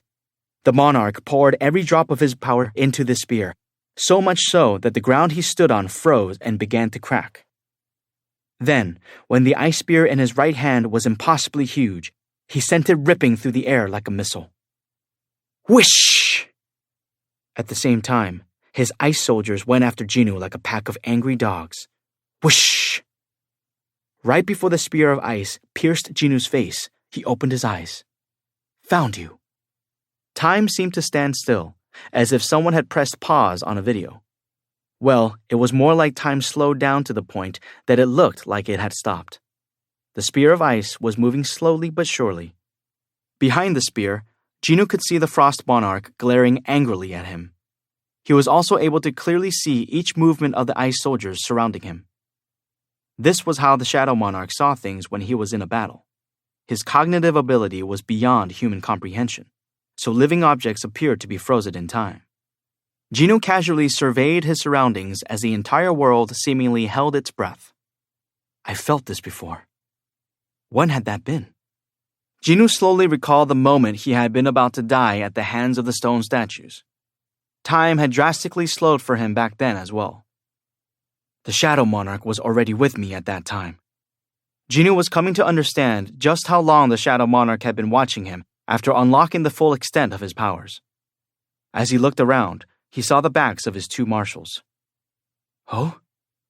Although everyone else seemed to be frozen in time, Beru and Igris were slowly responding to the enemy's attacks. It was evidence of their unparalleled agility. As he looked upon them with pride, Jinu then remembered the spear coming at him. Oh yeah. The spear inched closer like a bug crawling in midair. Jinu used his power to stop the spear's advance. Ruler's authority. Of all the Shadow Monarch's abilities, this was the one he had put into practice the most. As soon as Ruler's authority was activated, mana wrapped around the ice spear and stopped it on the spot. Jinu gasped in amazement as he saw the inner workings of Ruler's authority for the first time. So it wasn't some invisible hand. Instead, it was mana that couldn't be seen by the naked eye, carried out by the will of the user. Awesome. When he increased his perception to the max, he could sense every single flow of mana around him. His eyes sparkled with delight. This was what the rulers had given the world to strengthen it. Though this world hadn't had a single ounce of mana before, it now overflowed with it. And with the Shadow Monarch's power, Jinu had free reign over it all. Ba-dump, ba-dump. His heart leaped as he felt the ebb and flow of the mana around him. Let's give it a try. Jinu approached his two marshals and put his hands on their shoulders. You two don't need to do anything. Beru and Igris immediately paused at Jinu's instruction. He walked past them. He had practiced ruler's authority whenever he'd had the chance. Now he could maximize his control of the mana. Jinu took a deep breath as he looked around at the ice soldiers. He was filled with appreciation for the Shadow Monarch and how much he had taught him through the system. He concentrated and took control of the mana around him. The entire area seemed to shake. It literally took only a second for the powerful wave of mana Jinu had emitted to sweep away the massive number of ice soldiers. The Frost Monarch felt the mighty mana storm coming toward him as well. He rushed to create an ice barrier to protect himself. When the Frost Monarch deactivated the shield, he saw the remains of his ice soldiers strewn throughout the area. The powerful mana had swept away everything, including the blizzards he had conjured up. This was the power of the Shadow Monarch, also known as the greatest fragment of luminosity and one of the two mightiest kings. How? The Frost Monarch was left trembling in fear. The Shadow Monarch was like a wall the Frost Monarch could never overcome. Satisfied by the results, Jinu nodded as he made eye contact with the frightened Frost Monarch. Even at this distance, Jinu was able to feel the Frost Monarch trembling. He still had a debt to settle with the Ice Elf. Jinu's expression turned cold as he remembered the late President Ko, and he decided on his plan. He'd kill this one last and give him time to wallow in fear about his imminent death. "You'll go last," Jinu said as he slowly sank into the shadow beneath his feet. "Wait here while I go after that beast." President Jin Chul-woo slammed his fist down on the desk when the live broadcast cut out. Bam! The last thing they'd shown was Jinu's body falling to the ground in defeat. He was devastated. If this desk hadn't belonged to the late President Ko, Jinchul would have smashed it to pieces. Jinchul's tightly clenched fists shook. The subordinates who were watching with him in the president's office kept their mouths shut tight. A heavy silence fell on the room. However, Jinchul knew better than anyone that they didn't have time to just sit there and do nothing. "Has any guild reached the area?" "Yes, all 5 large guilds have arrived at the scene." Jinchul quickly rose from his seat. "The surveillance team must also head there, myself included." "It's too dangerous, sir." "What does that matter in this case?" The subordinates trying to stop him were at a loss for words as he glared at them. Korea had lost Jinu's Hung, their strongest line of defense. That meant there was nowhere to retreat. Every hunter had to work together to stop these monsters, or there would be no tomorrow. As Jinchul hastily put on his jacket, he glanced at a monitor broadcasting another live feed. This particular camera was fixed on the sky, constantly filming the monolithic gate above Seoul. It gave Jinchul pause. Maybe Korea was already finished. His heart sank. Even if they got lucky and killed the monsters, the damage would be too great. Would the remaining hunters be able to handle a gate of that scale without Jinu? Thinking of both the monsters in the downtown area and the monolithic gate hit him with an overwhelming sense of despair. But Jinchul managed to shake his head. Even if every citizen of Korea thought the same thing, that wouldn't change the fact that someone had to fight on the front lines. This was the reason why hunters had been bestowed their powers. Jinchul bit his lip hard and banished the negative thoughts from his head. He was about to leave when one of his staffers hurriedly called out, "President Wu, sir!" Jinchul whipped around toward the large TV screen from which the voice of a reporter came with breaking news. "Our camera location is back up."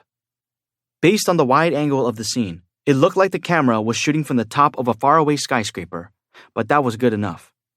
The snowstorm that had been blanketing the area was being dispersed by an unknown force. Jinchul excitedly pushed past the employees who had jumped to their feet in order to get closer to the monitor. As the fog lifted, they were able to see 5 people. No, make that 4 people and 1 insect. Jinchul knew exactly who the man standing in front of the insect was. "Hunter Jinu's Hung!" Jinchul blurted out as everyone cheered at the sight of the crushed remains of the ice soldiers. "Yeah!" They thought he was gone, but not only was Jinu alive, he had put the enemy on the ropes. How could they contain their emotions? Tears welled up in Jincho's eyes. There seemed to be one enemy left. The monster that used ice seemed immobilized by fear, like his feet had been nailed to the ground. The viewers had no idea what had happened inside the blizzard, but the tables had turned. Jincho could tell that everyone around the world was watching this scene unfold. How would Jinwoo crush the monster? Jincho stared expectantly at the screen. Strangely, it looked like Jinwoo merely said something to the monster before Jinwoo began to sink into the ground. The employees who had been hugging one another and cheering froze as Jinwoo completely disappeared from view. The flustered cameraman swung the camera around in search of Jinwoo, but was unable to find hide or hair of him. Huh? Equally confused, Jincho rubbed his chin as another heavy silence filled the president's office. The Fang monarch was trembling inside his hideout in the jungle. It felt like a noose was tightening around his neck. He should have retreated earlier. Arguing with the Frost monarch had taken too much time. Back when he'd gone after that Brazilian hunter, the earth had been full of easy prey for him. It had been exciting to be freed from the gaps between dimensions on these new hunting grounds. He never would have imagined the Shadow Monarch had descended on this world with such a malicious scheme. A human pretending to be the Shadow Monarch was one thing, but he refused to fight the actual Shadow Monarch. The power of the Monarch of Destruction was needed to take on the Shadow Monarch. There's nothing for it. I'll have to hunker down until the Dragon King arrives. The beast lay on a bed made of leaves and tree branches. Denizens of chaos, known by the humans as magic beasts, lay at his feet. These powerful creatures were his royal guard, but they purred like pets and nuzzled his hand as the king stroked them. His hand froze as he sensed something strange. The beast's fur stood on end as their instincts kicked in. The Fang monarch got goosebumps on the back of his neck, and they all fixed their gazes on the same spot. The monarch's eyes narrowed until they were slivers. The shadow of a nearby tree appeared to be moving. The Fang monarch picked up on the scent of death inside his hideout. He nervously muttered, "Is that?" Something was slowly rising from the tree's wiggling shadow. The human? No. The Shadow Monarch? The beast was unable to identify his opponent, but every single one of his senses was telling him that the man's presence felt identical to the one who almost did him in those many moons ago. Whoever it was, this trespasser possessed ultimate power in his hands. He chased me here? The king of beasts shuddered as the terror of death permeated his bones as Jinwoo rose from the ground. Grrr. In an attempt to protect their master, the beasts bared their fangs to intimidate Jinwoo. One of them dashed toward him. It was a magic beast that resembled a wildcat with 3 red eyes, and it was one of the most savage beasts from the world of chaos. Roar! Dozens of sharp fangs gleamed inside its mouth. Unfazed, Jinwoo stared as the savage S-rank magic beast grew closer. The Jinwoo of the past would have readied himself to fight it, but it posed no threat to him now. Bam! Before Jinwoo could bother to deal with the savage beast, the Fang monarch leaped at it and crushed its head into the ground. He pulled his fist out of the ground as the wildcat's limbs went limp. Why did he just kill his own soldier? The Fang monarch lowered his body and head subserviently as Jinwoo watched him curiously. He shakingly pleaded, "Oh, Shadow Monarch, I, the King of Beasts, do not wish to fight you.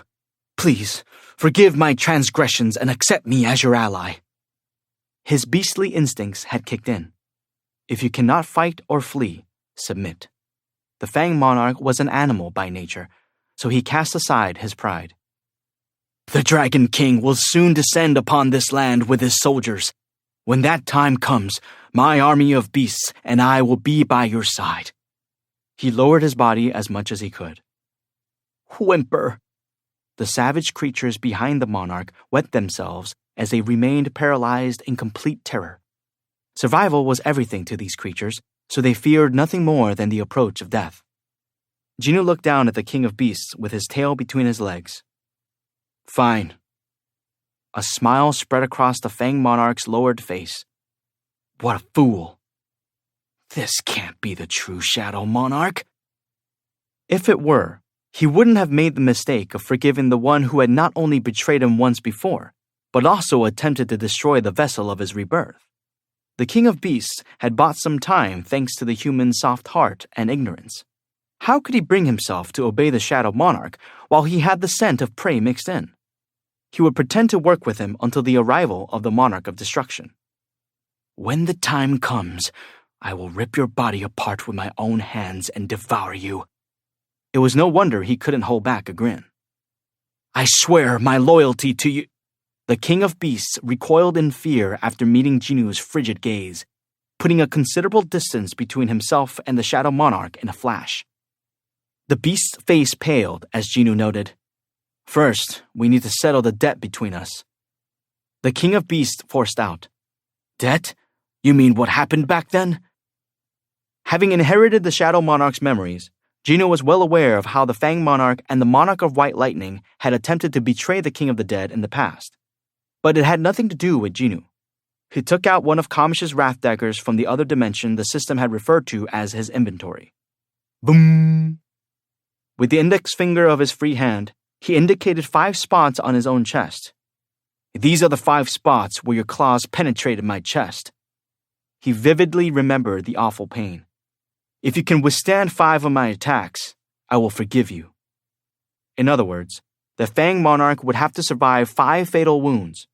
The King of Beasts let out a roar fitting of a beast as he realized that the Shadow Monarch had never had any intention of forgiving him.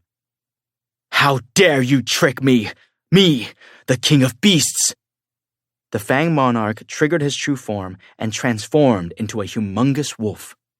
It was smaller than pictured in the Shadow Monarch's memories, though it was because this wasn't the wolf's home dimension. Whatever his size, the King of Beasts possessed enough power to destroy all of Earth. The furious Fang Monarch bellowed, "This may be the end of the line for me, but I'm going to take you down with me." Shunk! At that moment, a cold breeze blew past the wolf's face. He turned to try to follow Jinu's movements as the human vanished from in front of him. Jinu had stopped behind the wolf and was slowly turning toward him. "That's one." The wolf noticed the awfully powerful black aura around Jinu's entire body and swallowed hard. There was no doubt that the man in front of him was the true Shadow Monarch. His movements were identical. Plop! Something hit the ground. The wolf couldn't help himself. He glanced down to see a huge ear on the ground. A wolf's ear had been placed at his feet. Soon, the Fang Monarch felt extreme pain as blood gushed from his wound. Gnashing his teeth, the wolf looked up and saw a second dagger in Jinu's other hand. Jinu gripped both Kamish's wrath daggers as he delivered his final verdict to the wolf. "That leaves 4. The Frost Monarch was surrounded. Jinu had left him in a tough spot. Fleeing would be the best option, since he had no chance of winning here, but he eyed the 2 marshals of the Shadow Army. "Never mind the bastard ant who's healing a ruler's vessel." The remaining shadow was the problem. Igris the Bloodred, one of the 2 wings of the Shadow Army, kept his eyes on the Frost Monarch. The soldier's nickname was the Death Knight, and he was a powerful warrior who had fought on countless battlefields and killed countless enemies under the command of the Shadow Monarch. This was the opponent the Frost Monarch needed to be most wary of. With that being said, the ancient ice elf was a monarch, not some common foot soldier. At his best, the Frost Monarch should have been able to defeat both marshals without a problem. The issue was that the marshals possessed the power of regeneration. They would keep coming back for more until the Shadow Monarch ran out of mana. This did not bode well for the Frost Monarch, who lost much stamina after utilizing his true form. Additionally, attacking them was the same as informing their master of his moves, as every Shadow Soldier was connected to the Shadow Monarch. Even if the Frost Monarch succeeded in defeating the major generals, it would call the Shadow Monarch back to this location.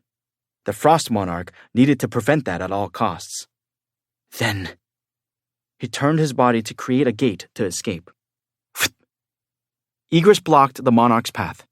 The soldier shook his head and tapped the hilt of his sword at his waist as a clear warning to not do anything stupid. The Frost Monarch turned and was met by the ant's mandibles. Scrah! The ant had been healing the arm of the interloper. If he was here, then... The monarch spotted the fully healed interloper walking toward him. You bastards! The Frost Monarch was trembling with rage at the enemies surrounding him. You worms there too! The furious king's screech shook the land. The air began to turn frosty, and dark clouds gathered overhead once more. How long do you think you can last against me? Egrus pulled out his sword, Beru flashed his sharp claws, and the man in the robe brandished a dagger in his hand. But before they could clash, the Frost Monarch sensed a disturbance in the air. The other three followed his gaze to see the shadow quivering. The Frost Monarch bit his lower lip. He needed to buy some time. Shadow Monarch! Jinnu rose up from the nearby shadow. Love that the cooldown period is gone. Any restrictions to his power had been lifted with the deletion of the system. Jinnu was able to return in a snap to where he had been earlier. He looked at the Frost Monarch and tossed over the object in his hand. The Frost Monarch caught it and stared. Is this... It was a wolf's ear. There could be only one wolf with an ear that large. You mean to say that you killed the Fang Monarch in the few minutes you were away? The surprised monarch bellowed. Instead of responding, Jinnu summoned his two daggers just as he had done with the King of Beasts. The Fang Monarch's blood that dripped from them was still warm. The Frost Monarch trembled as the powerful man before him chose his next target. The two marshals and the man in the robe retreated when they spotted the black aura rising from Jinnu's shoulders. Jinnu tightened his grip on the daggers. He had held the enemy on ice for long enough. It was time for payback. The Plague Monarch, the Fang Monarch, and the Frost Monarch. Their deaths would be a warning to the rest of the monarchs. When Jinnu smoothly rushed at him, the ancient ice elf quickly generated ice arrows to fire at him. You bastard! Despite being hastily made, the magic arrows had been created by a higher being, so they were deadly, powerful enough to fell an S-rank hunter with one shot. Countless arrows rained down on Jinnu. Whoosh! The Frost Monarch made a concerted effort to stop Jinnu's approach. Grah! But Jinnu's hands were faster than the arrows. He didn't slow down as he swatted away the ice arrows coming at him. Grah! Whoosh! Despite the barrage of arrows, Jinnu repelled every one of them and reached the Frost Monarch. Shunk! Jinnu thrust Kamish's wrath into the Frost Monarch's shoulder where Jinnu had stabbed a dagger once before. He did this to remind the Frost Monarch of the late President Ko. Ah! The Frost Monarch looked up and screamed from the intense pain.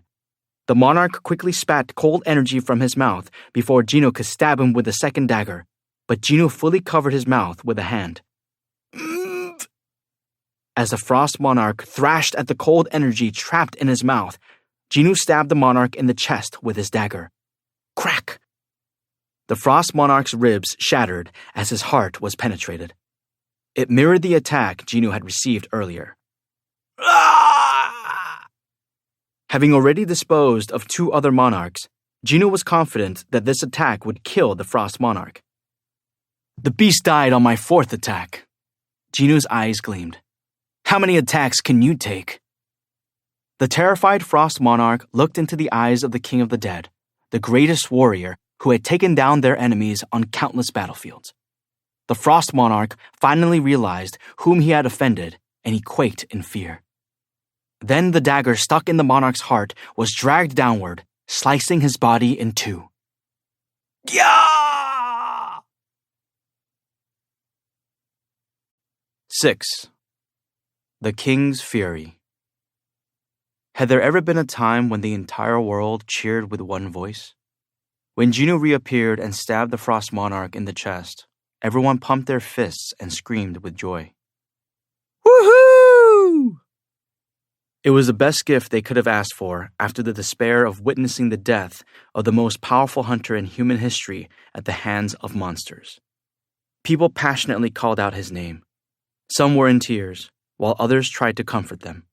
And every one of them watched as the Asian hunter killed the monster that had threatened the whole human race. When national-level hunter Thomas Andre fell and top hunter Leonard Nierman stepped up to help, the monsters had stopped being just South Korea's problem. It became about the survival of all humankind. The horrifying memory of Kamish the dragon devouring city after city in the United States was still fresh in their minds. No one wanted to see a tragedy like that happen again. Viewers across the US, Germany, and around the world lost their minds over Jinwoo's victory. It was as if they were trying to wash away the defeat and fright that had overcome them when they saw the greatest hunters fall. Yeah! The cheers continued each time Jinwoo attacked the Frost Monarch until finally the tenacious monster fell, his ashes scattering in the wind to a deafening roar. Whoo! The triumphant cries of the people echoed throughout different cities. Even news anchors currently on air joined in the celebrations. We've just received word that Thomas Andre, who appeared to sustain severe injuries, is currently in stable condition. Ambulances have arrived on the scene and are transferring the injured to a nearby hospital. The monster that slaughtered citizens has stopped moving. It is now nothing but ashes. Confirmations that the fight was over continued to pour in, and the people's excitement could not be stopped. Jinwoo-sung! Jinwoo-sung! Jinwoo-sung! But the most elated person in the world was most likely Jin Chul-woo, president of the Hunters Association. His eyes remained fixed on the TV screen while his subordinates cheered and hugged one another. He spotted something that made him raise an eyebrow. Wait. With a shaky hand, Jin Chul urgently pulled out his cell to play a video he had saved. He had replayed the surveillance camera footage of President Ko being murdered in this very office so many times. He pressed play. The man in the video. It wasn't easy to make him out because he appeared for only a moment and the video was blurry. But the man resembled the monster Jinwoo had defeated a moment ago. In addition, the speed with which the icy ground melted away was the same. That means... It finally hit Jin Chul exactly who Jinwoo had been up against. President Ko's killer. When he recalled this conversation with Jinwoo after learning of President Ko's death, chills spread across his body. Thank you for being with President Ko at the end. I'm going to kill him with my own hands. Huh? I'm going to kill the magic beast who took President Ko's life, whatever it takes. So please save your thanks for later. Jinwoo had made good on his promise. The tip of Jin Chul's nose grew red, and his eyes filled with tears as he watched the TV. The camera zoomed in on Jinwoo's face. Jin Chul felt like he could somewhat sympathize with Jinwoo's rather tired expression. Jin Chul's heart felt like it was about to overflow with emotion. President Ko could finally rest in peace. As memories of the mentor he'd admired came to mind, he looked at Jinwoo with gratitude. Thank you, Hunter Sung. The human form of the Frost Monarch slowly disintegrated into dust. Jinwoo had avenged the late President Ko as well as himself. He glared at the vanishing Frost Monarch and turned around. The marshals had been waiting from a distance for Jinwoo to finish punishing the Frost Monarch, and they now approached their master. Igris kept his respectful and calm demeanor even after getting his full power back. On the other hand, Beru expressed with everything he had how happy he was to see his master again. My king! Beru's eyes were wet with unshed tears. Jinwoo patted him on the shoulder and looked around. The other man. He could no longer see the man in the ragged robe. Who was that man earlier? Igris answered instead of the emotional Beru. He was determined to protect you with all his might while you were unconscious. Jinwoo was slightly shocked to hear Igris's rumbling voice speaking for the first time, but the novelty of it quickly passed. He raised an eyebrow. He protected me? Yes, sire. Unlike Beru, Igris spoke the language of magic beasts, since he wasn't used to speaking human languages. Jinwoo had no problem communicating with him. Why had the man protected him? Jinwoo had never met him before. As he continued discussing things with Igris, Jinwoo spotted something on the floor. This is... Jinwoo picked up the object, and his eyes widened imperceptibly. The man in the robe walked behind a building that was half demolished and took off his hood. His hair was messy, and his beard was unkempt. Il Hwan Sung leaned on the wall to catch his breath. He raised his left hand, which he'd lost all feeling in. Sure enough, it had gone gray, and the fingertips were slowly turning to ash. It was the consequences of using a higher being's power in a human body. But despite his extreme pain, Ilhwan looked pleased with himself. I did it. He'd been able to use that power to protect his son, and now that Jinoo had taken on the mantle of the Shadow Monarch, he would be a great help to humankind. It was all worth it in the end. He looked away from his disintegrating hand, let his head hit the wall, and closed his eyes. The rulers had loaned their power to Ilhwan and asked him to stop the Shadow Monarch. Not that he had a choice when he had been stuck in the gap between dimensions after the gate closed. He'd returned to Earth as an avatar of the rulers with a very important mission. However, he was unable to fulfill his duty. How could a parent kill their own child, even if that child housed the worst disaster of humankind? Ilhwan could do nothing but observe Jinoo from a distance. While he was putting off his mission, the ruler's objective changed, and the brightest fragment of luminosity gave Ilhwan a new order. Protect the Shadow Monarch. The rulers had realized that they needed the Shadow Monarch at full power to stop the other monarchs' plans. The Dragon King and his army of destruction would arrive here before the soldiers of the sky, and the only one strong enough to stop him was the Shadow Monarch. The rulers were not sure whether the Shadow Monarch would side with the humans, so it was a big gamble on their part. The answer was now clear. Jinoo had chosen to stay with the humans, and his decision aligned with that of the Shadow Monarch. The Shadow Monarch had been reborn as Jinoo himself. It had been worth it to protect Jinoo at the risk of his own life. Ilhwan regretted that he had to leave like this without saying goodbye to his son, whom he hadn't seen in 10 years. But no one had the right to take a parent away from a child twice, even the parent themselves. It would be better for Jinoo if Ilhwan just disappeared quietly. Ilhwan comforted himself with this thought as he watched his body turn to ash. Just then, he felt a familiar presence nearby. Using his right hand, which was still functional, Ilhwan quickly put his hood back over his head and stood up. Someone was standing in front of him, and Ilhwan knew exactly who it was without having to check. It was Jinoo. Ilhwan walked past the son he desperately wanted to call out to.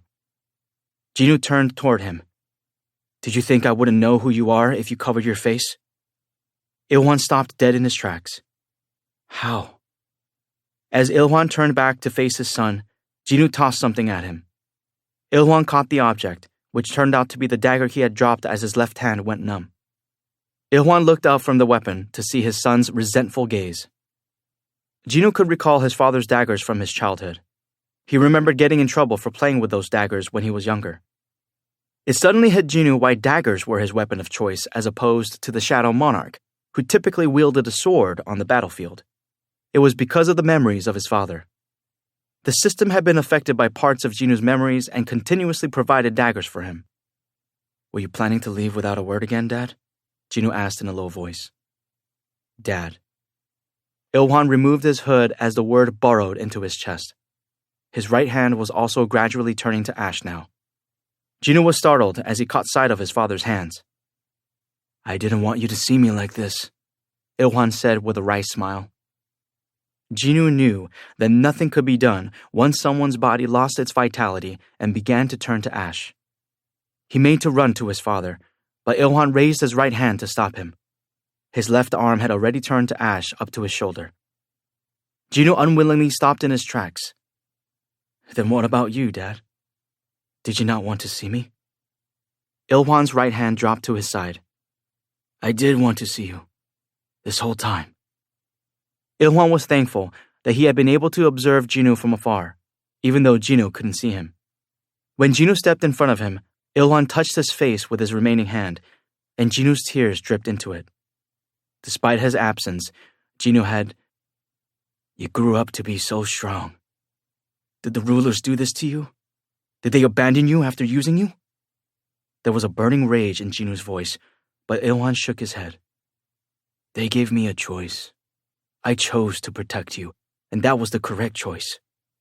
Ilhwan's right hand was turning to ash and scattering in the air now. I'd like to talk to you more, but... He had wanted more time with his son. What a cruel thing he'd done, forcing his child to erase his father from his heart for a second time. Ilhwan couldn't hold back his tears. I'm so sorry that I wasn't a good father. With those words, having consumed all his energy in the fight against the monarchs, Ilhwan's entire body disintegrated. Jinwoo attempted to hug his father, but all that remained was ash. Something shattered in Jinwoo's heart.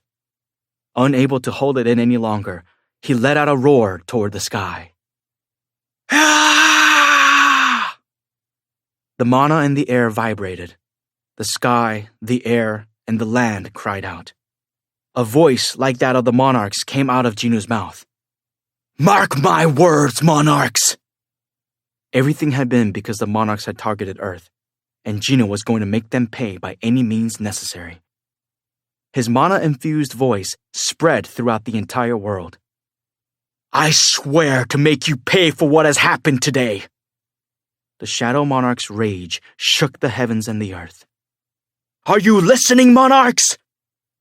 That day, a human who had acquired a peculiar power decided on how to use it. That was the day the war truly began. Perhaps it was a good thing that Jinwoo had made his proclamation in the language of the world of chaos. His voice was heard throughout the earth, and most people brushed it off as thunder rumbling in the sky. Opinions differed on why they'd heard the same sound, but discussion didn't last long, since everyone was celebrating Jinwoo's victory. The scene was the same at Ground Zero. Hunters who were nervously awaiting their turn to join the fight cheered when they heard the monster had been killed. The guild masters of the two best guilds in Korea, Chongin Che and Yunho Baek, breathed out sighs of relief and grinned at each other. President Baek, you didn't look so good earlier. You feeling better now? Wipe the sweat off your forehead before you speak, President Che. Surely it's not heart palpitations, right? I've got an herbal remedy that can help you. My goodness, look at all that sweat. Here, please take my handkerchief. The two engaged in a bout of banter, but they were able to make fun of each other only because the crisis had been averted. They'd barely been able to breathe properly due to anxiety just a few minutes ago. After all, a national-level hunter had been tossed around like a rag doll. That put not only the two guildmasters' lives in danger, but the lives of their guild members as well. Every single hunter who had gathered there was keenly aware that if not for Jinwoo, they would have lost their lives. The two guild masters were now relieving some of the pressure that had been weighing them down by poking fun at each other. In between jibes, Yunho's gaze fixed on something over Chongin's shoulder. Oh. Chongin followed Yunho's gaze to see a man was emerging from the ruins of the downtown area. Jinwoo was silently making his way toward them. The cheering and excitement died down as the other hunters also spotted Jinwoo. The only sounds they could hear were the ambulance sirens echoing in the distance. It's Hunter Jinwoo Sung. That's the man who... Although the battle was over, Jinwoo's aura still overwhelmed the entire area. Seeing Jinwoo like that rendered everyone speechless.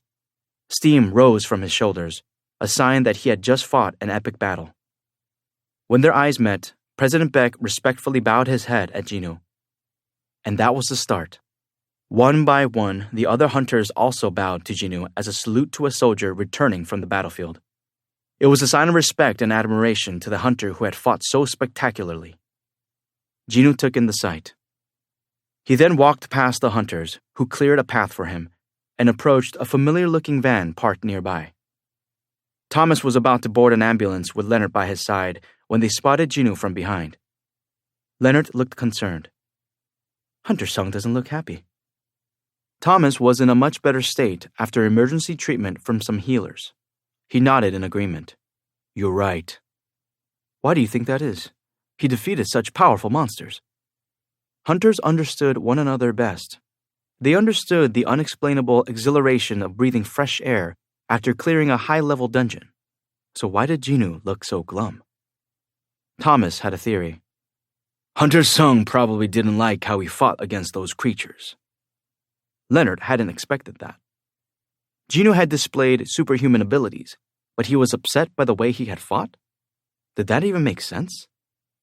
Thomas continued as if he'd read Leonard's mind. It's hard for me to believe as well, but he was probably disappointed by a few missteps he made during the battle.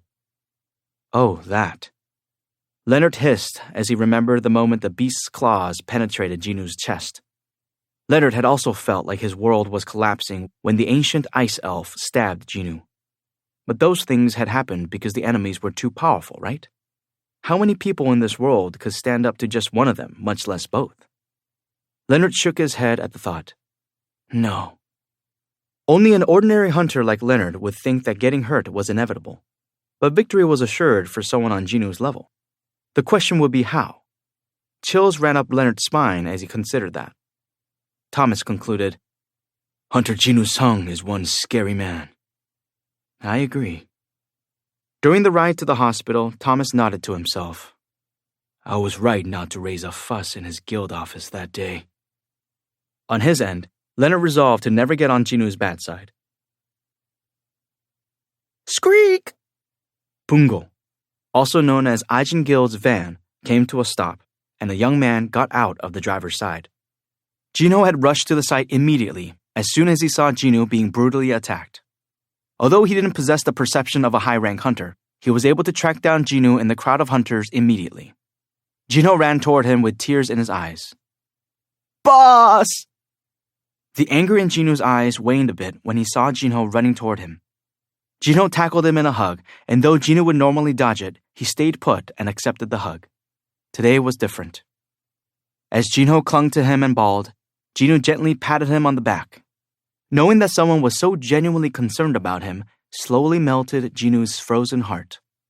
Maybe Jinoo did need some consolation. Jinoo cracked a small smile as Jinoo managed to calm himself enough to lift his snotty, teary face off Jinoo's chest. Are you okay, boss? No, I'm not. What? Jinoo's eyes widened in surprise at the unexpected answer. In response, Jinoo pointed at his snot and tear-stained shirt. Oh! Jinoo hurriedly wiped his eyes and his nose with his sleeve and hung his head. I'm sorry, boss. It's just that I was so happy that you were okay. Jinoo chuckled. Jinoo had always been a little eccentric, but he'd also always been quick to clue in on what Jinoo needed. Jinoo's face brightened. Boss, I went ahead and brought you a change of clothes. Clothes? Jinoo looked down at himself. He was a complete mess after his battle with the monarchs. If you show up at home like this, your mother will get worried again, won't she? So I brought you some fresh clothes. Well, well. Jinoo beamed as Jinoo looked at him proudly. Let's go, boss. I'll drive you home. Jinoo nodded. Mom and Gina probably saw it all on TV, so first things first. I should go and reassure them that I'm okay. As Jinoo got in the driver's seat, Jinoo looked back at the downtown area. Many people had rushed to the location to help and were getting the job done. Jinoo had gained a thing or two in this battle. The biggest priority is finding a communication device that I can use in that forest. He couldn't make the same mistake twice, but the biggest thing he'd gained were the daggers his father had left behind. He could still feel his father's warmth coming from the handles. Dad. When Jinoo made no move to leave, Jinoo cautiously called to him. Boss? Jinoo gently kissed the hilt of each dagger before storing them in his inventory.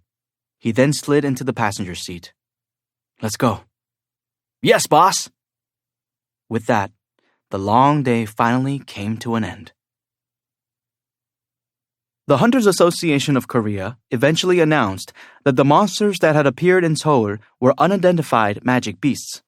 The destruction had been catastrophic. Many people had been injured or killed, and innumerable vehicles and buildings had been damaged beyond repair. However, all was not lost. Perhaps this could be considered a blessing in disguise, but people had learned how to respond to a crisis. Additionally, the impressive strength Jinoo had displayed promptly changed the mindset of people around the world. This change motivated action, even from the most unexpected places. That evening, Jinchul visited the Blue House to discuss how to handle the aftermath of the magic beasts, as well as the monolithic gate over Seoul. Considering the importance of these matters, the president of South Korea welcomed him. They exchanged brief greetings before getting down to business. Shouldn't you relocate outside Seoul? Asked Jinchul. President Kim hesitated, then sighed. I apologize for my rude behavior during our last meeting. But please, don't think I have neglected my duties as the president of this country. His expression was that of someone who was fearful but trying to push past it. What would the people of Korea think if I ran away without a word? I do not want to go down in history as a failure. President Kim had long since given Jin-chul the impression that he was a typical politician scrambling to get more votes, so Jin-chul snorted at the unexpected explanation. The president might have considered his reaction rude, but he let it slide as he, too, had said regrettable things in the past. I see. Jin-chul took out some documents he had prepared for presentation. Before he could start, a government employee rushed in and whispered something to the president. What? Is this true? President Kim jumped out of his seat in disbelief. The employee nodded with a serious expression. It's true, Mr. President. What would you like to do, sir? Put the call through. I'll talk to them. They handed President Kim a cell phone, and a voice every South Korean would recognize came through the receiver.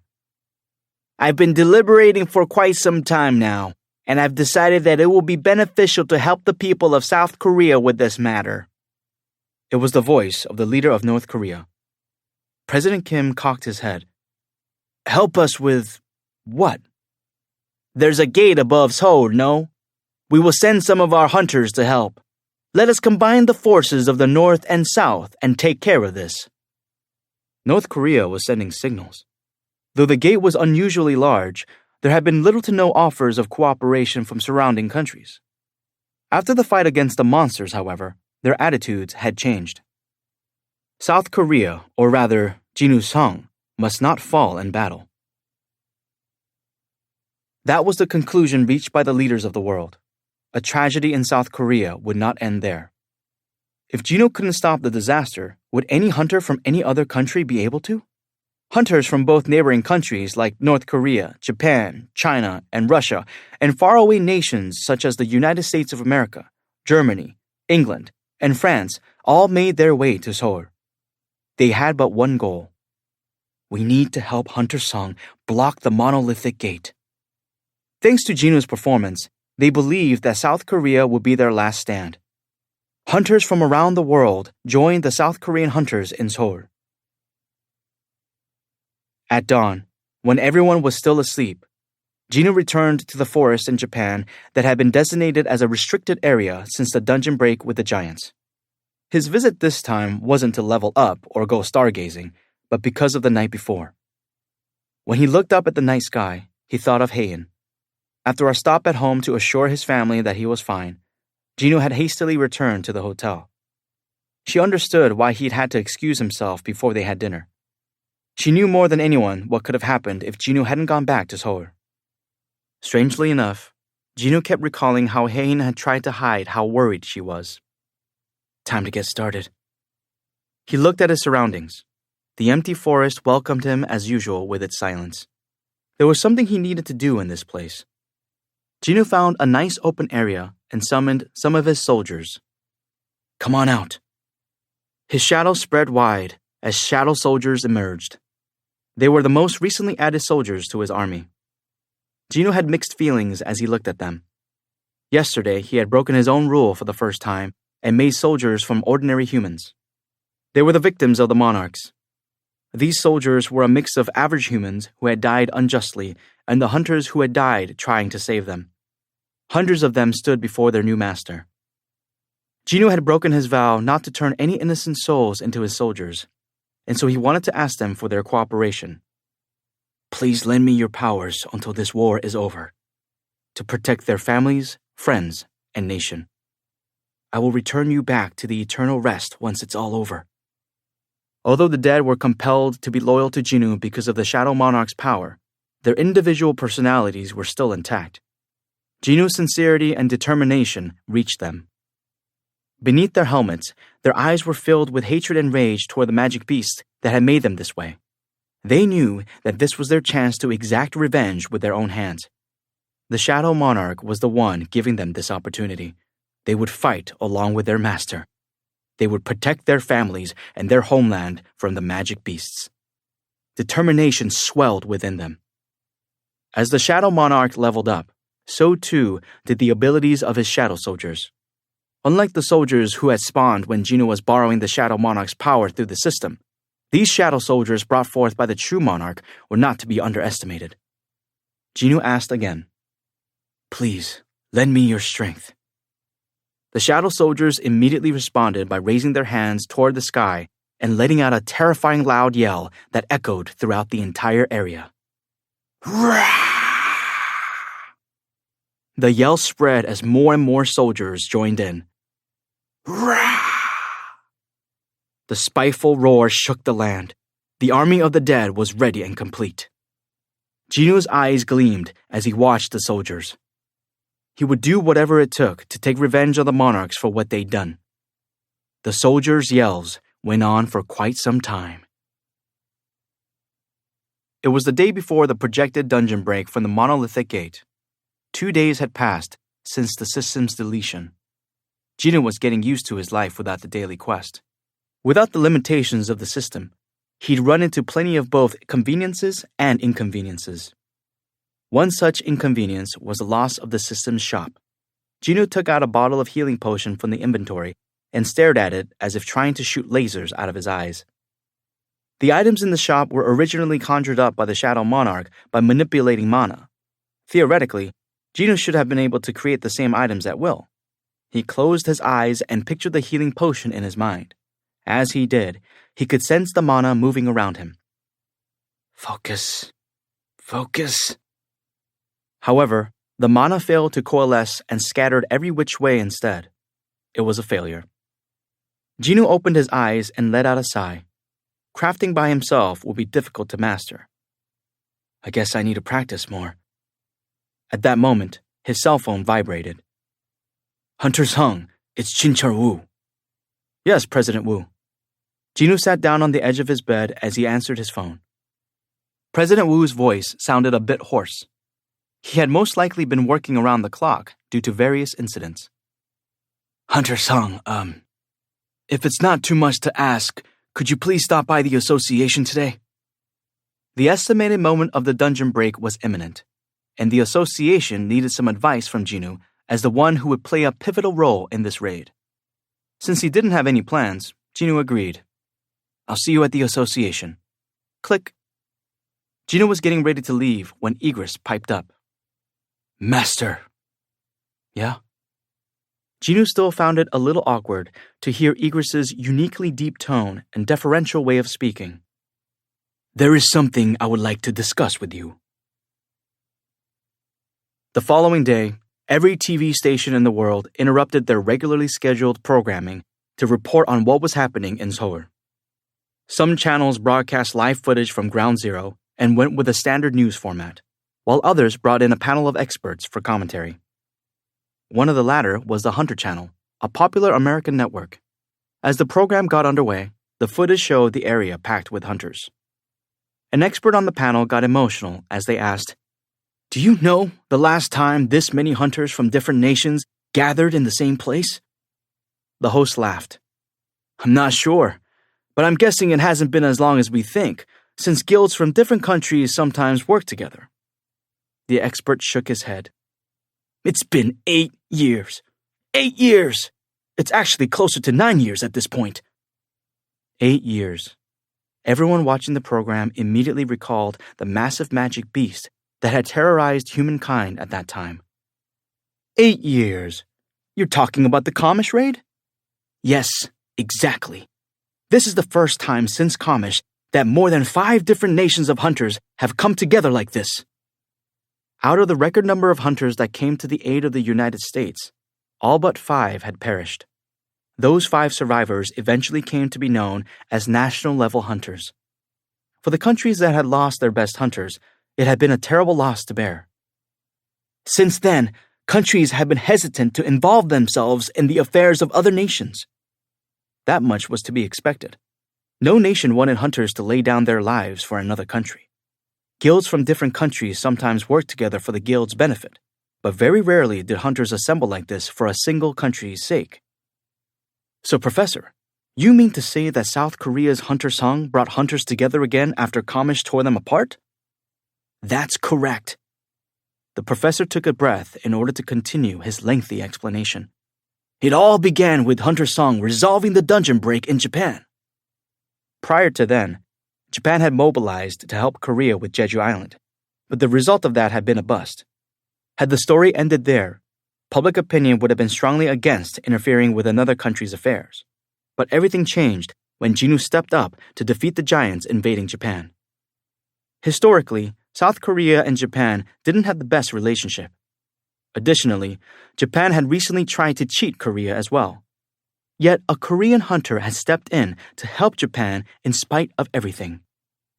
It's probably difficult to put into words just how thankful and touched the people of Japan were.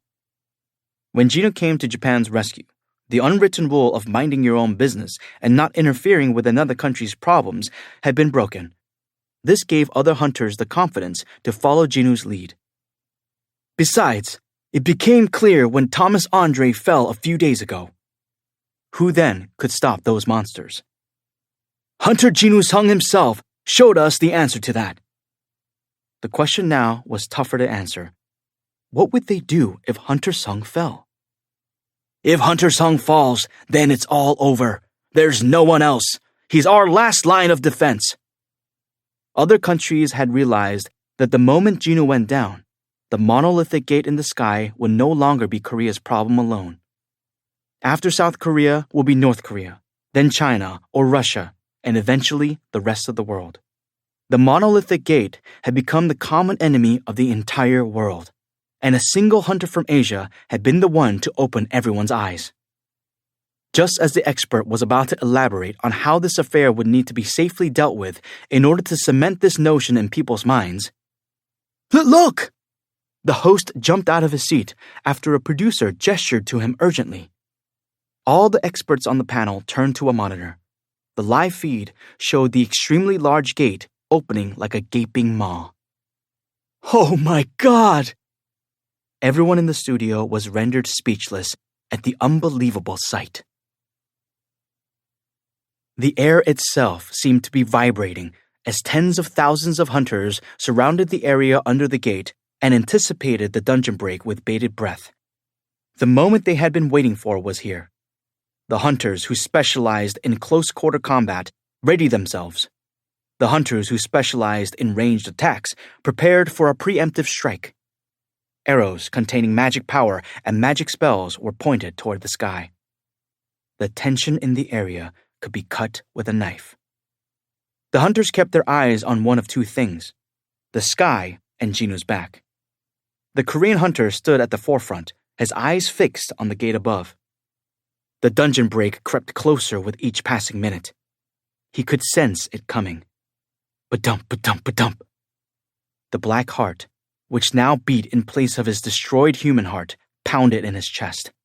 The other hunters' hearts were racing out of apprehension, but Jinu's raced for an entirely different reason. He tried to keep his cool while he awaited the big moment. Hayin stood next to him and peeked at his expression. This is the first time I've seen you this nervous. Really? Jinu grinned at her. She smiled back tenderly, then drew her sword and looked at the gate. She sensed that a life-and-death battle was just around the corner. Soon. But Hayin had been mistaken. Jinu placed his hand over his heart and closed his eyes. His heart was beating not out of fear or anxiety, but excitement. They're coming! The gate is opening! Finally, the gate began to open. The black layer between the gate and this world disappeared, and the creatures inside were unleashed. The mass of magic beasts instantly eclipsed the sky. The hunters were aghast at the swarm, which easily numbered more than 100,000. How could that many magic beasts come out at once? There's way too many! Gasps and screams of despair rang out. The creatures descended slowly, as if they were using a gravity-altering spell. Attack! Attack! Everyone attack!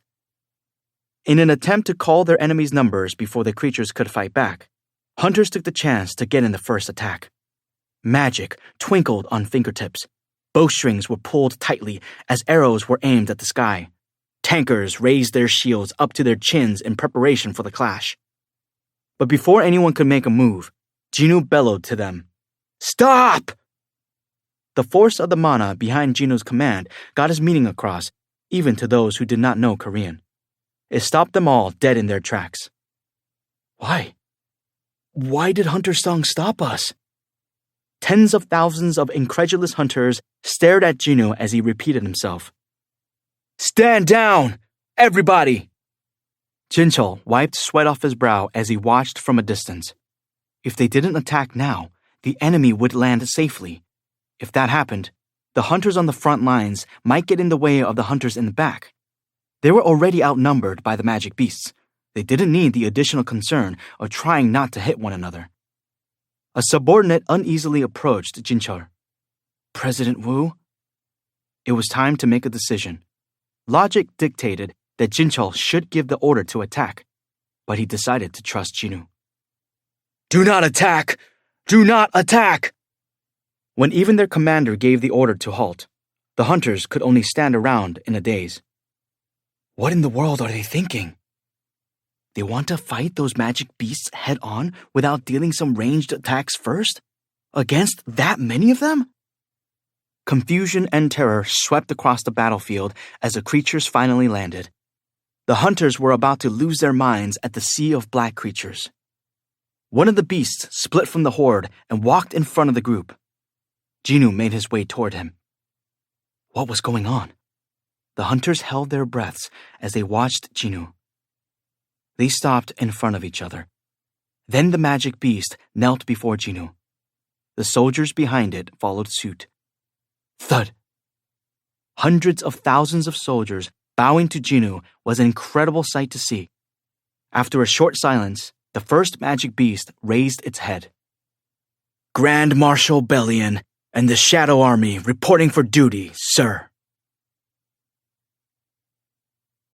7. The Inheritance. The 50,000 or so hunters from around the globe who had gathered to deal with the monolithic gate were flabbergasted to see the black magic beasts kneeling before Jinnu. Damn. The countless kneeling soldiers were either clad in black armor or cloaked in black smoke. Each possessed incredibly high magic power. But that wasn't what had the hunters in stunned disbelief. Are those... back there? You see what I'm seeing, right? I definitely am. Blood drained from the hunters' faces as they pointed to the 3 dragons at the rear of the magic beast army. The dragons had also obediently lowered their heads like pets healing before their master.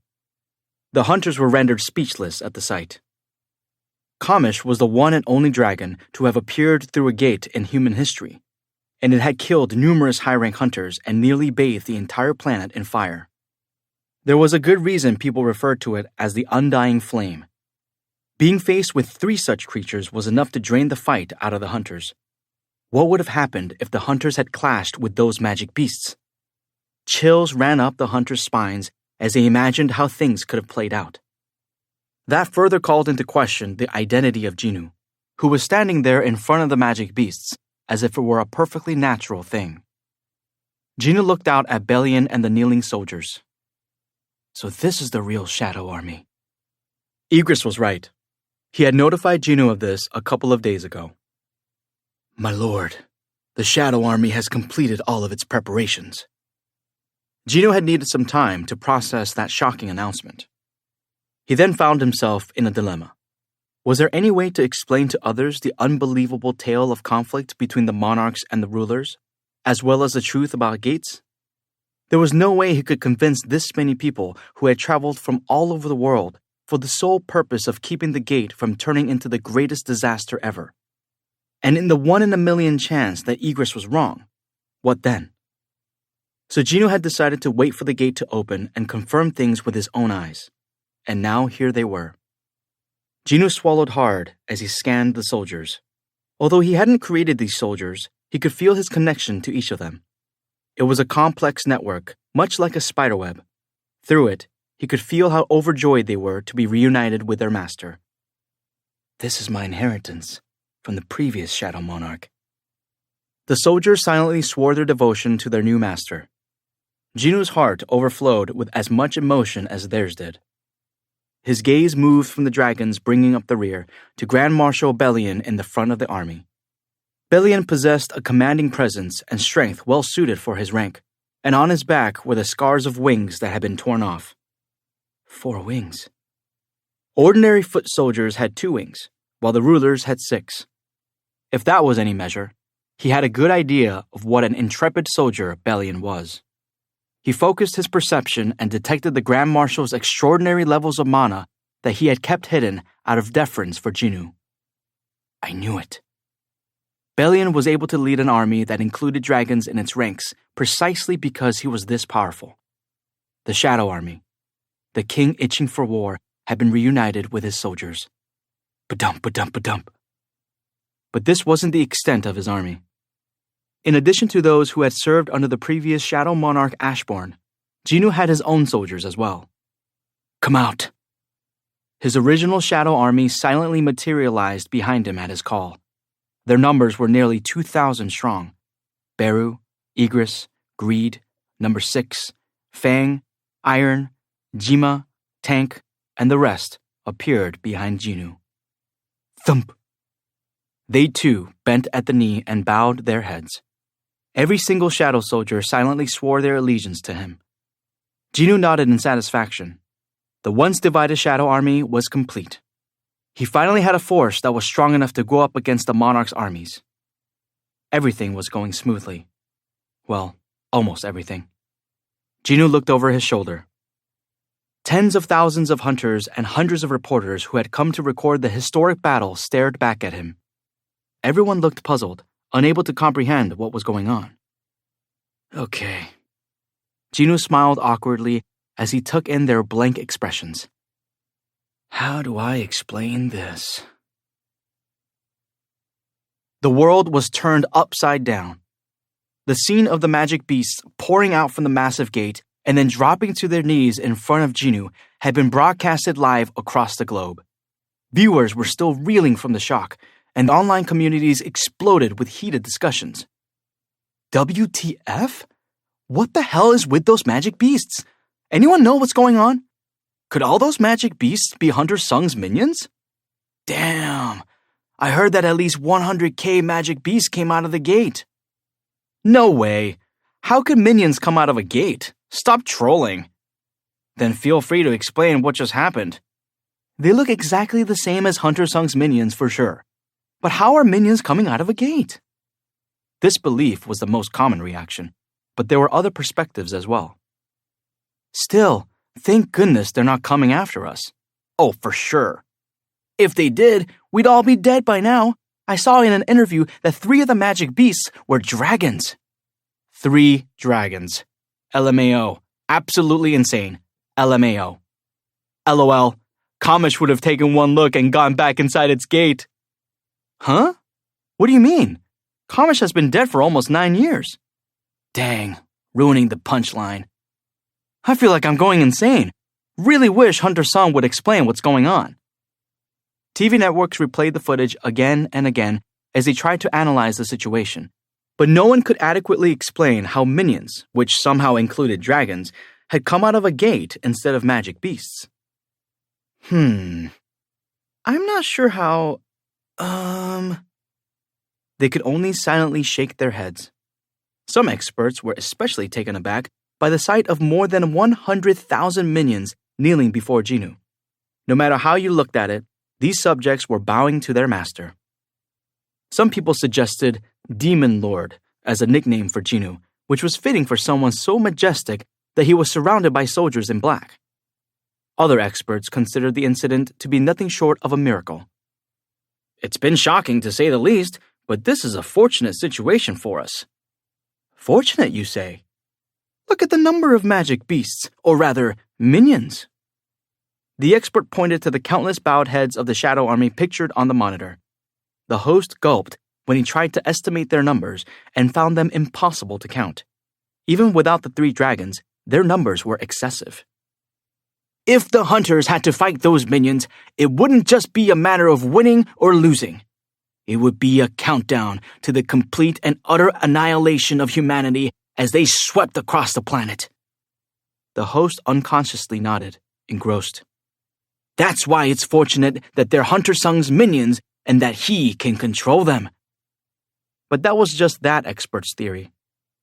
Of course, Only Hunter Jinu Sung knows the truth, the expert concluded. As if on cue, the monitor played the most shocking moment of the entire length of footage. Right here, this part.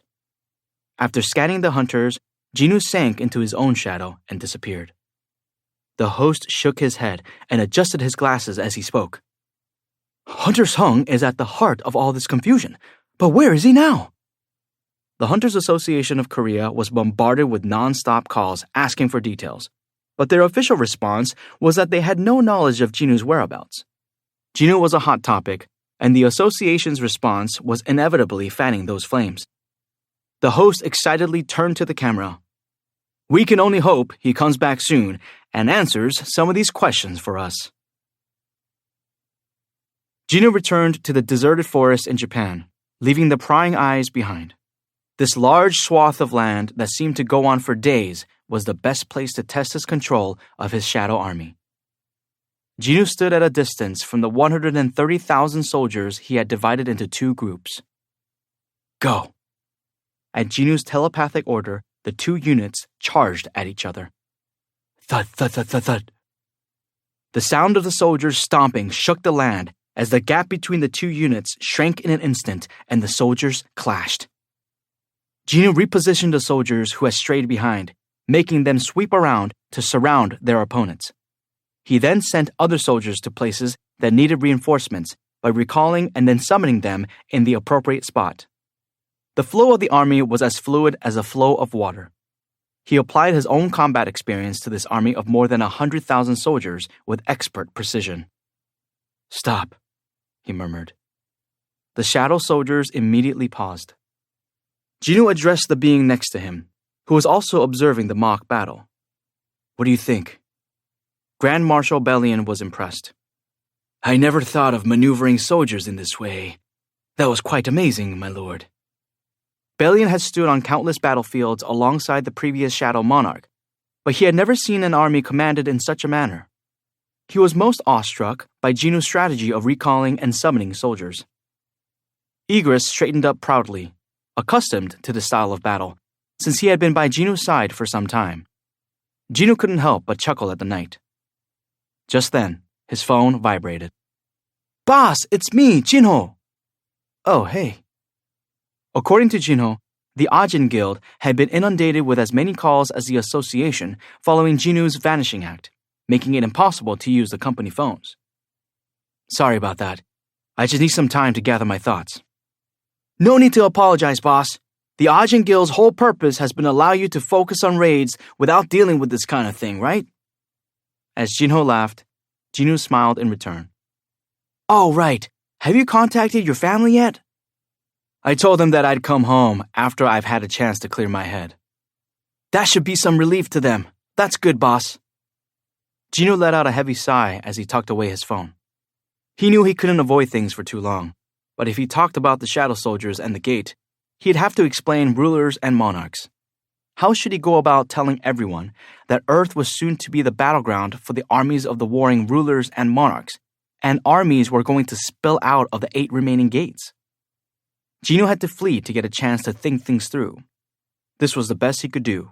He wanted to let them enjoy their blissful ignorance for just a bit longer. I'm sure it'll be okay to put it off for a few days. As soon as he came to this conclusion, Beru approached. He had been uncharacteristically quiet this whole time. My king. Yeah? Jinu turned to see Beru on his knees with his head bowed. Please allow me to be tested for the rank of Grand Marshal. Grand Marshal? Didn't Jinu already have a Grand Marshal? Jinu suddenly remembered what the system had said about the marshal rank. Does he mean... Sure enough, Beru looked up and declared, I, Marshal Beru, would like to challenge Grand Marshal Bellion. Beru was referring to something the system had mentioned before its deletion. There could only be one leader of the army. If more than one soldier reached the marshal rank, a hierarchy had to be decided among them. Since Beru had recently become a marshal, Jinu assumed that he had the right to challenge the Grand Marshal. Just like it was with ant-type magic beasts, Beru wanted to make the hierarchy of the colony clear. A fight between marshals. Jinnu raised an eyebrow at the other marshal, Igris, but Igris politely declined to get involved. The knight wasn't interested in jockeying for position among the marshals. When Igris stepped back, Jinnu's gaze fell on Belian, who had been standing next to him. As the commander of 130,000 shadow soldiers, the only one who could overrule Belian was Jinnu himself. Belian met Jinnu's eyes and lowered his head, but even like that, he was still a good head taller than Thomas Andre. Belian softly replied, "As you wish, master." As he wished, huh? Jinnu snorted with laughter at his response. Belian's answer had been worded politely, but what that meant was that he would accept any challenge as long as his master approved. Jinnu glanced over his shoulder to see Beru with claws out, raring to go at Belian's acceptance. Scrah! Unlike Belian, who was concealing his magic power as best as he could, Beru didn't bother holding back. Jinnu considered it. Fine. Jinnu knew Beru well, but he had no information regarding Belian. Any insight into Belian's combat power would help him better command the Shadow Army. There was no reason to disallow the showdown. However, the fight will end when I say it does. With permission granted, Beru's eyes sparkled. He passionately cried, "You have the eternal gratitude of this humble sir." Don't. Just don't. Thank you, my king. In the meantime, Belian calmly prepared for the fight. First, there was something Jinnu had to check on before letting them run wild. He summoned one of the Kamish's wrath daggers, poured some of his aura into it, and gently swung it toward the forest. Crack! Black energy was sent hurtling through the forest, wiping out a section of trees. However, the damage wasn't as much as Jinnu had expected. He nodded and returned the dagger. This should do. The fight between the two marshals wouldn't cause any unnecessary damage to the area. The land had been strengthened with concentrated mana and was suitable as a battlefield. Jinnu briefly frowned at that fact. Then he looked back up at the two combatants. He had high hopes for this match. All right, then. The Grand Marshal and the new Marshal both nodded at him and waited for his signal. Give us your command. I humbly await your order, my king. Jinnu grinned. Take your places.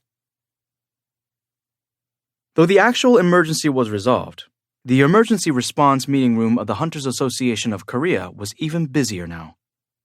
The foreign press is demanding an official statement. The Hunter Command Center in the United States is asking us to share Hunter Sung's location. Seoul Metropolitan Fire and Disaster Headquarters want to know when the evacuees can return. The Jimmy Show from the Hunter Channel wants to interview Hunter Sung. Tell Timmy or Jimmy or whoever to try and reach Hunter Sung himself. Fortunately, despite the flood of calls, the phone lines were still operational. President Wu sighed heavily as the tower of paperwork on his desk continued to grow, even though he'd been giving out orders all day. Phew. He had a mountain of things to do, or by this point, it was more like a mountain range. It was enough to send an A-rank hunter's head spinning. As he shook his head to try and rouse his tired body, he overheard one of his subordinates say something he just couldn't let slide. Ugh. Did Hunter Sung's minions have to use that gate? The subordinate's grousing snapped him to attention. Would you prefer that they were magic beasts instead, Sungwon? Pardon, sir? That's not what I... Sungwon was too flustered to reply. Jinchul chided him. What if all these calls you had to answer were coming from the families of deceased hunters instead of the media? Would you be able to grumble about work then? Sungwon could not look Jinchul in the eye. Only those employees with field experience could fully understand what hunters went through in emergency situations. They had no idea what kinds of things happened within the depths of the dungeons away from prying eyes. Considering the many different ways the raid on the monolithic gate could have gone south, yesterday's outcome was much more preferable. More than 100,000 magic beasts had emerged with no injuries or destruction, and the magic beasts had been absorbed into Jinnu's army. Who could have predicted that? It was beyond anyone's wildest dreams. But it was thanks to the peaceful outcome that Jinchul was able to cope with all the work he had to do around the clock these past few days with a smile. So for a Hunters Association employee to be complaining just because he felt tired was utterly ridiculous. If Jinu was around, Jincho might have even hit Sungwon over the head before Jinu had a chance to get mad, because he understood where Jinu was coming from. Jincho stopped his employees for a minute. I understand very well that you may be freaking out because Hunter Sung has disappeared. But for a hunter who took his responsibilities seriously to up and vanish meant that he had his reasons. Hunter Sung is probably more shocked than the rest of us. With great power comes great responsibility, or so Jincho had once heard in a movie. It was an apt way to describe the weight of the burden on Jinu's shoulders. I've known Hunter Sung for some time now, but I've never seen him this stressed out before. It looked like Jinu wasn't sure what to expect next. He'd been prepared to sacrifice his life to defend a dungeon break, but instead, the magic beasts had pledged their allegiance to him. Who could blame him for being so confused? The Hunters Association's duty at this time was to empathize and endure this hardship with him until he returned and explained everything to them. The association was first and foremost a dependable bulwark for their hunters. If we at the Hunters Association can't understand what Hunter Sung is going through, then who can? As they listened to the president's impassioned speech, the employees forgot how tired they were, their eyes stinging with unshed tears. Sungwon hung his head. I'm sorry, sir. I wasn't thinking straight. I'm so sorry. Jinchul gently patted his employee on the shoulder and let him return to work. Jinchul sat back down with a heavy sigh. Whew. The pile of documents on his desk seemed to have doubled in the short time he'd been talking. Though he stared at the mountain of paperwork, his thoughts were with Jinu. What is Hunter Sung doing now?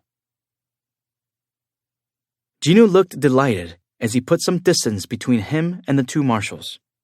Egress took a place next to him, and the other shadow soldiers spread out to form a huge circle with enough room for the two fighters to move around. Scrah! From opposite ends of the circle, Beru fully extended his claws and let out a screech as Belian quietly unsheathed his sword from his waist.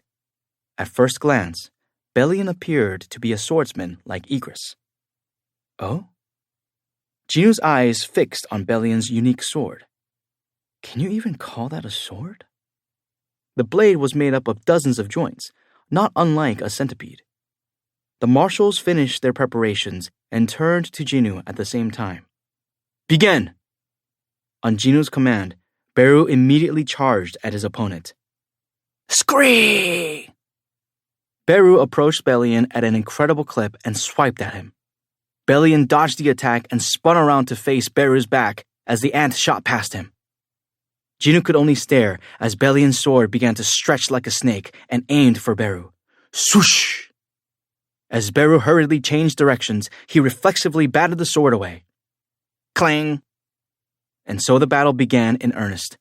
Belian used his sword like a whip and launched a veritable storm of slashes. The concentrated mana in the sword swirled freely through the air, raising the land around Beru. Merely blocking Belian's attacks kept Beru busy. Scrah! Jinu watched Belian's innovative use of the sword and imagined himself facing Belian as an opponent. Time slowed down for him, but even in this mode, Belian's sword was quick enough to present a danger. Jinu narrowed his eyes as he tracked the movements of the unpredictable sword. Upper left, right side, upper left again, then lower left and upper right. In his mind's eye, he dodged all the attacks and got in front of Belian. He then lopped off Belian's head. He could have accomplished all that in the blink of an eye. A chill ran up Belian's spine, and he hurriedly looked over his shoulder. Whoops. Jinu had been focused too intensely on the never-before-seen weapon. He met the eyes of the flustered Belian and shot him an apologetic look. Beru did not pass up the opportunity.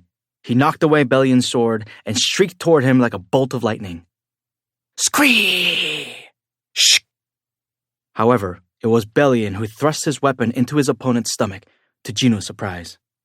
Belian's reflexes were well beyond Jinu's expectations. In addition, he possessed an awesome destructive power that could split the ground with a single strike. Belian was, without a doubt, a soldier worthy of the Grand Marshal rank. Still, he shouldn't let his guard down. An insect's greatest attribute was its tenacity, And sure enough, Beru expanded his body with the sword still stuck in his stomach. He swung down his enlarged fist on his opponent's head. Wham! The impact was so great that part of Belion's helmet broke off, releasing black smoke into the air. Scream! Beru slammed his fist down a second time, or at least he tried to. Belion managed to grab Beru's wrist. Beru attempted to shake off Belion's grip, but Belion wouldn't budge. Meanwhile, the knight pulled back his other arm and focused a large amount of mana on it. Then, whack! Belion punched Beru in the chest, sending the ant flying backward. The resulting shockwave ripped the surrounding trees out from their roots. The forest that was once thick with trees now had a clear path through it. Scrah! Beru came to a halt by spreading his wings, but he could do little else before Belion appeared right in front of him. Belion hammered him from above and sent him hurtling toward the ground. What? Beru crashed into the ground like a meteor. Belion followed close behind, and despite the impact, Beru jumped to his feet and fought back. Any other enemy would have been ripped apart by this point. Shk! Beru swung his claws at Belion, who deflected them with a backhand and struck Beru in the head. Bam! What followed was a total slugfest. Pow! Kapow! Pow! Pow! Beru's strikes were only able to make Belion lose his balance momentarily. Kaboom! On the other hand, Belion's attacks contained enough power to kill any other person. Crack! Crack! Beru's exoskeleton cracked as if it would soon come apart. Scrah! Beru fought tooth and nail to the end. When he attempted to bite Belion on the shoulder, Belion grabbed him by the neck. Crack! Immobilized, Beru thrashed in Belion's grip. Belion concentrated a tremendous amount of mana in his other arm for his ultimate attack. It would be enough to crush a dragon's head with one blow, and it distorted the air around them. The victor was clear. Belion's fist flew towards Beru's face. Not wanting to see Beru lose his head, Jinnu took hold of Belion's fist. Enough! Belion instantly withdrew, then dropped to one knee and bowed his head. My king. Well done. Jinnu's eyes twinkled with praise for Belion for the display of his abilities that held nothing back. He then approached Beru, splayed on the ground. Scree, my king, I can still fight. Jinnu looked down at the pitiable ant struggling to stand. Beru, why are you so determined to become Grand Marshal? I wish to stay by your side forever, Beru sorrowfully explained. Jinnu scratched his head. The Grand Marshal will be my right hand, and you can be my left. Beru's eyes widened at Jinnu's declaration. My liege! Don't. Jinnu sighed at the emotional Ant King, then looked up as another soldier approached. It was Igris, who had been listening in on their conversation. My king, please allow me the opportunity to also issue a chat. Jinnu interrupted him as if he had been expecting this. And you can have my back. Igris had nothing else to say at his master's foresight. I see. So the Shadow Monarch has become our enemy. The Dragon King, currently in human form, calmly received the report from the monarchs already on Earth. In this darkness, the only thing he could hear were their voices. I understand. I will take care of him. Do not do anything. We must not sustain any more losses. The Dragon King ended the connection after fully understanding the situation. Silence fell. The gap between dimensions was a world in which nothing existed. Filled with emptiness, it was hell to the monarchs since there was nothing to destroy. Born for the purpose of destroying everything in existence, the monarch of destruction had been making every effort to escape this place. And finally, his efforts would bear fruit. The Dragon King turned and relayed an order to the creatures in the darkness. Prepare for war, my soldiers. Dozens of ancient dragons, hundreds of dragon soldiers, and tons of thousands of dragon folk hiding in the darkness roared, their eyes glittering.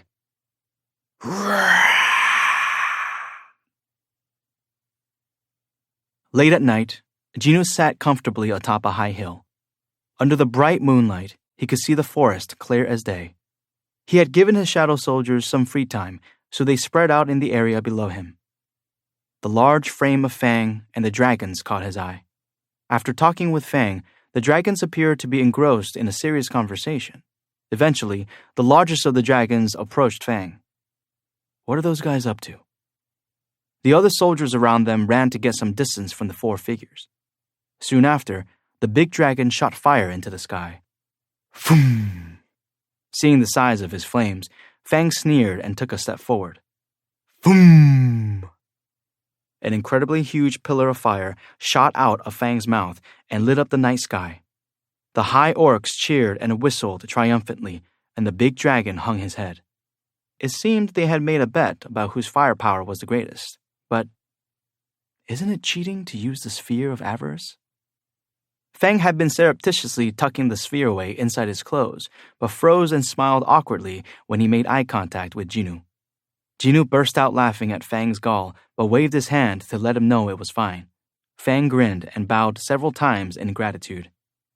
It was peaceful, but although Jinu wore a tranquil expression, his mind was in turmoil. He looked up at the sky.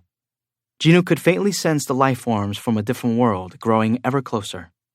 Their maliciousness and power prickled Jinu's mind, though they felt like trying to make out a blurry object through heavy fog. Who knows when they'll make their move? Jinu's heart was heavy with the fact that there was no way to avoid the coming confrontation. He was lost in his thoughts for a while before he looked up again. He spotted something strange and peered closer to see ant soldiers diligently carrying off lumber and stones. What are they doing now? Before Jinu could summon Beru to ask, a voice came from behind him. It appears they wish to build a small shelter for you to rest comfortably while we are here, my liege. It was a soft voice that didn't suit the large frame of Grandmaster Bellion. Jinu nodded as he watched the ants at work. I'm guessing this is Beru's doing. The only marshal who quickly and passionately set out to do something Jinu hadn't requested of him was Beru. On the other hand, Igris was the type to flawlessly carry out everything Jinu asked of him, and Bellion. Bellion was still a mystery, as Jinu didn't know that much about him yet. The strong bond connecting Jinu and Bellion had been forged with the previous Shadow Monarch. Jinu wanted to get to know his Grand Marshal. Bellion seemed to have read his mind. The knight drew closer and stood right behind him. My king, why do you not call back your shadow soldiers? Jinu continued to watch the soldiers. I don't want them to feel imprisoned. They were stuck in the gap between dimensions before arriving here, after all. Not expecting that response, Bellion didn't say anything for a time. Jinu asked him something in return. Aren't you sad that you can no longer see Ashbourne, the previous Shadow Monarch? Having lost his father, Jinu knew the pain of losing someone important. He assumed Bellion would feel the same way. I stood by his side when he tried to stop the rulers in the rebellion against the Supreme Being. When he acquired power over the dead, I was the first to volunteer to be his soldier. Bellion's voice was steady. I assisted him for nearly an eternity, and I never once questioned his decision. That doesn't answer my question, though. Jinu repeated his initial question. However, Bellion didn't know how to answer him. I have never thought about my feelings. That's why I've given you an opportunity to think about them. There was a long and heavy silence, and in it, Jinu felt Bellion's sincerity. Words hadn't been spoken, but they'd still been communicated. Jinu finally turned to look at him. I'd like to hear the story of you and Ashbourne, if that's okay with you. It's a long story. Good. I need a story long enough to listen to until I fall asleep. As Jinu looked straight ahead again, Bellion took a seat next to him. The story begins when I was still but a fruit in the world tree.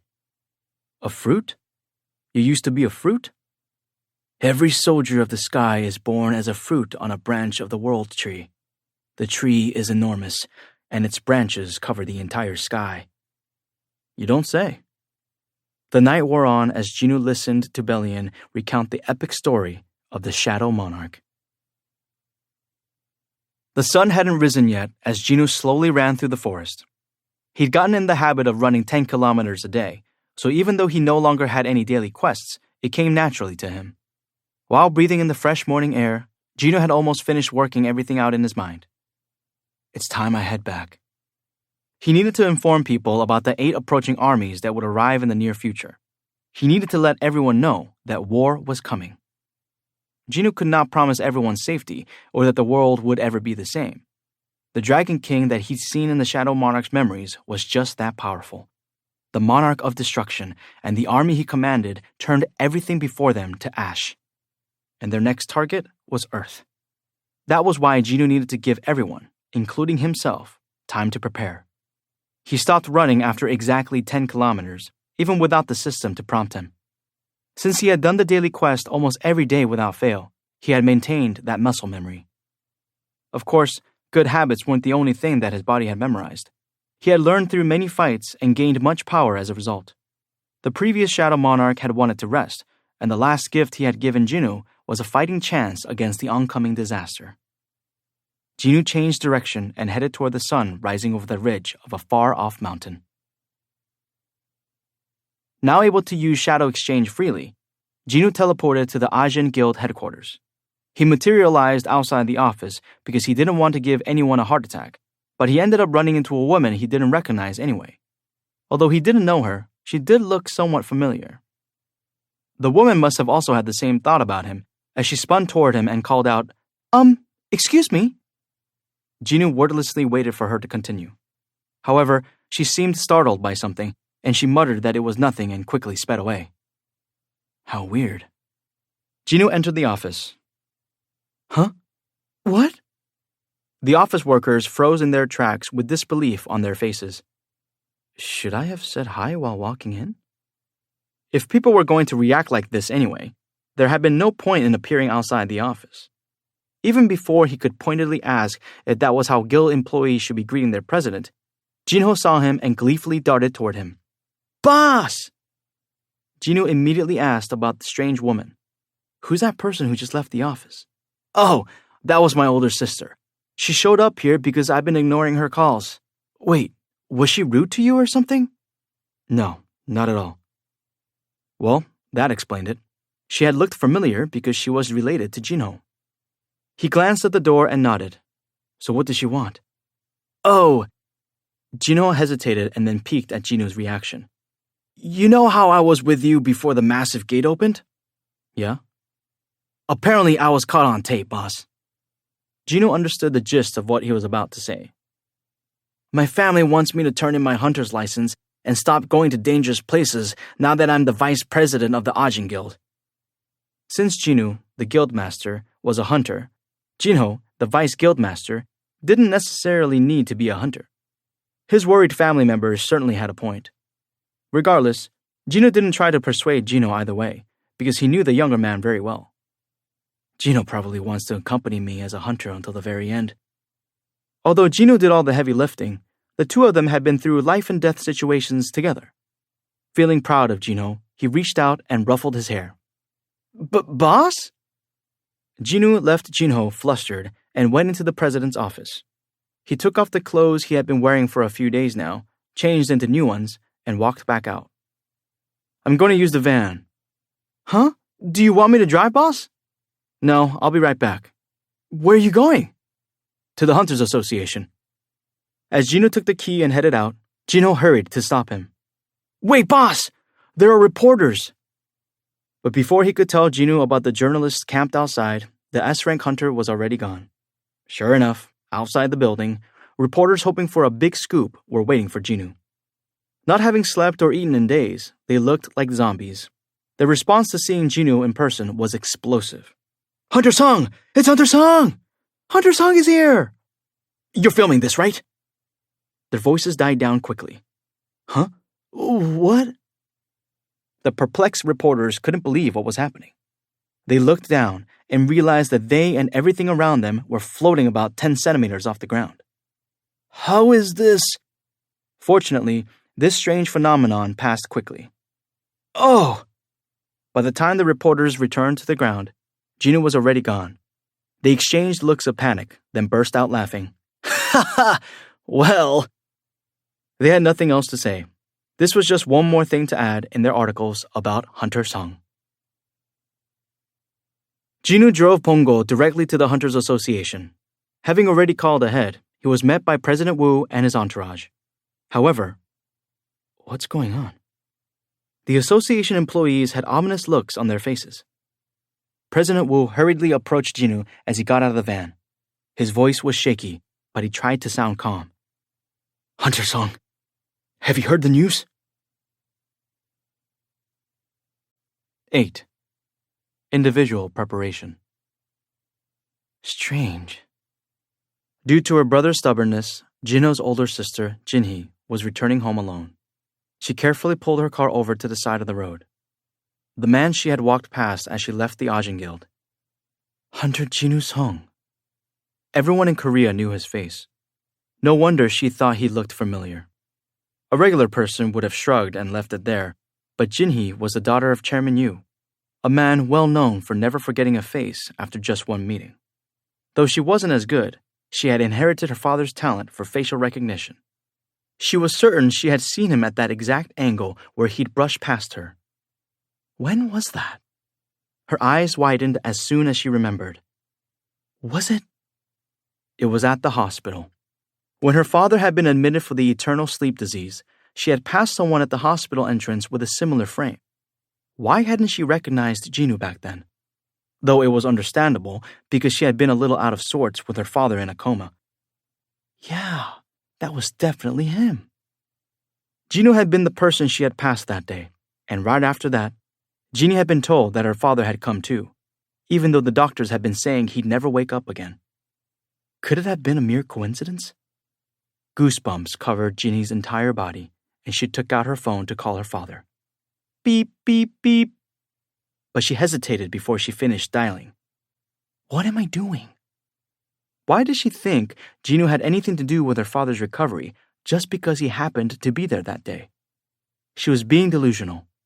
She let out a sigh and wondered where her mind had gone before she started the car again. Then her phone rang, right on cue. Mr. Secretary. Jinhee smiled at the caller ID. Her father's assistant was probably calling her about the visit to the Ajin Guild on his behalf. I see that he still can't communicate honestly with his own children. Jinhee tried not to laugh as she answered the phone. Hello? Yes, Miss Yu, this is Secretary Kim. The conversation went exactly as she had expected.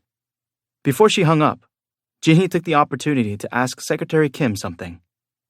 By the way, how well does my father know Hunter Song? Pardon? Secretary Kim sounded surprised. Why the sudden question? Although flustered by the serious tone in Secretary Kim's voice, Jinhee continued. It's nothing.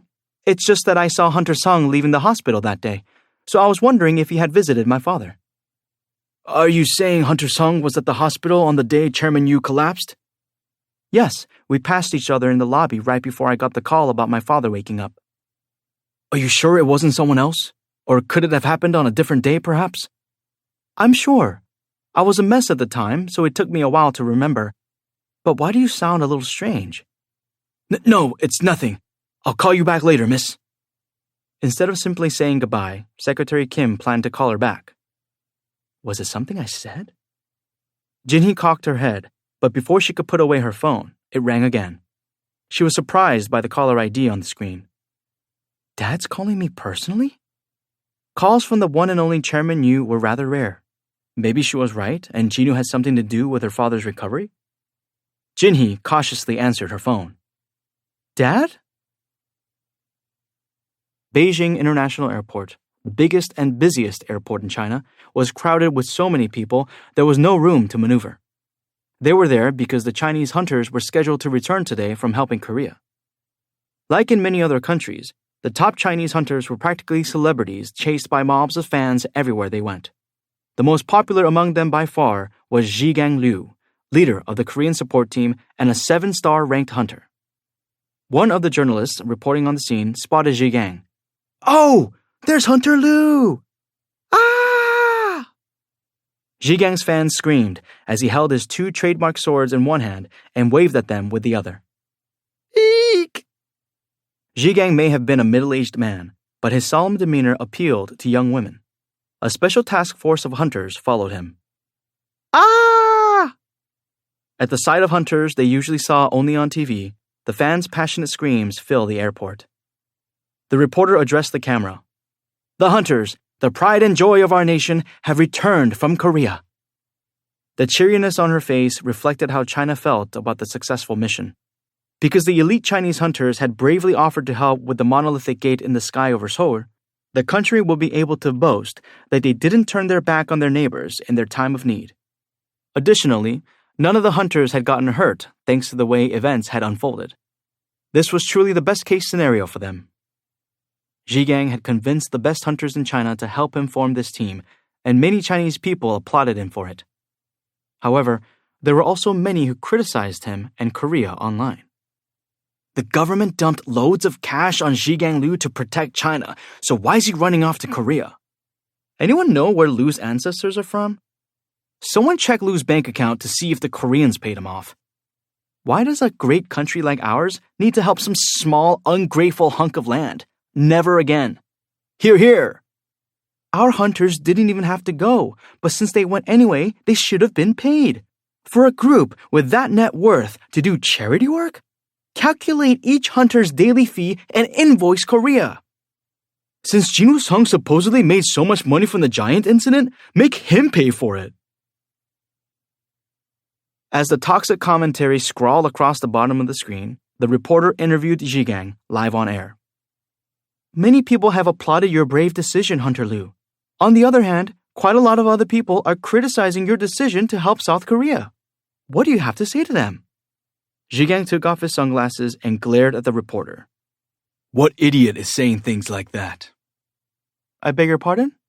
The reporter looked like a deer caught in headlights. Zhi Gang angrily continued. Are their brains just for decoration, or do they really not know how to read a map? Do they seriously not know what country is just a little ways north from South Korea? Oh. If you'll recall, a giant-type magic beast from Japan crossed the ocean and almost reached Chinese soil.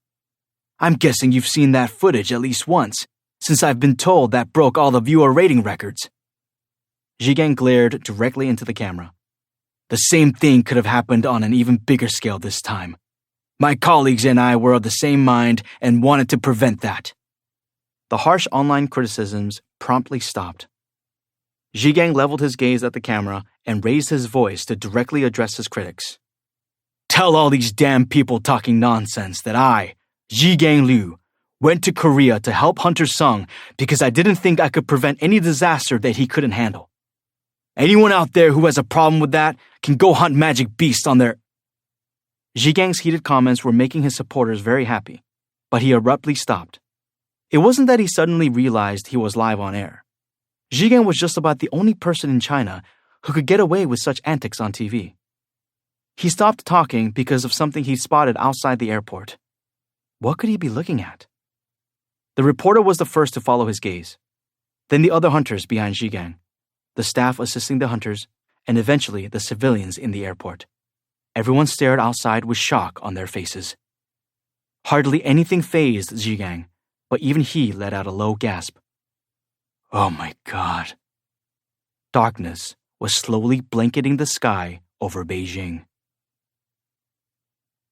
Hunter Sung, have you heard the news?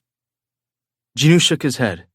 He had been in Japan since the raid of the monolithic gate and headed straight to the Hunters Association when he returned to Korea. He hadn't had a chance to check the news just yet. Besides, Jinho would have told him if any problems had occurred while he was away. Seeing the grim looks on everyone's faces caught Jinho off guard. What's going on? Jinchul took out his cell phone and showed Jinho several videos that had gone viral. Damn, did you see that? Whoa! It looks bigger than the gate that appeared in Korea, doesn't it? 8 extremely large gates had appeared in the sky in various places around the world. People were simultaneously scared and awed by the phenomenon and were sharing videos on social media. Jinwoo coolly watched the videos as Jinchul audibly swallowed. Hunter Sung, could these also be... They're not. Jinwoo quickly cut him off, making it clear that he had nothing to do with these gates. Jinchul had hoped that these two would pose no threat, but his expression darkened as his hopes were dashed. What if hundreds of thousands of magic beasts came out of each gate like they had over Seoul? Would that signal the end of humanity? Jinchul shuddered at the thought. After watching all the clips, Jinwoo spoke to him. Let's go somewhere private. Right. The two men quickly went up to the president's office and sat down on couches facing each other. You said you had something to tell me? Jinchul asked carefully. Jinwoo posed a question in response. Do you trust me, President Wu? Jinchul nodded. Yes, I do. Then please believe everything I'm about to show you. Excuse me? Jinwoo touched his index finger to Jinchul's forehead, just like the previous Shadow Monarch had done to him. At that precise moment, darkness clouded Jinchul's vision, followed by a barrage of images. Oh! Jinwoo shared only what he thought Jinchul needed to know: the ruler's plan, the monarchs, and their encroaching armies. Jinchul was shown the power of the monarchs. He panted heavily as soon as the images stopped. This is insane. How could this be? All this time, Jinchul had believed that God had gifted special powers to a small number of individuals in order to defend humanity, which was why they did so. But if what Jinwoo had shown him was true, he had been too arrogant. Everything he'd believed was wrong. Awakened beings were merely the results of the process of transforming humans so that they could survive a coming war. And it wasn't a war between humans and the monarchs, but the monarchs versus the rulers. However, a human had become an unexpected variable and inserted himself into the war. Since the armies of the monarchs had arrived much earlier than expected, that variable was the last hope for humankind. No way. Jinchul's hands trembled as he looked up with teary eyes. Hunter Sung, are you actually planning to fight them by yourself? Jinwoo wasn't about to give up before the battle had even begun, just because the enemy was strong. That wasn't how he lived his life up until now. And so he wordlessly nodded, yes. Jinchul wanted to help Jinwoo in any way he could. Then how can I help you? Jinwoo had expected this question, so he knew exactly what to say. Please call a meeting of the leaders of the world. David Brannon, the director of the Hunter Command Center, was frustrated out of his wits. What did the Hunters Association of Korea say? No official word yet, sir. Then what are you doing here? Excuse me? The director hadn't called his subordinate up to his office to stand there and blink at him. Brannon blew up at him. Get me an answer, even if you have to squeeze it out of the president of the association. Do your job! Sorry, sir. Figure out what's going on, now! The director continued to huff and puff, even after kicking out the head of his intelligence department. An extremely large gate, even bigger than the one in Seoul, had appeared in the sky over Canada. The United States and Canada were allies, and they shared a border. It wouldn't take long for a fire that started in Canada to reach the United States. The best result would be for this gate to turn out harmless like the one in Seoul. It would be great if more of Hunter Sung's magic fell out of the gate. But the problem is, Jinwoo and the Hunters Association of Korea were the only ones who knew what was going on, but they were keeping silent. It had been 3 hours since the new set of gates had appeared all over the world. The United States government was already pressing the Hunter Command Center for a plan. Our Hunter Command Center is one of the best intelligence organizations in the United States. Yet here we are, waiting on the Hunters Association of Korea. David had never been in such a situation before. He couldn't help his anxiety. Beep! As he took deep breaths, Brannon spotted the blinking light of an incoming call on his office phone and picked up the receiver. What? The president is asking for you, Mr. Brannon. Tell him I'm not in. Mr. Brannon? Clack! The director slammed the receiver down as he stared at the ceiling in a daze. The chief of intelligence returned, out of breath. Mr. Brannon! Why did you come crawling back? The director was about to chuck the phone at the man, but the chief of intelligence quickly raised his hand. The Hunters Association of Korea has replied. A smile blossomed on David's face. See? There you go. He put down the phone and approached the other man. So what did they say? Well, the thing is, they said if we want any information about the massive gates, we need to go to Korea.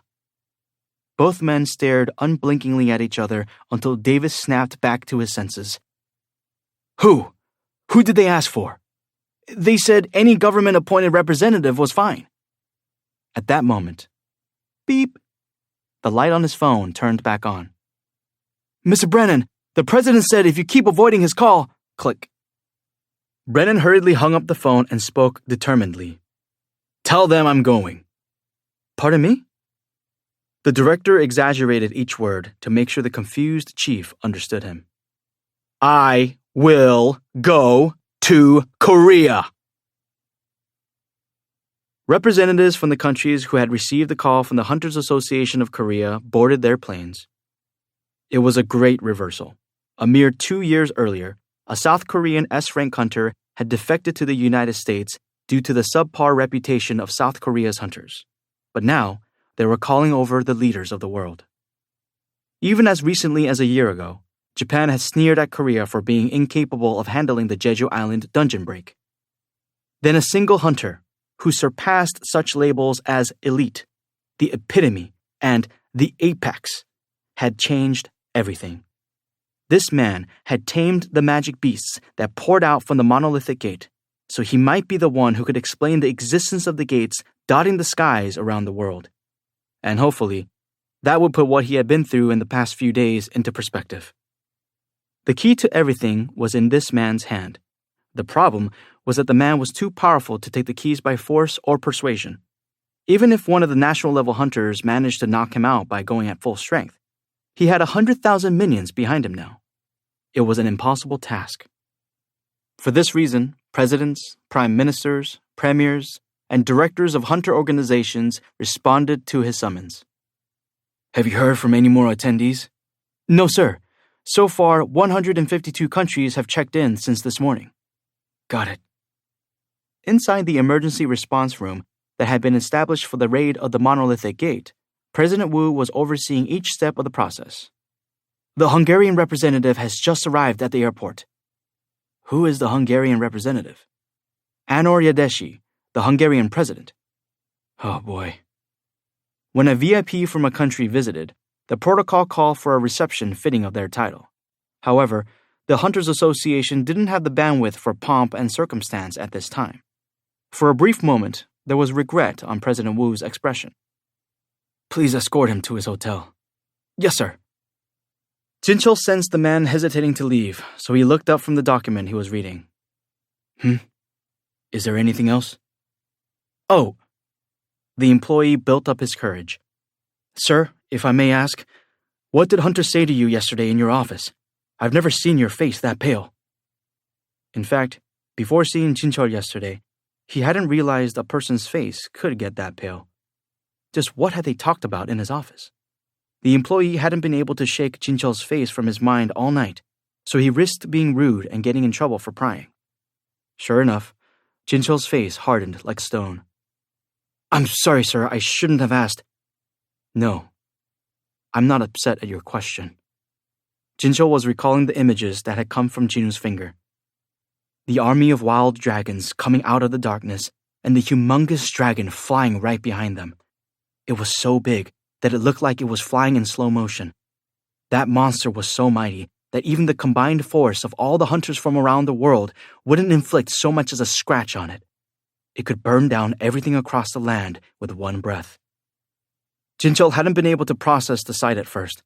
Regardless of his own power or what rewards he was offered, he didn't have the confidence to take on such a creature.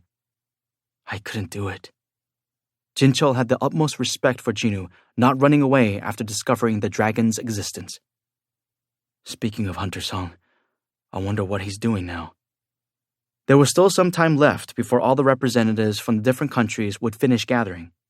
Jinchul was suddenly curious about how Jinu was spending his time. He asked his subordinate before they left, By the way, where is Hunter Sung now? I believe he's at home resting. Ta-da! Gina's face brightened as Jinu served her the kimchi stew he had made. Wow, it looks so good!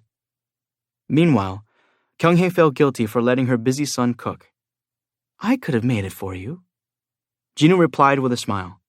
I want to show you the expert cooking skills that I've been honing." He had finally managed to persuade his mom to surrender the kitchen to him. Jinwoo pestered his mom to taste his masterpiece. She picked up her spoon with a smile on her face. She carefully blew on the stew before having a taste. Her eyes widened in surprise. Gina poked her for her thoughts. "So, how is it, Mom? It's good, isn't it?" "It is." Gino grinned at his shocked mother. "Who knew Gino could cook, right? Try this too, Mom." His perfectly seasoned side dishes. Gina sang her brother's praises with a grain of rice stuck on her lip. But as the look on Kyunghae's face slowly began to change, Jinwoo turned to her. "Mom?" Kyunghae quietly put down her spoon. "Jinwoo, is something the matter?" Jinwoo tried his best to keep a straight face. "What are you talking about?" "Your father used to cook for me like this before he went on a dangerous mission." Jinwoo hadn't cooked for her before he went to Japan to defeat those giants or when the huge gate opened in Seoul, but he was now. Kyunghae couldn't help but worry, as a mother's intuition was always correct. "I guess I am my father's son. Can't believe I'm doing the same thing he did." Jinwoo internally shook his head before he answered his mother. "Nothing's the matter, Mom." Kyunghae picked up her spoon again and smiled back. It was hard to tell whether it was because she actually believed her son or because she didn't want to pry at his strained smile. Gina held her spoon in her mouth as she observed the exchange between her mother and brother. She joined in the laughter as she went back to eating. Toward the end of their meal, Jinwoo heard Bellion's voice in his head. "My lord, I have prepared the soldiers as you have commanded." "Got it." Beru continued as if he had been waiting for Bellion to finish. "My king, accommodations for you have been prepared as well." "I see. Thank you." Jinwoo hadn't really asked for that, though. At any rate, he slowly rose from his chair following their report. "I'm done eating." As he began to put the dishes away, Jinwoo's hands froze when he heard a noise coming from outside. Sounds like 4 sets of footsteps. He could hear their hearts racing. Although it didn't matter to Jinwoo, he could tell that all 4 were ordinary people and not hunters. What's up with them? No thief will be crazy enough to try and rob the home of an S-rank hunter. And with surveillance team members assigned by President Wu guarding the lobby, no reporters could enter the building. Jinwoo was puzzled when the doorbell rang. Ding dong! "Let me answer it." He stopped his mother from getting up and went to the door. Ka-chuck! Jinwoo opened the door to reveal 3 well-built young men in black. They don't look like they're from the Hunter Command Center. Jinwoo eyed their outfits. "What brings you here?" The 3 young men stepped aside for an older man. "Hunter Sung, my apologies for the unannounced visit, but may we please talk?" Jinwoo's voice went up in surprise. "Chairman Yu?" The chairman looked a bit of a mess. Whatever he wanted to talk about was not to be discussed here. Jinwoo thought about his mother and sister as he glanced toward the kitchen table. He then turned back to Chairman Yu. Chairman Yu anxiously awaited Jinwoo's response. Jinwoo debated it for a bit before he answered, "As long as it's somewhere private." The chairman's face lit up. "Then I will escort you somewhere quiet. Please, come with me." Jinwoo went back inside to inform his mother and grab a jacket. He then followed Chairman Yu and his men to the lobby of the building. As expected, reporters were camped just outside the entrance. It was possible the chairman had brought along the 3 bodyguards in order to get through the crowd. The reporters yelled as they aggressively wrestled with the hunters of the surveillance team. "Come on! You let the chairman of Yujin Construction in, but not us? That makes no sense. You said Chairman Yu was a guest of Hunter Sung's? Then why can't we be his guests? Fine, we're his guests. Are you happy now?"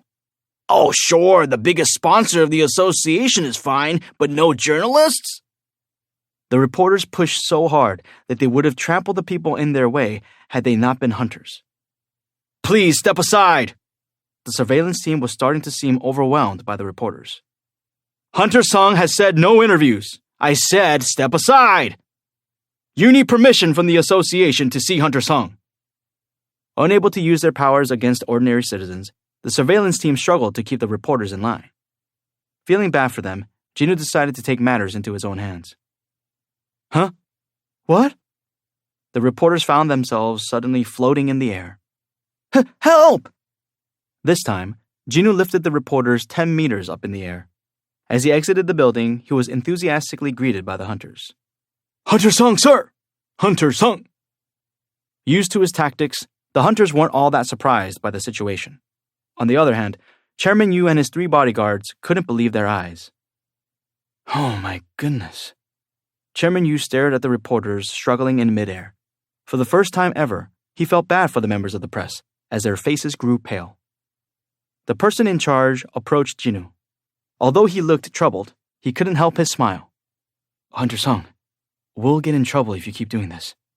They were growing too loud for me to ignore. Ha ha!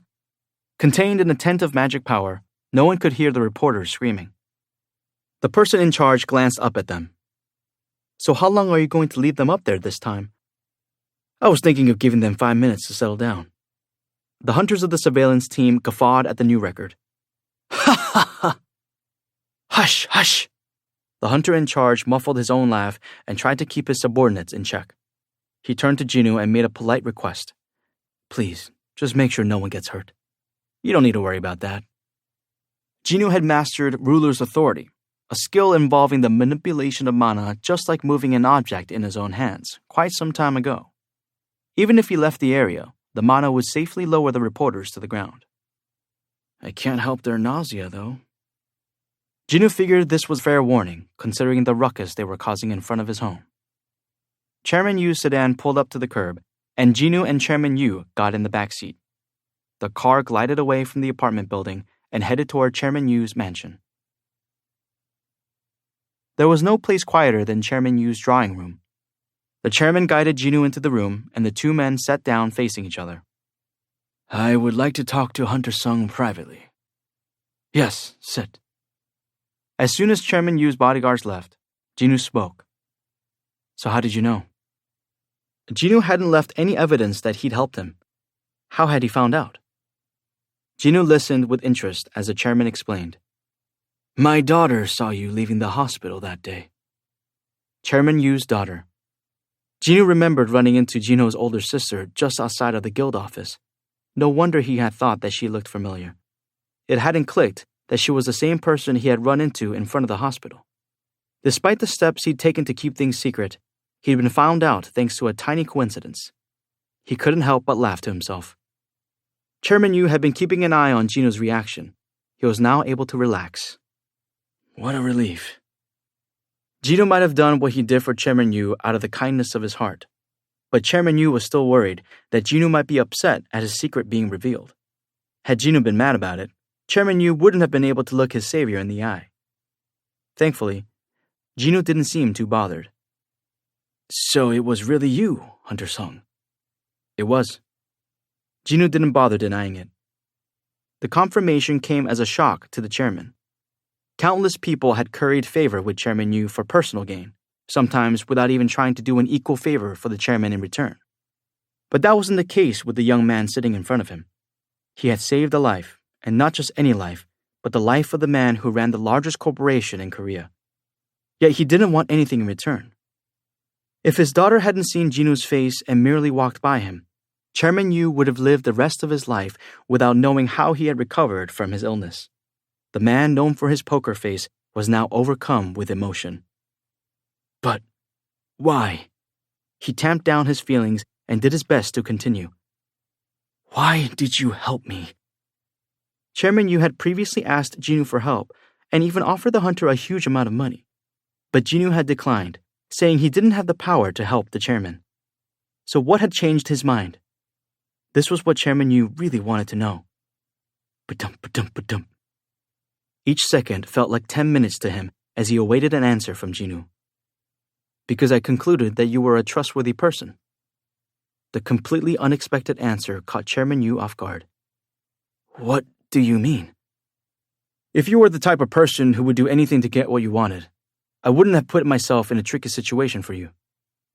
You mean because I didn't try to use Jinwoo? Yes, Jinwoo nodded. As expected of the head of a global company, Chairman Yu immediately understood what Jinwoo was getting at. Chairman Yu had held a trump card he could have used on Jinwoo, and that was none other than Jinho Yu, his son and the vice president of the Ajin Guild. However, Instead of resorting to dirty tricks, he had trusted that Jinu really didn't have the power. Jinu believed in eye for an eye and a tooth for a tooth, so he had repaid Chairman Yu's trust in him with his own trust, even if it had taken some time for him to reach that conclusion. I made the right call. Jinu smiled. At the same time, tears fell from Chairman Yu's eyes. I don't know how to express my gratitude to you. He wiped away his tears and then made a serious face. Please, let me pay you back even half, no, a quarter of what I've received. Please, let me do this. Chairman Yu felt indebted to the man in front of him. By any chance, is there anything you want? There's nothing I want, just... Chairman Yu was all ears. If Jinu wanted money, Chairman Yu would give him money. If Jinu wanted something else, Chairman Yu would use everything in his power to get it. But Jinu's request was a little different from what Chairman Yu was expecting. If anything was to happen to me, would you please take care of my mother and sister? Jinu said after a bit of hesitation. Jinu wanted Chairman Yu to take care of his family if the worst-case scenario ever occurred.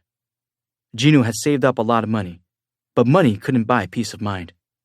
Chairman Yu would be his family's safety net. Is that really all you want, Hunter Sung? That's plenty.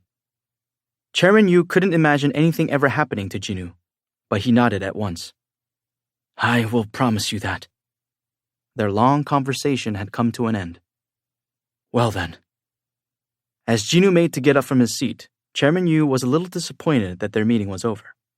He'd realized just how much he liked this young man. If Jinu could somehow become part of his family. It had never crossed his mind that he'd use his beloved daughter as a lure for an arranged marriage, but he couldn't resist asking Jinu. Incidentally, are you seeing anyone right now? Chairman Yu would be happy to offer Jinhee's hand in marriage to Jinu. He was just that special. But Jinu grinned. There is someone I like. Oh. Chairman Yu flushed red as he realized how embarrassing his question was. But Chairman Yu wasn't the type of person to obsess over something he couldn't have, so he lifted his head up high and laughed as he said goodbye to Jinu. I hope I won't need to fulfill my promise anytime soon. Jinu rose from his seat with a smile. I'll do my best not to let that happen. Since all of Jinu's stats were maxed out, the only thing he could improve was the ability to command his army. He returned to the restricted area in Japan to train. The vast sea of trees devoid of any other humans lay in front of him. Upon Jinu's command, Grand Marshal Belian divided the entire army into 3 groups to be led by himself, Igris, and Beru. Jinu nodded as he surveyed the 3 units from the top of a hill. Based on the energy signatures coming from the soldiers, it looked like Belian had paid strict attention to the division of power among the 3 groups. Belian bowed when he made eye contact with Jinu. He seemed to be a perfectionist, just like Igris. On the other hand, is he kidding me? Jinu turned to look at the small shelter at the top of the hill. Beru, get your ass over here. Zoom! Beru ran over in a split second and dropped to his knees next to Jinu. My king! Assume the position. Beru slammed his head on the ground even before Jinu had finished his sentence. Jinu exclaimed, This is what you consider small? Never mind its size. How is this a shelter? Scream! Beru pouted. This is the least you deserve as our king. Jinu brought his palm to his face. He had forgotten that ants were builders. Considering the sizes of their homes relative to the sizes of their bodies, he should have expected something like this. Jinu looked up and was overwhelmed by the grandness of the so-called small shelter. A huge white stone castle that stretched the length of the area had been constructed. It was so tall that Jinu had to crane his neck to look up at it. Jinu rubbed his temples and sighed. That black flag flapping at the top of the castle. What were you thinking? Belian quickly moved next to Beru and also assumed the position. Boom! Jinu was at a loss for words as he simply stared at the 2 marshals. He eventually turned around toward the other soldiers. Okay, let's just begin the drill, everyone. The thunderous cry of the shadow soldiers shook the ground. Rah!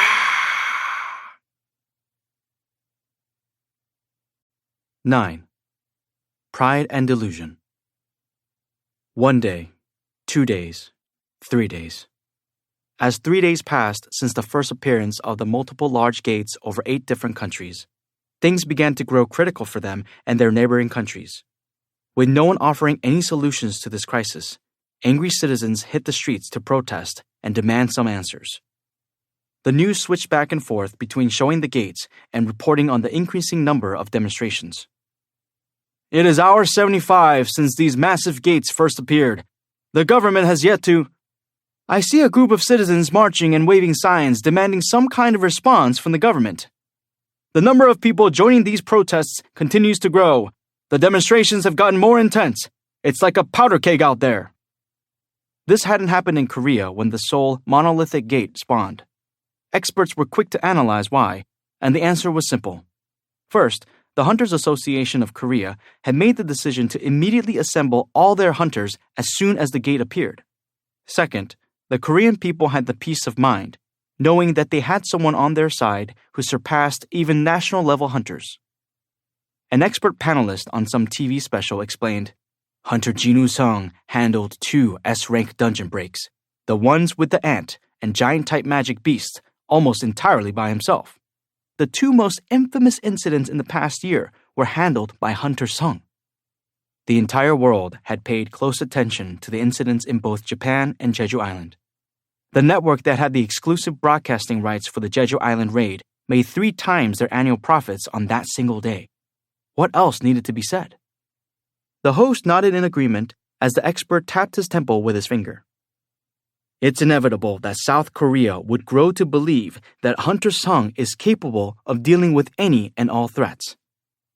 For this reason, the citizens of Korea had remained relatively calm despite the appearance of the monolithic gate in the sky above Seoul and its population of 10 million people. The expert panelist ended by strongly emphasizing how the existence of Hunter Sung was an incredible blessing to Korea. However, not every country was as lucky. Powerful hunters were rare and unevenly spread throughout the world.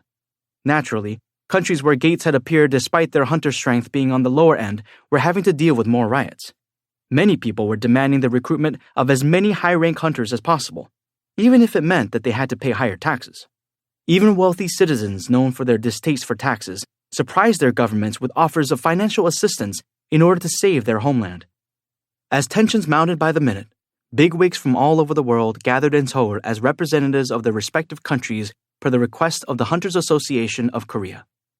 They were all after the same thing: information about the 8 massive gates that had simultaneously appeared across the globe.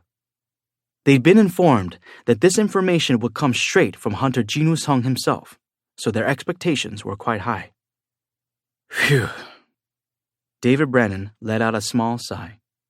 The director of the Hunter Command Center had elected to go to Korea in order to escape the constant phone calls from the President of the United States. He looked at those around him as he wiped sweat from his forehead. Tons of people came, I see. Presidents, secretaries of state, guild masters, and the heads of hunters' organizations. The director recognized most of the faces in the auditorium. They were individuals whose names were well known by the general public. Brennan wiped sweat off his chin as he surveyed the anxious faces of those around him. Regardless of their title, everyone here is under a lot of pressure.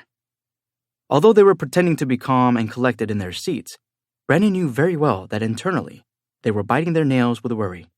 It was the same for him. How wonderful would it be if Hunter Sung said that these gates were also not a big deal?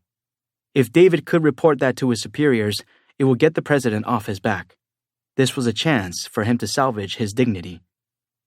However, if it just so happened to be bad news, the very thought of this made the director's heart sink. He checked the time in nervous anticipation. It was 2:55, 5 minutes until the scheduled announcement. Tick-tock. David grimaced as he listened to the unusually loud ticking of his watch. Meanwhile, Jinwoo turned to Belian after completing his inspection of the Shadow Army. What happens to the armies without monarchs? The marshals of those armies will lead those soldiers. Belian elaborated that the army of giants whose king had been kidnapped by the rulers had been led by the marshal for some time now. Jinwoo nodded in understanding. A marshal being able to lead an army in place of its master explained why 8 gates had still spawned despite the deaths of some of the monarchs. A question then popped into Jinu's head. If I die, will you lead the Shadow Army? Belian shook his head. Our lives are yours, my lord. If you close your eyes forever, we would also return to the void. The soldiers would live for as long as their master did. The absolute loyalty of the Shadow soldiers, who existed for their master without a care for their own lives, was one of the strengths of the Shadow Army. On the other hand, should their master meet his end, it would also be their end. Strength and weakness were opposite sides of the same coin. Strengths could become weaknesses and vice versa. If this was something the enemy could take advantage of, then could Jinu not exploit it as well? Jinu's eyes blazed as he was in deep thought. Just then, another voice came from next to him. My lord. It was Igris. In the event of an all-out war, we stand no chance at victory. His deep voice resonated in the space between them. Jinu had been communicating regularly with the knight, but he still wasn't used to hearing Igris's voice. Igris's armor looked light and sleek, but the voice that came out of it was a heavy bass befitting of a great knight who once led hundreds of soldiers when he was human, before the Shadow Monarch brought him back to life. But I still can't get over the weird contrast. Whether or not Igris was aware of Jinu's dilemma, he continued. Unlike the previous Shadow Monarch, who had grown weary about the coming war and stopped maintaining his army, the monarchs have kept at it all this time. What do you think the difference in combat power is? It was Belian who replied. We don't know for sure, but it will be at least 100-fold. Beru had no insight he could provide on the other armies, so he quietly listened to the exchange between his master and the other marshals. Jinu looked grim. 100-fold meant that the enemy had at least 10 million soldiers. 100-fold, Jinu muttered. I wasn't planning on a full-scale war, though. He had never considered going head-to-head with the armies because the way he maneuvered his army wouldn't work if he did. Jinu mentally drew up his future battle plans. Jinu pulled his vibrating phone out of his pocket. Before he could say anything, a familiar voice came from the other side. Hunter Sung, this is Jinchul Wu. Yes, President Wu. The representatives have gathered in the auditorium as you requested. Are you on your way here? Jinu looked over his shoulder before answering Jinchul. There lay evidence of a brutal battle. Fissures, cracks, and holes littered the ground as far as he could see. Trees that once dotted the forest were nowhere to be seen. This was the result of the simulations run by the Shadow Army after being split into 3 units. The mana-enhanced land was in ruins from the impact. Jinu had informed the Hunters Association of Japan about the practice in advance, but the supervisors who had been watching were unable to hide their shock at the clash of magic power. What they had witnessed was the true might of the Shadow Army. Jinu also bore witness to this power. From his vantage point, he was able to size up his army's abilities, and he was satisfied with the results. Jinu's eyes moved from what was behind him to what was in front of him. More than 100,000 soldiers knelt before Jinu. They stayed perfectly still as they awaited his command. When Jinu took too long to answer, Jinchul carefully called his name. Hunter Sung? Jinu grinned. Yes, I just got here. You've arrived? When did you... Jinchul had ordered his subordinates to let him know as soon as Jinu arrived. As he turned around, he found Jinu standing directly behind him. Oh! Jinchul gasped and stood there blinking for a moment. He then smiled and hung up. I guess it's pointless to ask for an ETA. Jinu gave a shrug and a smile in response. The 2 men stood in the waiting room of the auditorium. Beyond the door, the seats were filled with representatives from different countries dying to see Jinu. Jinchul checked the time on his phone. It was 2 minutes to showtime. There was still a little time left. Jinchul somehow felt relieved as he looked at Jinu. Hunter Sung, are you planning to tell them the truth? Yes, I am. If civilians learn the truth, it will be chaos. Some countries won't be able to handle that chaos either. I know. That much was obvious. Even the rulers had been aware that this would occur, which was why they had kept their intentions secret until the very end. But if the end of the world was nigh, didn't the people have a right to know? Wouldn't that be better than dying in ignorance? Thus, Jinwoo had decided to tell the truth. He wasn't the only one who would need to mentally prepare. Seeing the determination on Jinwoo's face, Jinchul nodded. I understand, if that's what you really think. Jinwoo walked past Jinchul and toward the door leading into the auditorium. But then Jinchul realized something and urgently called to him. Excuse me, Hunter Sung. Jinwoo turned around with a puzzled look as Jinchul pursed his lips. There are reporters out there too. Oh. Jinwoo looked at his clothes. He was filthy from the training he'd been doing with his soldiers. What should I do? He didn't want to make a big fuss and go somewhere else just to change clothes, and he couldn't buy clothes from the systems shop like before. Wait a minute. The systems shop? He could no longer use the shop because the system was gone, but the power used to sustain the shop had been the Shadow Monarchs. Theoretically, he should be able to make clothes then. And there was one set he was confident he could make at this time. Foosh! Black smoke filled the room and wrapped around Jinwoo's body as if it were alive. Huh? Jinchul jerked back in surprise. The black smoke transformed into black armor. How's this? Hunters often wore armor to protect themselves against powerful magic beasts. When a mighty hunter like Jinwoo put on armor, it made him seem even more unapproachable. Jinchul was rendered speechless for a second at Jinwoo's majestic appearance. It suits you. Jinwoo smiled dryly. I'll take that as a compliment. Jinwoo returned his attention to the door and slowly made his way into the auditorium. The buzzing room was quieted immediately. Hunter Jinwoo Song! He's here. Everyone was focused on the person at the podium. Jinwoo organized the different thoughts that crossed his mind as he scanned the crowd. He was about to tell these people what was going to happen in the near future. That 8 powerful armies bent on the destruction of the world were on their way. That each of those armies was made up of soldiers from the world of chaos, and that humanity didn't stand a chance against them. How would the eagerly awaiting representatives react once they learned the truth? Jinwoo's expression turned a little grim as the nerves got to him. Everyone held their breath and strained to hear him. One could hear a pin drop in the auditorium. After a beat or two, Jinwoo focused mana on his vocal cords so that he wouldn't need a mic. It will be a difficult time for everyone. His voice gently echoed throughout the quiet auditorium. He could hear the representatives swallow nervously as their hearts raced. Strangely, as their heartbeats got faster, his own stabilized. I'm feeling calmer. Jinwoo smoothly continued his explanation. But no one could ignore this. They will appear before you and destroy everything you love. How were these representatives supposed to take this? By the time he finished, they were unable to hide the panic on their faces. Even the carefully vetted reporters had completely forgotten their jobs and were preoccupied with exchanging helpless looks. The auditorium exploded with noise. Finally, one fearful representative couldn't hold himself back and yelled at Jinwoo. Do you seriously expect us to believe that? How could anyone accept that horrifying beings who were powerful enough to destroy everything on this planet were on their way? The older man desperately shouted, Show us the evidence! I won't believe you until you do! That's right! What an absurd theory! You claim hundreds of magic beasts like Kamish will appear. That makes no sense.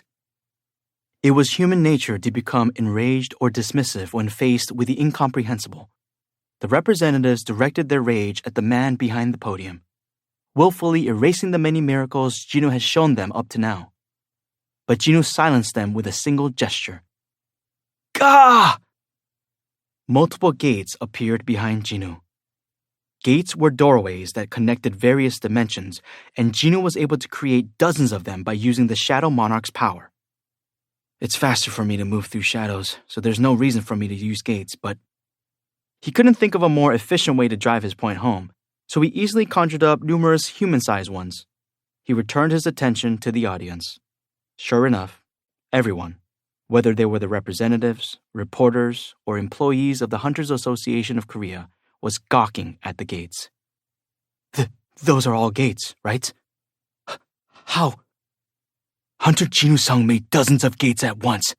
And in front of all these people. Even David Brennan, who had witnessed a dragon emerging from a dungeon break, kept rubbing his eyes in disbelief.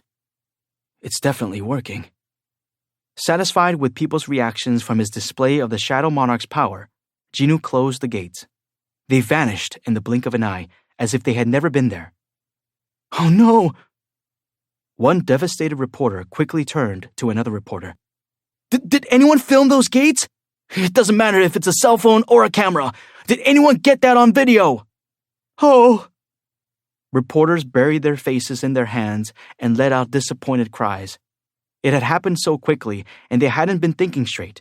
No one had thought to record any of it. The regretful moans of the reporters signaled the start of the outcry. The auditorium exploded with debates and discussions. Hunter Jinwoo Sung!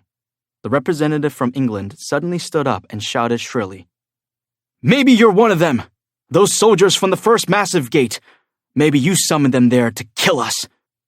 Everyone froze at his accusation as they considered this terrifying possibility. The irrational fear that Jinwoo might be one of the enemies spread in people's minds like a plague. After all, gates represented a power from another world that led to fear and the deaths of so many. Jinwoo silently stared at the English representative. Soon, the representative realized that he had made a mistake. If Jinwoo was their ally, that had been a huge faux pas. If not, the representative had just put a target on his own back. Of course, I do trust you 100%. His voice trailed off as his face turned pale. Jinwoo sighed and gave him a look that let him know just how pathetic he was. Jinwoo had already done his duty. He didn't feel the need to appease any of them. Whether you believe me or not, accept what I've said or not, that's your choice. I've said what I've come here to say, so it's now on you. The reporters realized the presentation was coming to an end and hurriedly shook off their shock to start snapping some pictures. As Jinwoo turned from the audience, the hand of the director of the Hunter Command Center shot up. Jinwoo acknowledged David, since he knew the man. Director Brennan? The director slowly rose from his seat. Once again, the auditorium grew quiet. Everyone here recognized the leader of the Hunter Command Center. It's been a while, Hunter Sung. David politely bowed his head, and Jinwoo returned the gesture. The director continued. We now understand what will come out of those gates. Tens of thousands of black magic beasts had come out from the first gate. Fortunately, they had been the soldiers sworn to serve Hunter Sung, who had coincidentally gained the Shadow Monarch's power. Those soldiers had submitted to the S-rank hunter right away.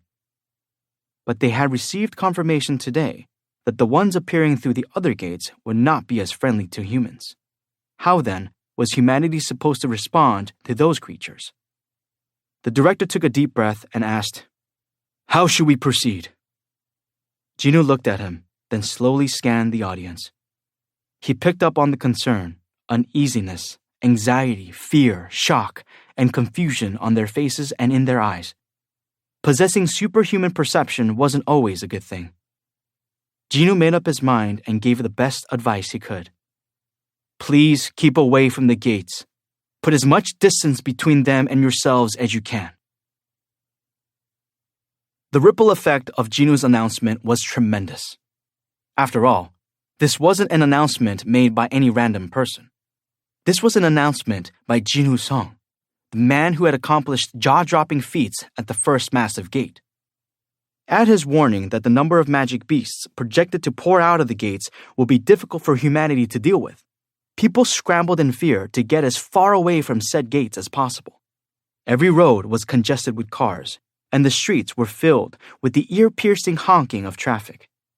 Jinwoo's picture graced the front page of every newspaper with the same 6-word caption: Run as far as you can. It was enough to mobilize the whole world. However, as the number of people fleeing grew, so did opposition to it. Not everyone trusted Jinwoo's words. Jay Mills, a hunter stationed in Canada where the biggest among the 8 gates had appeared, boldly spoke out against Jinwoo. Tell him to stop spewing bullshit. The top Canadian hunter criticized Jinwoo in front of a live audience as a panelist on the Hunter channel. If I knew how to reach Hunter Jinu Song, I would have told him that myself. Anyone watching this can tell him for me. The host forced a smile to try to lighten the mood. Haha, hold your horses there. Hunter Song is one of the best hunters in the world, isn't he? How can we ignore a warning from a hunter of that caliber? Jay was ranked 17th in the world. As a newbie with only 3 years of experience, he could not compare to Jinu. He had no choice but to acknowledge this disparity. Yeah, of course, Hunter Sung is a great hunter. He's powerful enough to knock down Thomas, and he has countless minions. But it doesn't matter how great the hunter is. We shouldn't trust every little thing he says. What evidence do you have that what he said isn't reliable, Hunter Mills? Jay smirked. What evidence does he have that it's all true? As the host tried to come up with a rebuttal, Jay looked straight at the camera. Here's what I think. The only reason those horrifying black creatures bowed down to Jinu Song was because he was standing right in front of that gate in Seoul. Those magic beasts might have submitted to any hunter standing there. Jay pointed at the camera as if he was speaking directly to Jinu. Hunter Song, you don't get to hog all these gates for yourself. Other people may have been spooked by your bullshit, but you don't scare me. Not one bit. Beep. Jinchul turned off the TV, quietly put down the remote control, and looked to where Jinu was sitting. Hunters in Canada are rallying behind Jay Mills. It also looks like India and a few other countries with powerful enough hunters are preparing for raids of their own. Jinu just nodded quietly. The choice was theirs. As for him, it was time to focus on the battle against the monarchs. The United States is watching your every move. It's not an exaggeration to say that the whole world is keeping an eye out for your next step. Jinchul dithered before getting to the heart of the matter. What are you planning to do, Hunter Song? Jinchul watched Jinu for a reaction. We must not get in his way. The truth was, he'd been hiding something from Jinu. The whole world was sending out SOS signals, asking for Jinu's help. There were so many requests that it was keeping him from focusing on his actual work. In particular, the United States, which shared a border with Canada, was begging for assistance. But the Hunters Association's purpose was to assist hunters so that they could concentrate on hunting magic beasts. In accordance with the principles President Ko had laid out, Jinchul said nothing and awaited Jinu's decision. And Jinu had already made up his mind. It's impossible to fight all 8 armies at once. In that case, he elected to take care of the threat closest to South Korea, where his family lived. He would deal with the other monarchs later. His chance at victory would increase with each successive battle anyway. First up is... Jinu turned to Jinchul. I'm going to China. The hero of the Republic of Korea, China welcomes you. 1.5 billion people thank you, Hunter Sung. May Korea and China's friendship last forever. There were banners hung all over the airport, written in Korean so Jinu could read them. Jigang Liu, who was there to welcome Jinu, frowned at the banners covering every millimeter of the airport. It wasn't the sentiment that rubbed him the wrong way. China was ecstatic that Jinu had chosen them out of the 8 countries with massive gates. Jigang himself was immensely grateful to have Jinu to fight alongside him when the magic beasts emerged from the gate. Rather, he was disgruntled over how drastically different the people of China were reacting compared to when he'd stepped forward to help Korea. Do these people have no shame? The same people who had dared to label him a traitor were unanimously praising Jinu. That's why Jigang couldn't help but glare at the banners littering the airport. Had I not gone to Korea with our hunters back then, I wouldn't be able to face Hunter Sung right now. He clicked his tongue and turned toward a plane making its landing. He could tell that Hunter Sung was on that plane. He felt a chill coming from the plane that made every hair on his body stand up. There was only one person in the world who could make him feel that way. Sure enough, government officials and executives from the Hunters Association of China chattered excitedly as they got up from their seats at the news that Hunter Sung had arrived. No, this isn't right. Already annoyed by the banners, Jigang was even less impressed by everyone's behavior. These were the same people who had opposed him when he had insisted on helping Korea. If it wasn't for the fact that he was a 7-star ranked hunter, they would have stopped him by using force. He couldn't let these cowards welcome the warrior who was risking his own life to save theirs. Zhi Gang turned to his assistant. Tell the president to cancel all welcoming plans. I will personally welcome and escort Hunter Sung. Pardon me, sir? But they... The assistant hesitated and looked over his shoulder at the officials and executives behind them. The eavesdropping officials pretended to cough and feign ignorance. Zhi Gang burst out laughing and walked up to them. I want all of you out of my sight right now. Does anyone have any objections?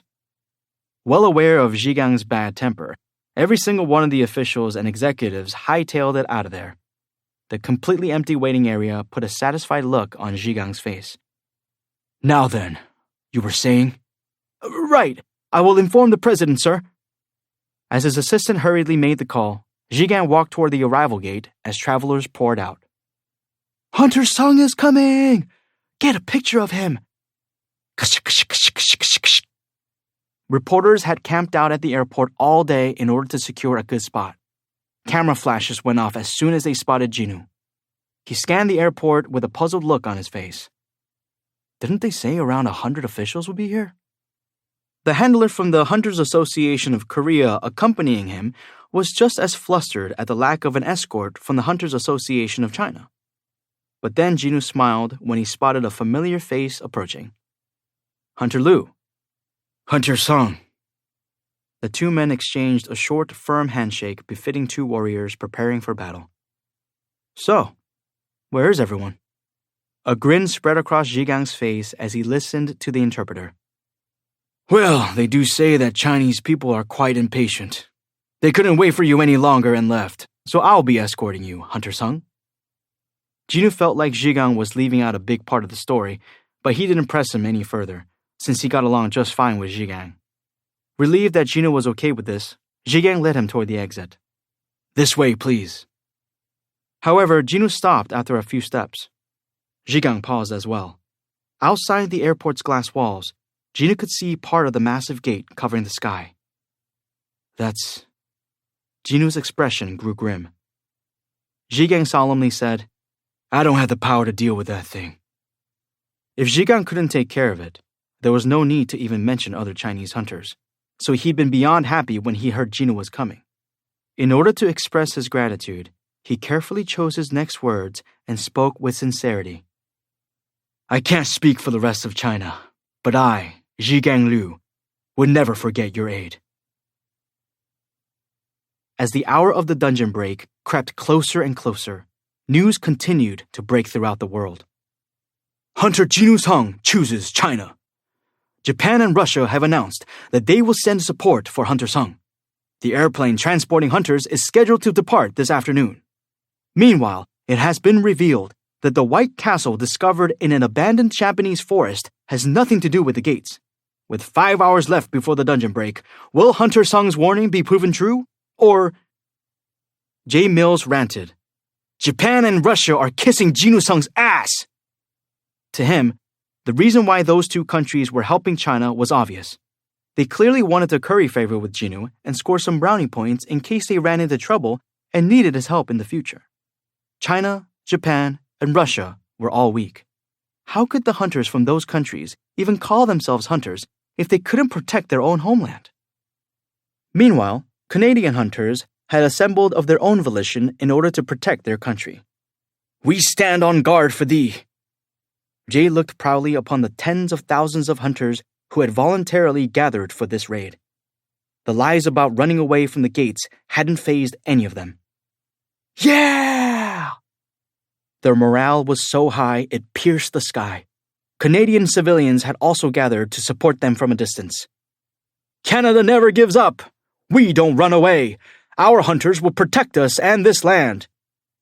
The cheering people waved their signs to show their support for the hunters. As he looked up at the massive gate, Jay was confident in their victory. We'll defeat whatever magic beasts come out of there. Completely psyched, he turned to the other hunters and raised his hands. Yeah! China was ready as well. The raid team consisting of hunters from several countries surrounded the area below the gate just as they'd done in Seoul. The mightiest force among them were the elite hunters from China. As expected of the country boasting the most hunters, there were more than 100,000 Chinese hunters here, even after choosing only high-rank individuals. Although Jinu had warned them that besting the oncoming armies would be difficult for humans, the hunters started to hope that it might be possible with these numbers. As if challenging this assumption, Jinu summoned his shadow soldiers. "Come out." Jinu had purposefully left room behind him for his army of 130,000 to fill. Whoosh! The spine-chilling energy that came from these soldiers made it harder for the hunters to breathe and broke them into a cold sweat. They're on a whole other level. Things like that will fall from the sky? Here? No way! They were struck with an overwhelming fear.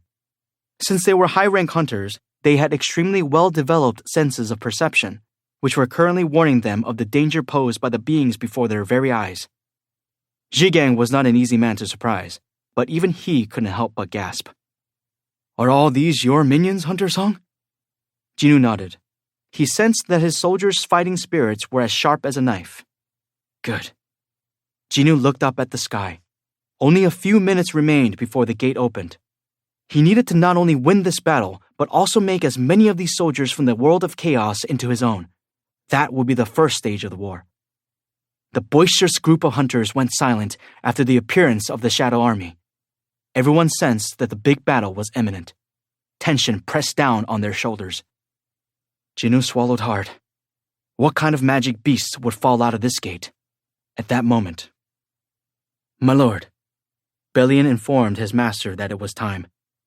Jinu responded quietly, "I know." Zhigang was taken aback to see Jinu making casual conversation with his minion. "Hunter Sung, you can communicate with your..." Beru, who felt that Zhigang was standing too close to Jinu, zipped in front of Zhigang. Grrr! Zhigang felt murderous intent coming from the ant soldier. "Whoa!" Zhigang shuddered and quickly stepped back. But Jinu knocked Beru on the back of his head. "He's on our side." Beru continuously bowed at Jinu as he retreated. Jinu apologized to Zhigang on Beru's behalf. "Sorry, he's just on edge because of this upcoming fight." It's okay." Zhigang gave up on trying to understand Jinu. He had a strong feeling that he'd never be able to apply common sense to the Korean man anyway. "It's opening!" Everyone looked up at the sky at the yell. Jinu's eyes narrowed. The entrance to the gate was slowly opening. The hunter's chest tightened at the nerve-wracking moment. But nothing happened. Jinu was the one most surprised by this. He focused his perception but didn't detect any presence from the other side of the gate. It was completely empty. What? Jinu felt goosebumps on the back of his head as he thought of a possibility he'd never considered before. Could it be? He grew more uneasy as he became sure of his theory with each passing second. What? Hunters began to realize that something was wrong. Zhigang urgently turned to the hunter in charge of communications. What about the other locations? The other gates are the same. Nothing's happened. Are you saying all the other gates are empty too? I'm not sure. Zhigang spun to look at Jinu, but he couldn't bring himself to talk to him. The Korean man had frozen in place, stunned. Did he look like that because he had been wrong? No. Jinu's expression looked too intense for that to be all that was bothering him. I made a mistake. Jinu bit his lower lip as he realized he had made a miscalculation. Why? Why had Jinu underestimated the monarchs like this? They already knew he would use the strength of the Shadow Army. If Jinu was right, he headed straight to the hunter in charge of communications. How about Canada? Pardon? Upset, Jinu yelled at him. I said, how about Canada? At around the same time, the gate opened in Canada. Just like the other locations, nothing happened. The hunters who were raring to go looked curiously at one another. What's going on? Didn't he say magic beasts would fall like rain? Was Jinu's tongue exaggerating? Suddenly, Jay spotted something and yelled at the other hunters. Quiet! He was the strongest hunter among them, and his command was laced with magic power. It compelled the others to shut their mouths. As the area fell into silence, Jay glared at the gate. Sure enough, a lone humanoid creature leisurely descended from it. No, not just a humanoid creature. It's an actual human. As the creature landed gently, Jay stopped the other hunters and approached the creature alone. He swallowed nervously. As he drew closer, Jay was able to clearly see that his opponent was a middle-aged man with dark red hair and a beard. He wore beautiful armor of silver and red that covered him from head to toe. The man looked at Jay as he approached. "Are you the king?" Although the man hadn't opened his mouth, his voice echoed inside Jay's head. Jay automatically understood him as if he had spoken in a human language. Jay's heart started racing. Yes, I knew it. I totally called it. This was how Gino had been able to take the soldiers under his command. He had probably communicated with them just like this. That fraud! I told you something was up! He was exhilarated at being correct. Unable to contain his excitement, he raised his fist toward the other hunters. They raised their fists as well and cheered. Woo! Jay turned back toward the man who had been waiting quietly. So he asks the first person he sees if they're the king, and he submits to them if they say yes. He eyed the mystery man, unsure whether he was truly a human or if he was a magic beast. He then smirked. What if I say that I am? Jay could claim he was the king, since he was the leader of the hunters gathered here. There was a bold confidence in his voice. It seems he's not here. The man blinked, revealing bloodthirsty reptilian eyes. 10. The Advent of the Dragon King. I haven't heard from Canada yet. The hunter in charge of communications stammered. Frustrated, Gino pulled out his cell phone. He knew someone who could give him the answer he was looking for in a timely manner. Gino went through his contacts and called up Special Agent Adam White of the Asian branch of the Hunter Command Center. Considering everything that was going on right this second, Gino was worried that his call wouldn't go through. Hunter Sung! A nervous voice picked up the call. There was no time to exchange greetings, so Gino got straight to the point. Adam, what's going on with the gate in Canada? Just then, Gino heard cheering through the phone. It was faint enough that he barely managed to pick it up even with his excellent hearing, but it was enough to confirm his suspicions. Where are you now? I'm at the gate in Canada. I'm here with other American agents to support the raid. Why the hell are you there? Adam was taken aback by the disbelief in Gino's voice. We're not exactly in a position where we can sit back and watch what happens. A lot of American agents are here with me. He also added that he was far enough from Ground Zero that he could evacuate in time should things go south. Regardless, Gino couldn't help but be exasperated. Didn't I warn them? People had no idea of the enormity of the situation, but there was still hope that his prediction was wrong, since Adam was safe and sound. He collected himself and continued calmly. Have there been any changes with the gate? No, it looks like the gate is empty just like everywhere else. It's quiet here. Gino was relieved. He would rather be criticized for spreading false information. He let out a sigh of relief. Phew. It seemed he had the wrong idea. Huh? Hang on! Adam sounded rattled, which sent a chill up Gino's spine. Why did bad feelings always come true? Adam quickly reported, Someone is coming out of the gate right now. Huh? What? It's a single person. Gino's heart began to race once again. Just one person? Gino felt as if his hair was standing on end as he blurted out, His hair? Adam was a safe distance from the gate, so he wouldn't be able to check the man's pupils, but he could see his hair. What color is his hair? Hold on! Adam borrowed some kind of special equipment from an agent nearby. Looks black and red. His hair is dark red. Oh, crap. Gino's eyes widened. Adam, get out of there. Get in a car or whatever. Just get out now. What? But before Adam could ask Gino for clarification, crackroom! An explosion came from the other side of the phone. Oh my God! Adam started screaming. Adam! Gino's voice snapped Adam out of his shock. He sobbed into the receiver. The hunters! All the high-rank hunters on the front lines are turning to ash. Their bodies are still on fire. Oh my God! Adam, it's okay. Just get out of there now. You need to get out of there immediately. Jinwoo tried to calm Adam down, but the agent was already half out of his mind. Oh no! Through his sobbing, Adam managed to describe everything to Jinwoo as if it was his duty. Dragons are descending. An endless horde of dragons and other magic beasts is coming. There are all kinds of magic beasts. How is this happening? At the sorrow in Adam's voice, Jinwoo could no longer bring himself to simply listen. As risky as it was, he tapped into the shadow soldier attached to Adam. He was able to see what Adam was seeing. It was as if the apocalypse had come. The envoys of destruction blanketed out the sky as they descended from the yawning gate. Horrifying monsters occupied both land and air. The roar of four-legged beasts shook the earth while flying creatures flapped their wings overhead. Even before the magic beasts hit the ground, the hunters who had gathered to oppose them had vanished with a snap of the fingers from the monarch of destruction who preceded them. Everyone else was in a panic and trying to escape, but their chances at survival were dreadfully slim. But Jinwoo could at least save Adam.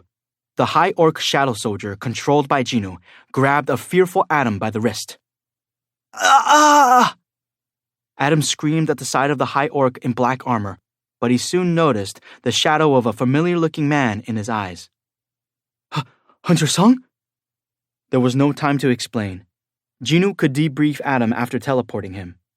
While possessing the High Orc's body, Jinwoo tried to drag Adam into the shadow beneath his feet. But someone suddenly came up from behind and grabbed the High Orc by the shoulder. Whap! The High Orc looked back and saw a middle-aged man with creepy reptilian eyes glaring at him. Where do you think you're going, Shadow? The man opened his mouth wide, charging up powerful energy. Jinwoo looked at Adam. Adam seemed to realize something and stared the High Orc controlled by Jinwoo dead in the eye. Hunter Sung, The man unleashed the fire in his mouth, and the shadow soldier disintegrated into nothing. Jinwoo felt like his body was on fire and writhed at the intense pain. He was able to escape since only his senses had been connected to the High Orc, but it was a different story for Adam. Jinwoo had witnessed the agent's final moment. Jinwoo ground his teeth as he thought about the look in Adam's eyes as he caught fire and turned to ash. Bam! Jinwoo slammed his fist into the ground and shook the entire area. Damn it! Jinwoo should have known. With their enemy being the Shadow Monarch, who would grow stronger as the war dragged on, the enemy would minimize the battlefield and focus their attacks on one target at a time. The Monarchs had faked him out with their original plan to open all 8 gates at once. And they sent their entire force to the gate farthest from me. Jinwoo had made a painful mistake. His plan to increase his shadow army while the other gates were being attacked had gone up in smoke. Realizing something awful must have occurred, Jigang cautiously approached Jinwoo. Hunter Sung. It was then that the hunter in charge of communication walked up to them, the blood having drained from his face. Hunter Sung. Hunter Liu. Canada has been... Jinwoo didn't need to hear the rest. When he looked up, the gate covering the sky was slowly vanishing, having completed its purpose. A shadow soldier and the human next to him were burned away, as the fiery breath of destruction could melt even an immortal soldier with one blow. The Dragon King looked down over the ashes at his feet, satisfied with the results. He then turned to look at the soldiers of the world of chaos. Stuck in the gap between dimensions for far too long, they were now taken to the use of their powers and their newfound freedom like fish to water. The Dragon King closed his eyes, spread his arms out wide, and relished his own freedom. The heartbeats of living creatures, their screams, the sounds of those creatures being destroyed, it was music to his ears. Thud! The ancient dragons landed forcefully on the ground, followed by 2 monarchs. The monarchs were then followed by several marshals. In a show of respect, they knelt before the most powerful monarch. The Dragon King smiled and grabbed at some mana vibrating in the air. The mana that had been released into this world in order to enhance it was also a boon to those who knew how to use it. The preparations were complete. Gya ha ha ha! The Dragon King let out a laugh powerful enough to make the ground shake. He cried out to the soldiers who continued to pour from the gate. We have but one mission. Destroy everything. Hundreds of dragons rocketed past him overhead and rained flames down below. Foosh! David Brannon sat alone in the director's office with the lights off. He ignored the countless reports and phone calls from his higher-ups and drank the expensive booze he had been saving for his eldest daughter's wedding. The muted TV screen flickered in the dark. Now and then, Magic Beasts came up on screen. David knew why the network kept airing the same footage. They're probably all dead. Just like the Hunter Command Center's agents who had been sent to Canada to support the raid, it was likely that no one had survived. Hunters, agents, reporters covering the story were all dead. Every last one of them. But thanks to the cameraman who had risked his life to get this footage, people had an idea of what they were dealing with. It's all over! The director screamed. Jinoo hadn't been exaggerating. The dragons alone numbered in the hundreds. They were followed by a tsunami of giants, wild beasts, and bugs. These magic beasts were walking disasters no human had the power of stopping. David now understood why Jinoo had repeatedly emphasized evacuation. It was the end of the world. That crazy bastard! Jinoo had gone to China with his minions to confront those terrifying things, hadn't he? Why would he even consider engaging those creatures, knowing what he knew about them? The director wanted to crack open Jinoo's head and inspect his brain if he could. But my skull will be shattered into dozens of pieces before I could make that happen. As he laughed in spite of himself, he pulled out a picture from the inner pocket of his jacket. It was an image of him looking annoyed next to his daughter wearing a party hat. Is she 16 in this photo? Had he known his daughter would become the victim of a dungeon break the year after that, he would have spent more time with her and taken more pictures with her. Heck, he would have quit his job to do so. David was dejected that this was the only picture he had of the two of them together. He emptied another glass. When his daughter was buried, he thought he never opened this bottle. He smacked his lips bitterly and shook the bottle. It was already half empty. Yes, it's over now. Half of Canada had apparently been devastated already, and that was merely an estimate. No one knew how quickly those magic beasts were advancing on the United States. The director angrily pulled off his tie. I won't die at the hands of those bastards. He'd sworn on his daughter's grave that he'd never let those magic beasts kill him. At the very least, David wanted to choose how he died. His decision made, he stood at a window from which he could see the ground way down below. A cool breeze blew on his sweaty forehead. I hope I'll see my daughter again. He squeezed his eyes shut and leaned forward. Someone grabbed his shoulder. Ha! David's eyes flew open to see a familiar face behind him. Hunter Sung? The director paled like he had seen a ghost. Jinoo spoke. I'm looking for something. What was Jinoo looking for as the world was about to end? More importantly, was this person in front of David really Jinoo? The director shook his head to clear it, thinking that he must be hallucinating.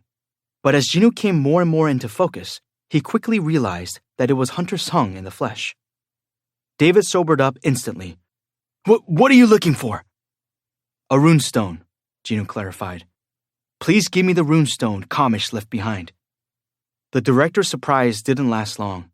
He shook his head out of reflex. As you know, the Hunter Command Center has been... David's mouth snapped shut. Damn his habits. What about the Hunter Command Center? Never mind that. The entire country was going to be decimated, so who cared about the runestone? I think I'm still drunk. The director slapped both his cheeks hard. He started to think straight as his cheeks heated up. Once his eyes cleared, he determined that Jinoo's reason for wanting the runestone was more important than whatever it was worth to the Hunter Command Center and the United States. After a bit of thought, the director cautiously probed Jinwoo. I can give you the runestone, but may I ask why you need it? Jinwoo answered without hesitation. I'm going to use it for a counterattack. Jinwoo had seen the skill locked within the runestone through the system. It contained the power of a dragon, but he previously hadn't been interested in the runestone because of the skill's obvious disadvantage. Jinwoo hadn't needed it. But times change. Jinwoo and the director descended to the 9th underground level within the Hunter Command Center headquarters. They soon arrived in front of the tempered glass display case housing the runestone. Without the system, Jinwoo now looked over the skill contained in the stone using his own eyes and perception. It was as he had remembered, a terrifying power. However, this incredible power was worth any drawbacks, especially in this situation. Badump. Jinwoo's heart pounded in his chest. After staring at the runestone for a moment, David posed a question. You said these so-called rulers sent magic beasts here, right? Yes. Why are these runestones in the bodies of magic beasts? They're gifts of sorts from the rulers to help us hunt magic beasts more efficiently. The rulers had wanted to release mana into this world through violent clashes between humans and magic beasts. The sacrifice of humans was an unfortunate side effect, not their ultimate goal. Having runestones seal a magic beast's power when it died was their attempt at sympathy for the human's plight. That was how Kamish's power had come to be stored in this runestone.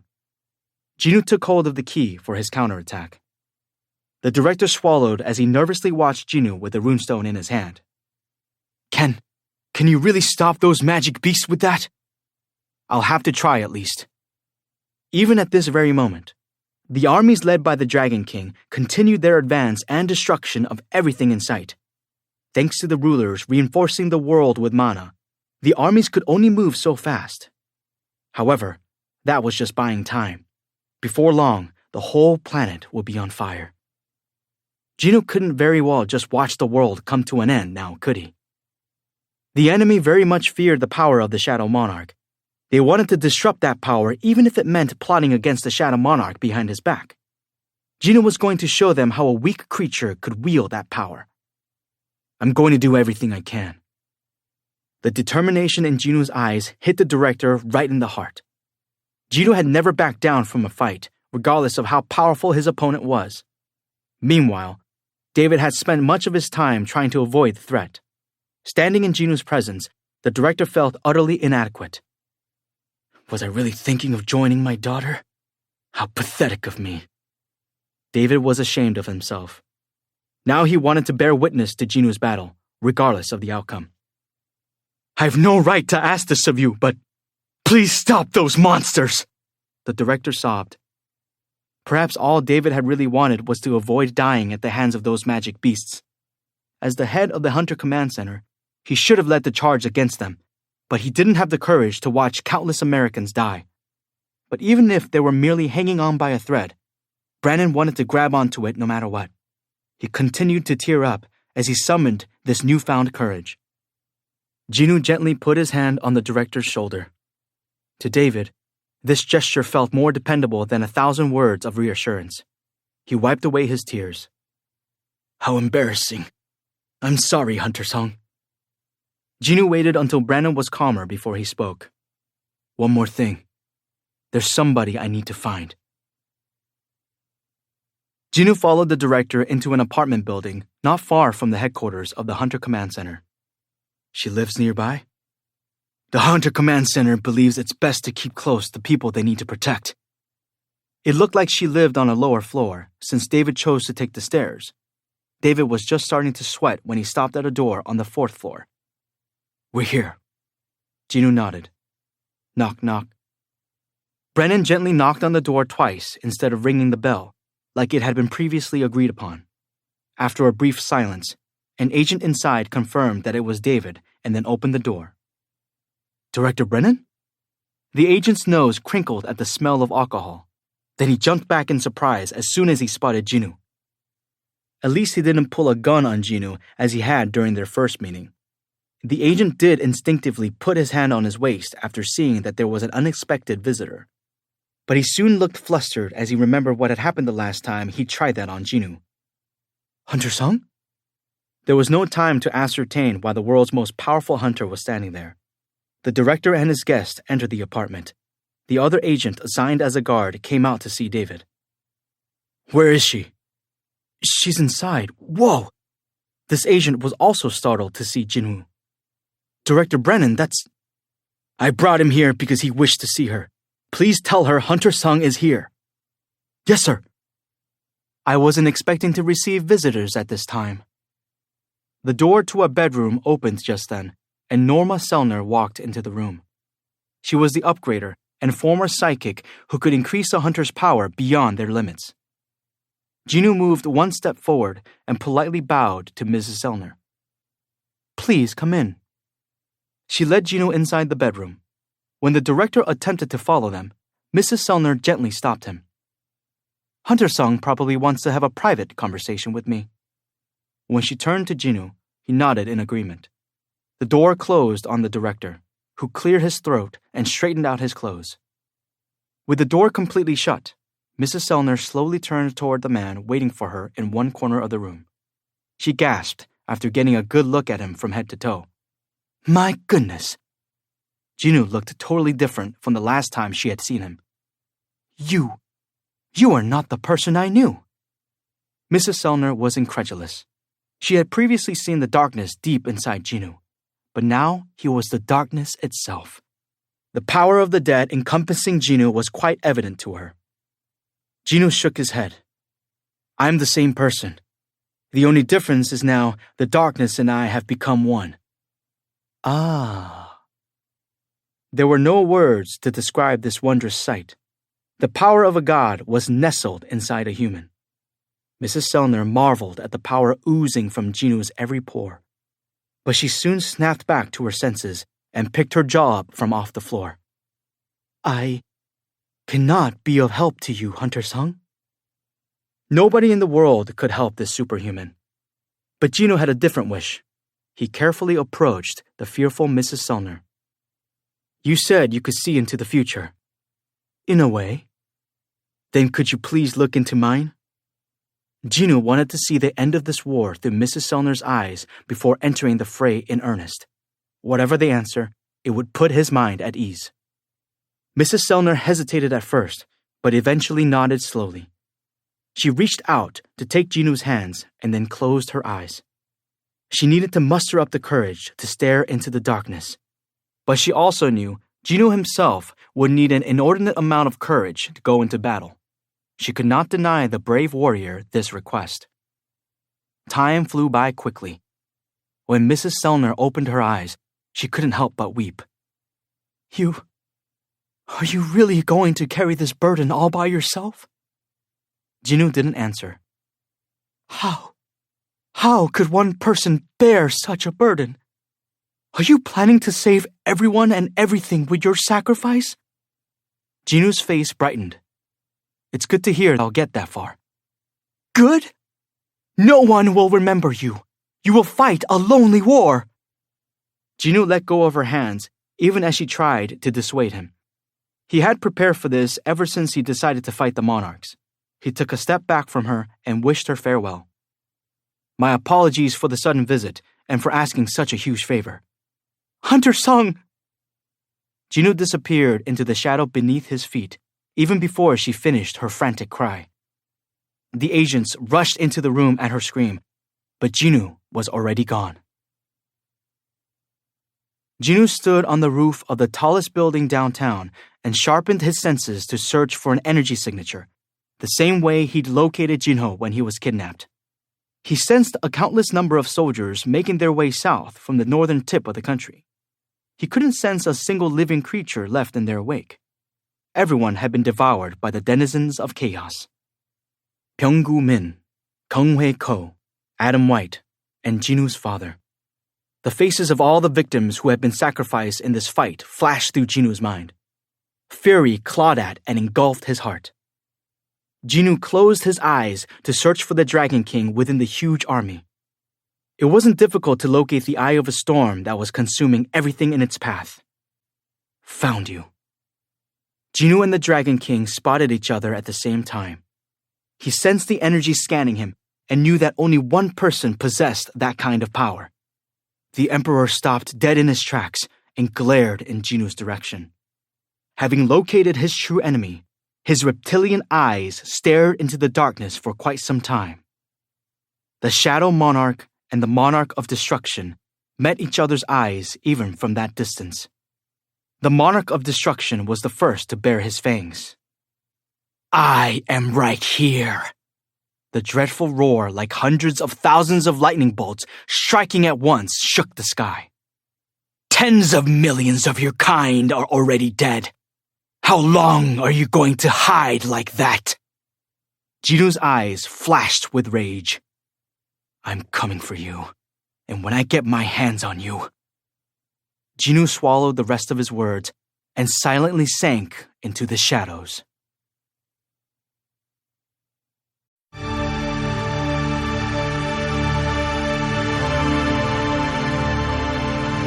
This has been a Yen audio production of Solo Leveling, Volume 7.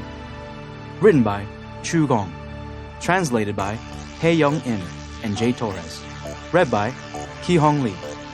Directed by Josie Kurtz. Solo Leveling Volume 7 is also available in print and as an ebook from Yen Press. For more Yen audio productions, visit us at yenpress.com. Thank you for listening.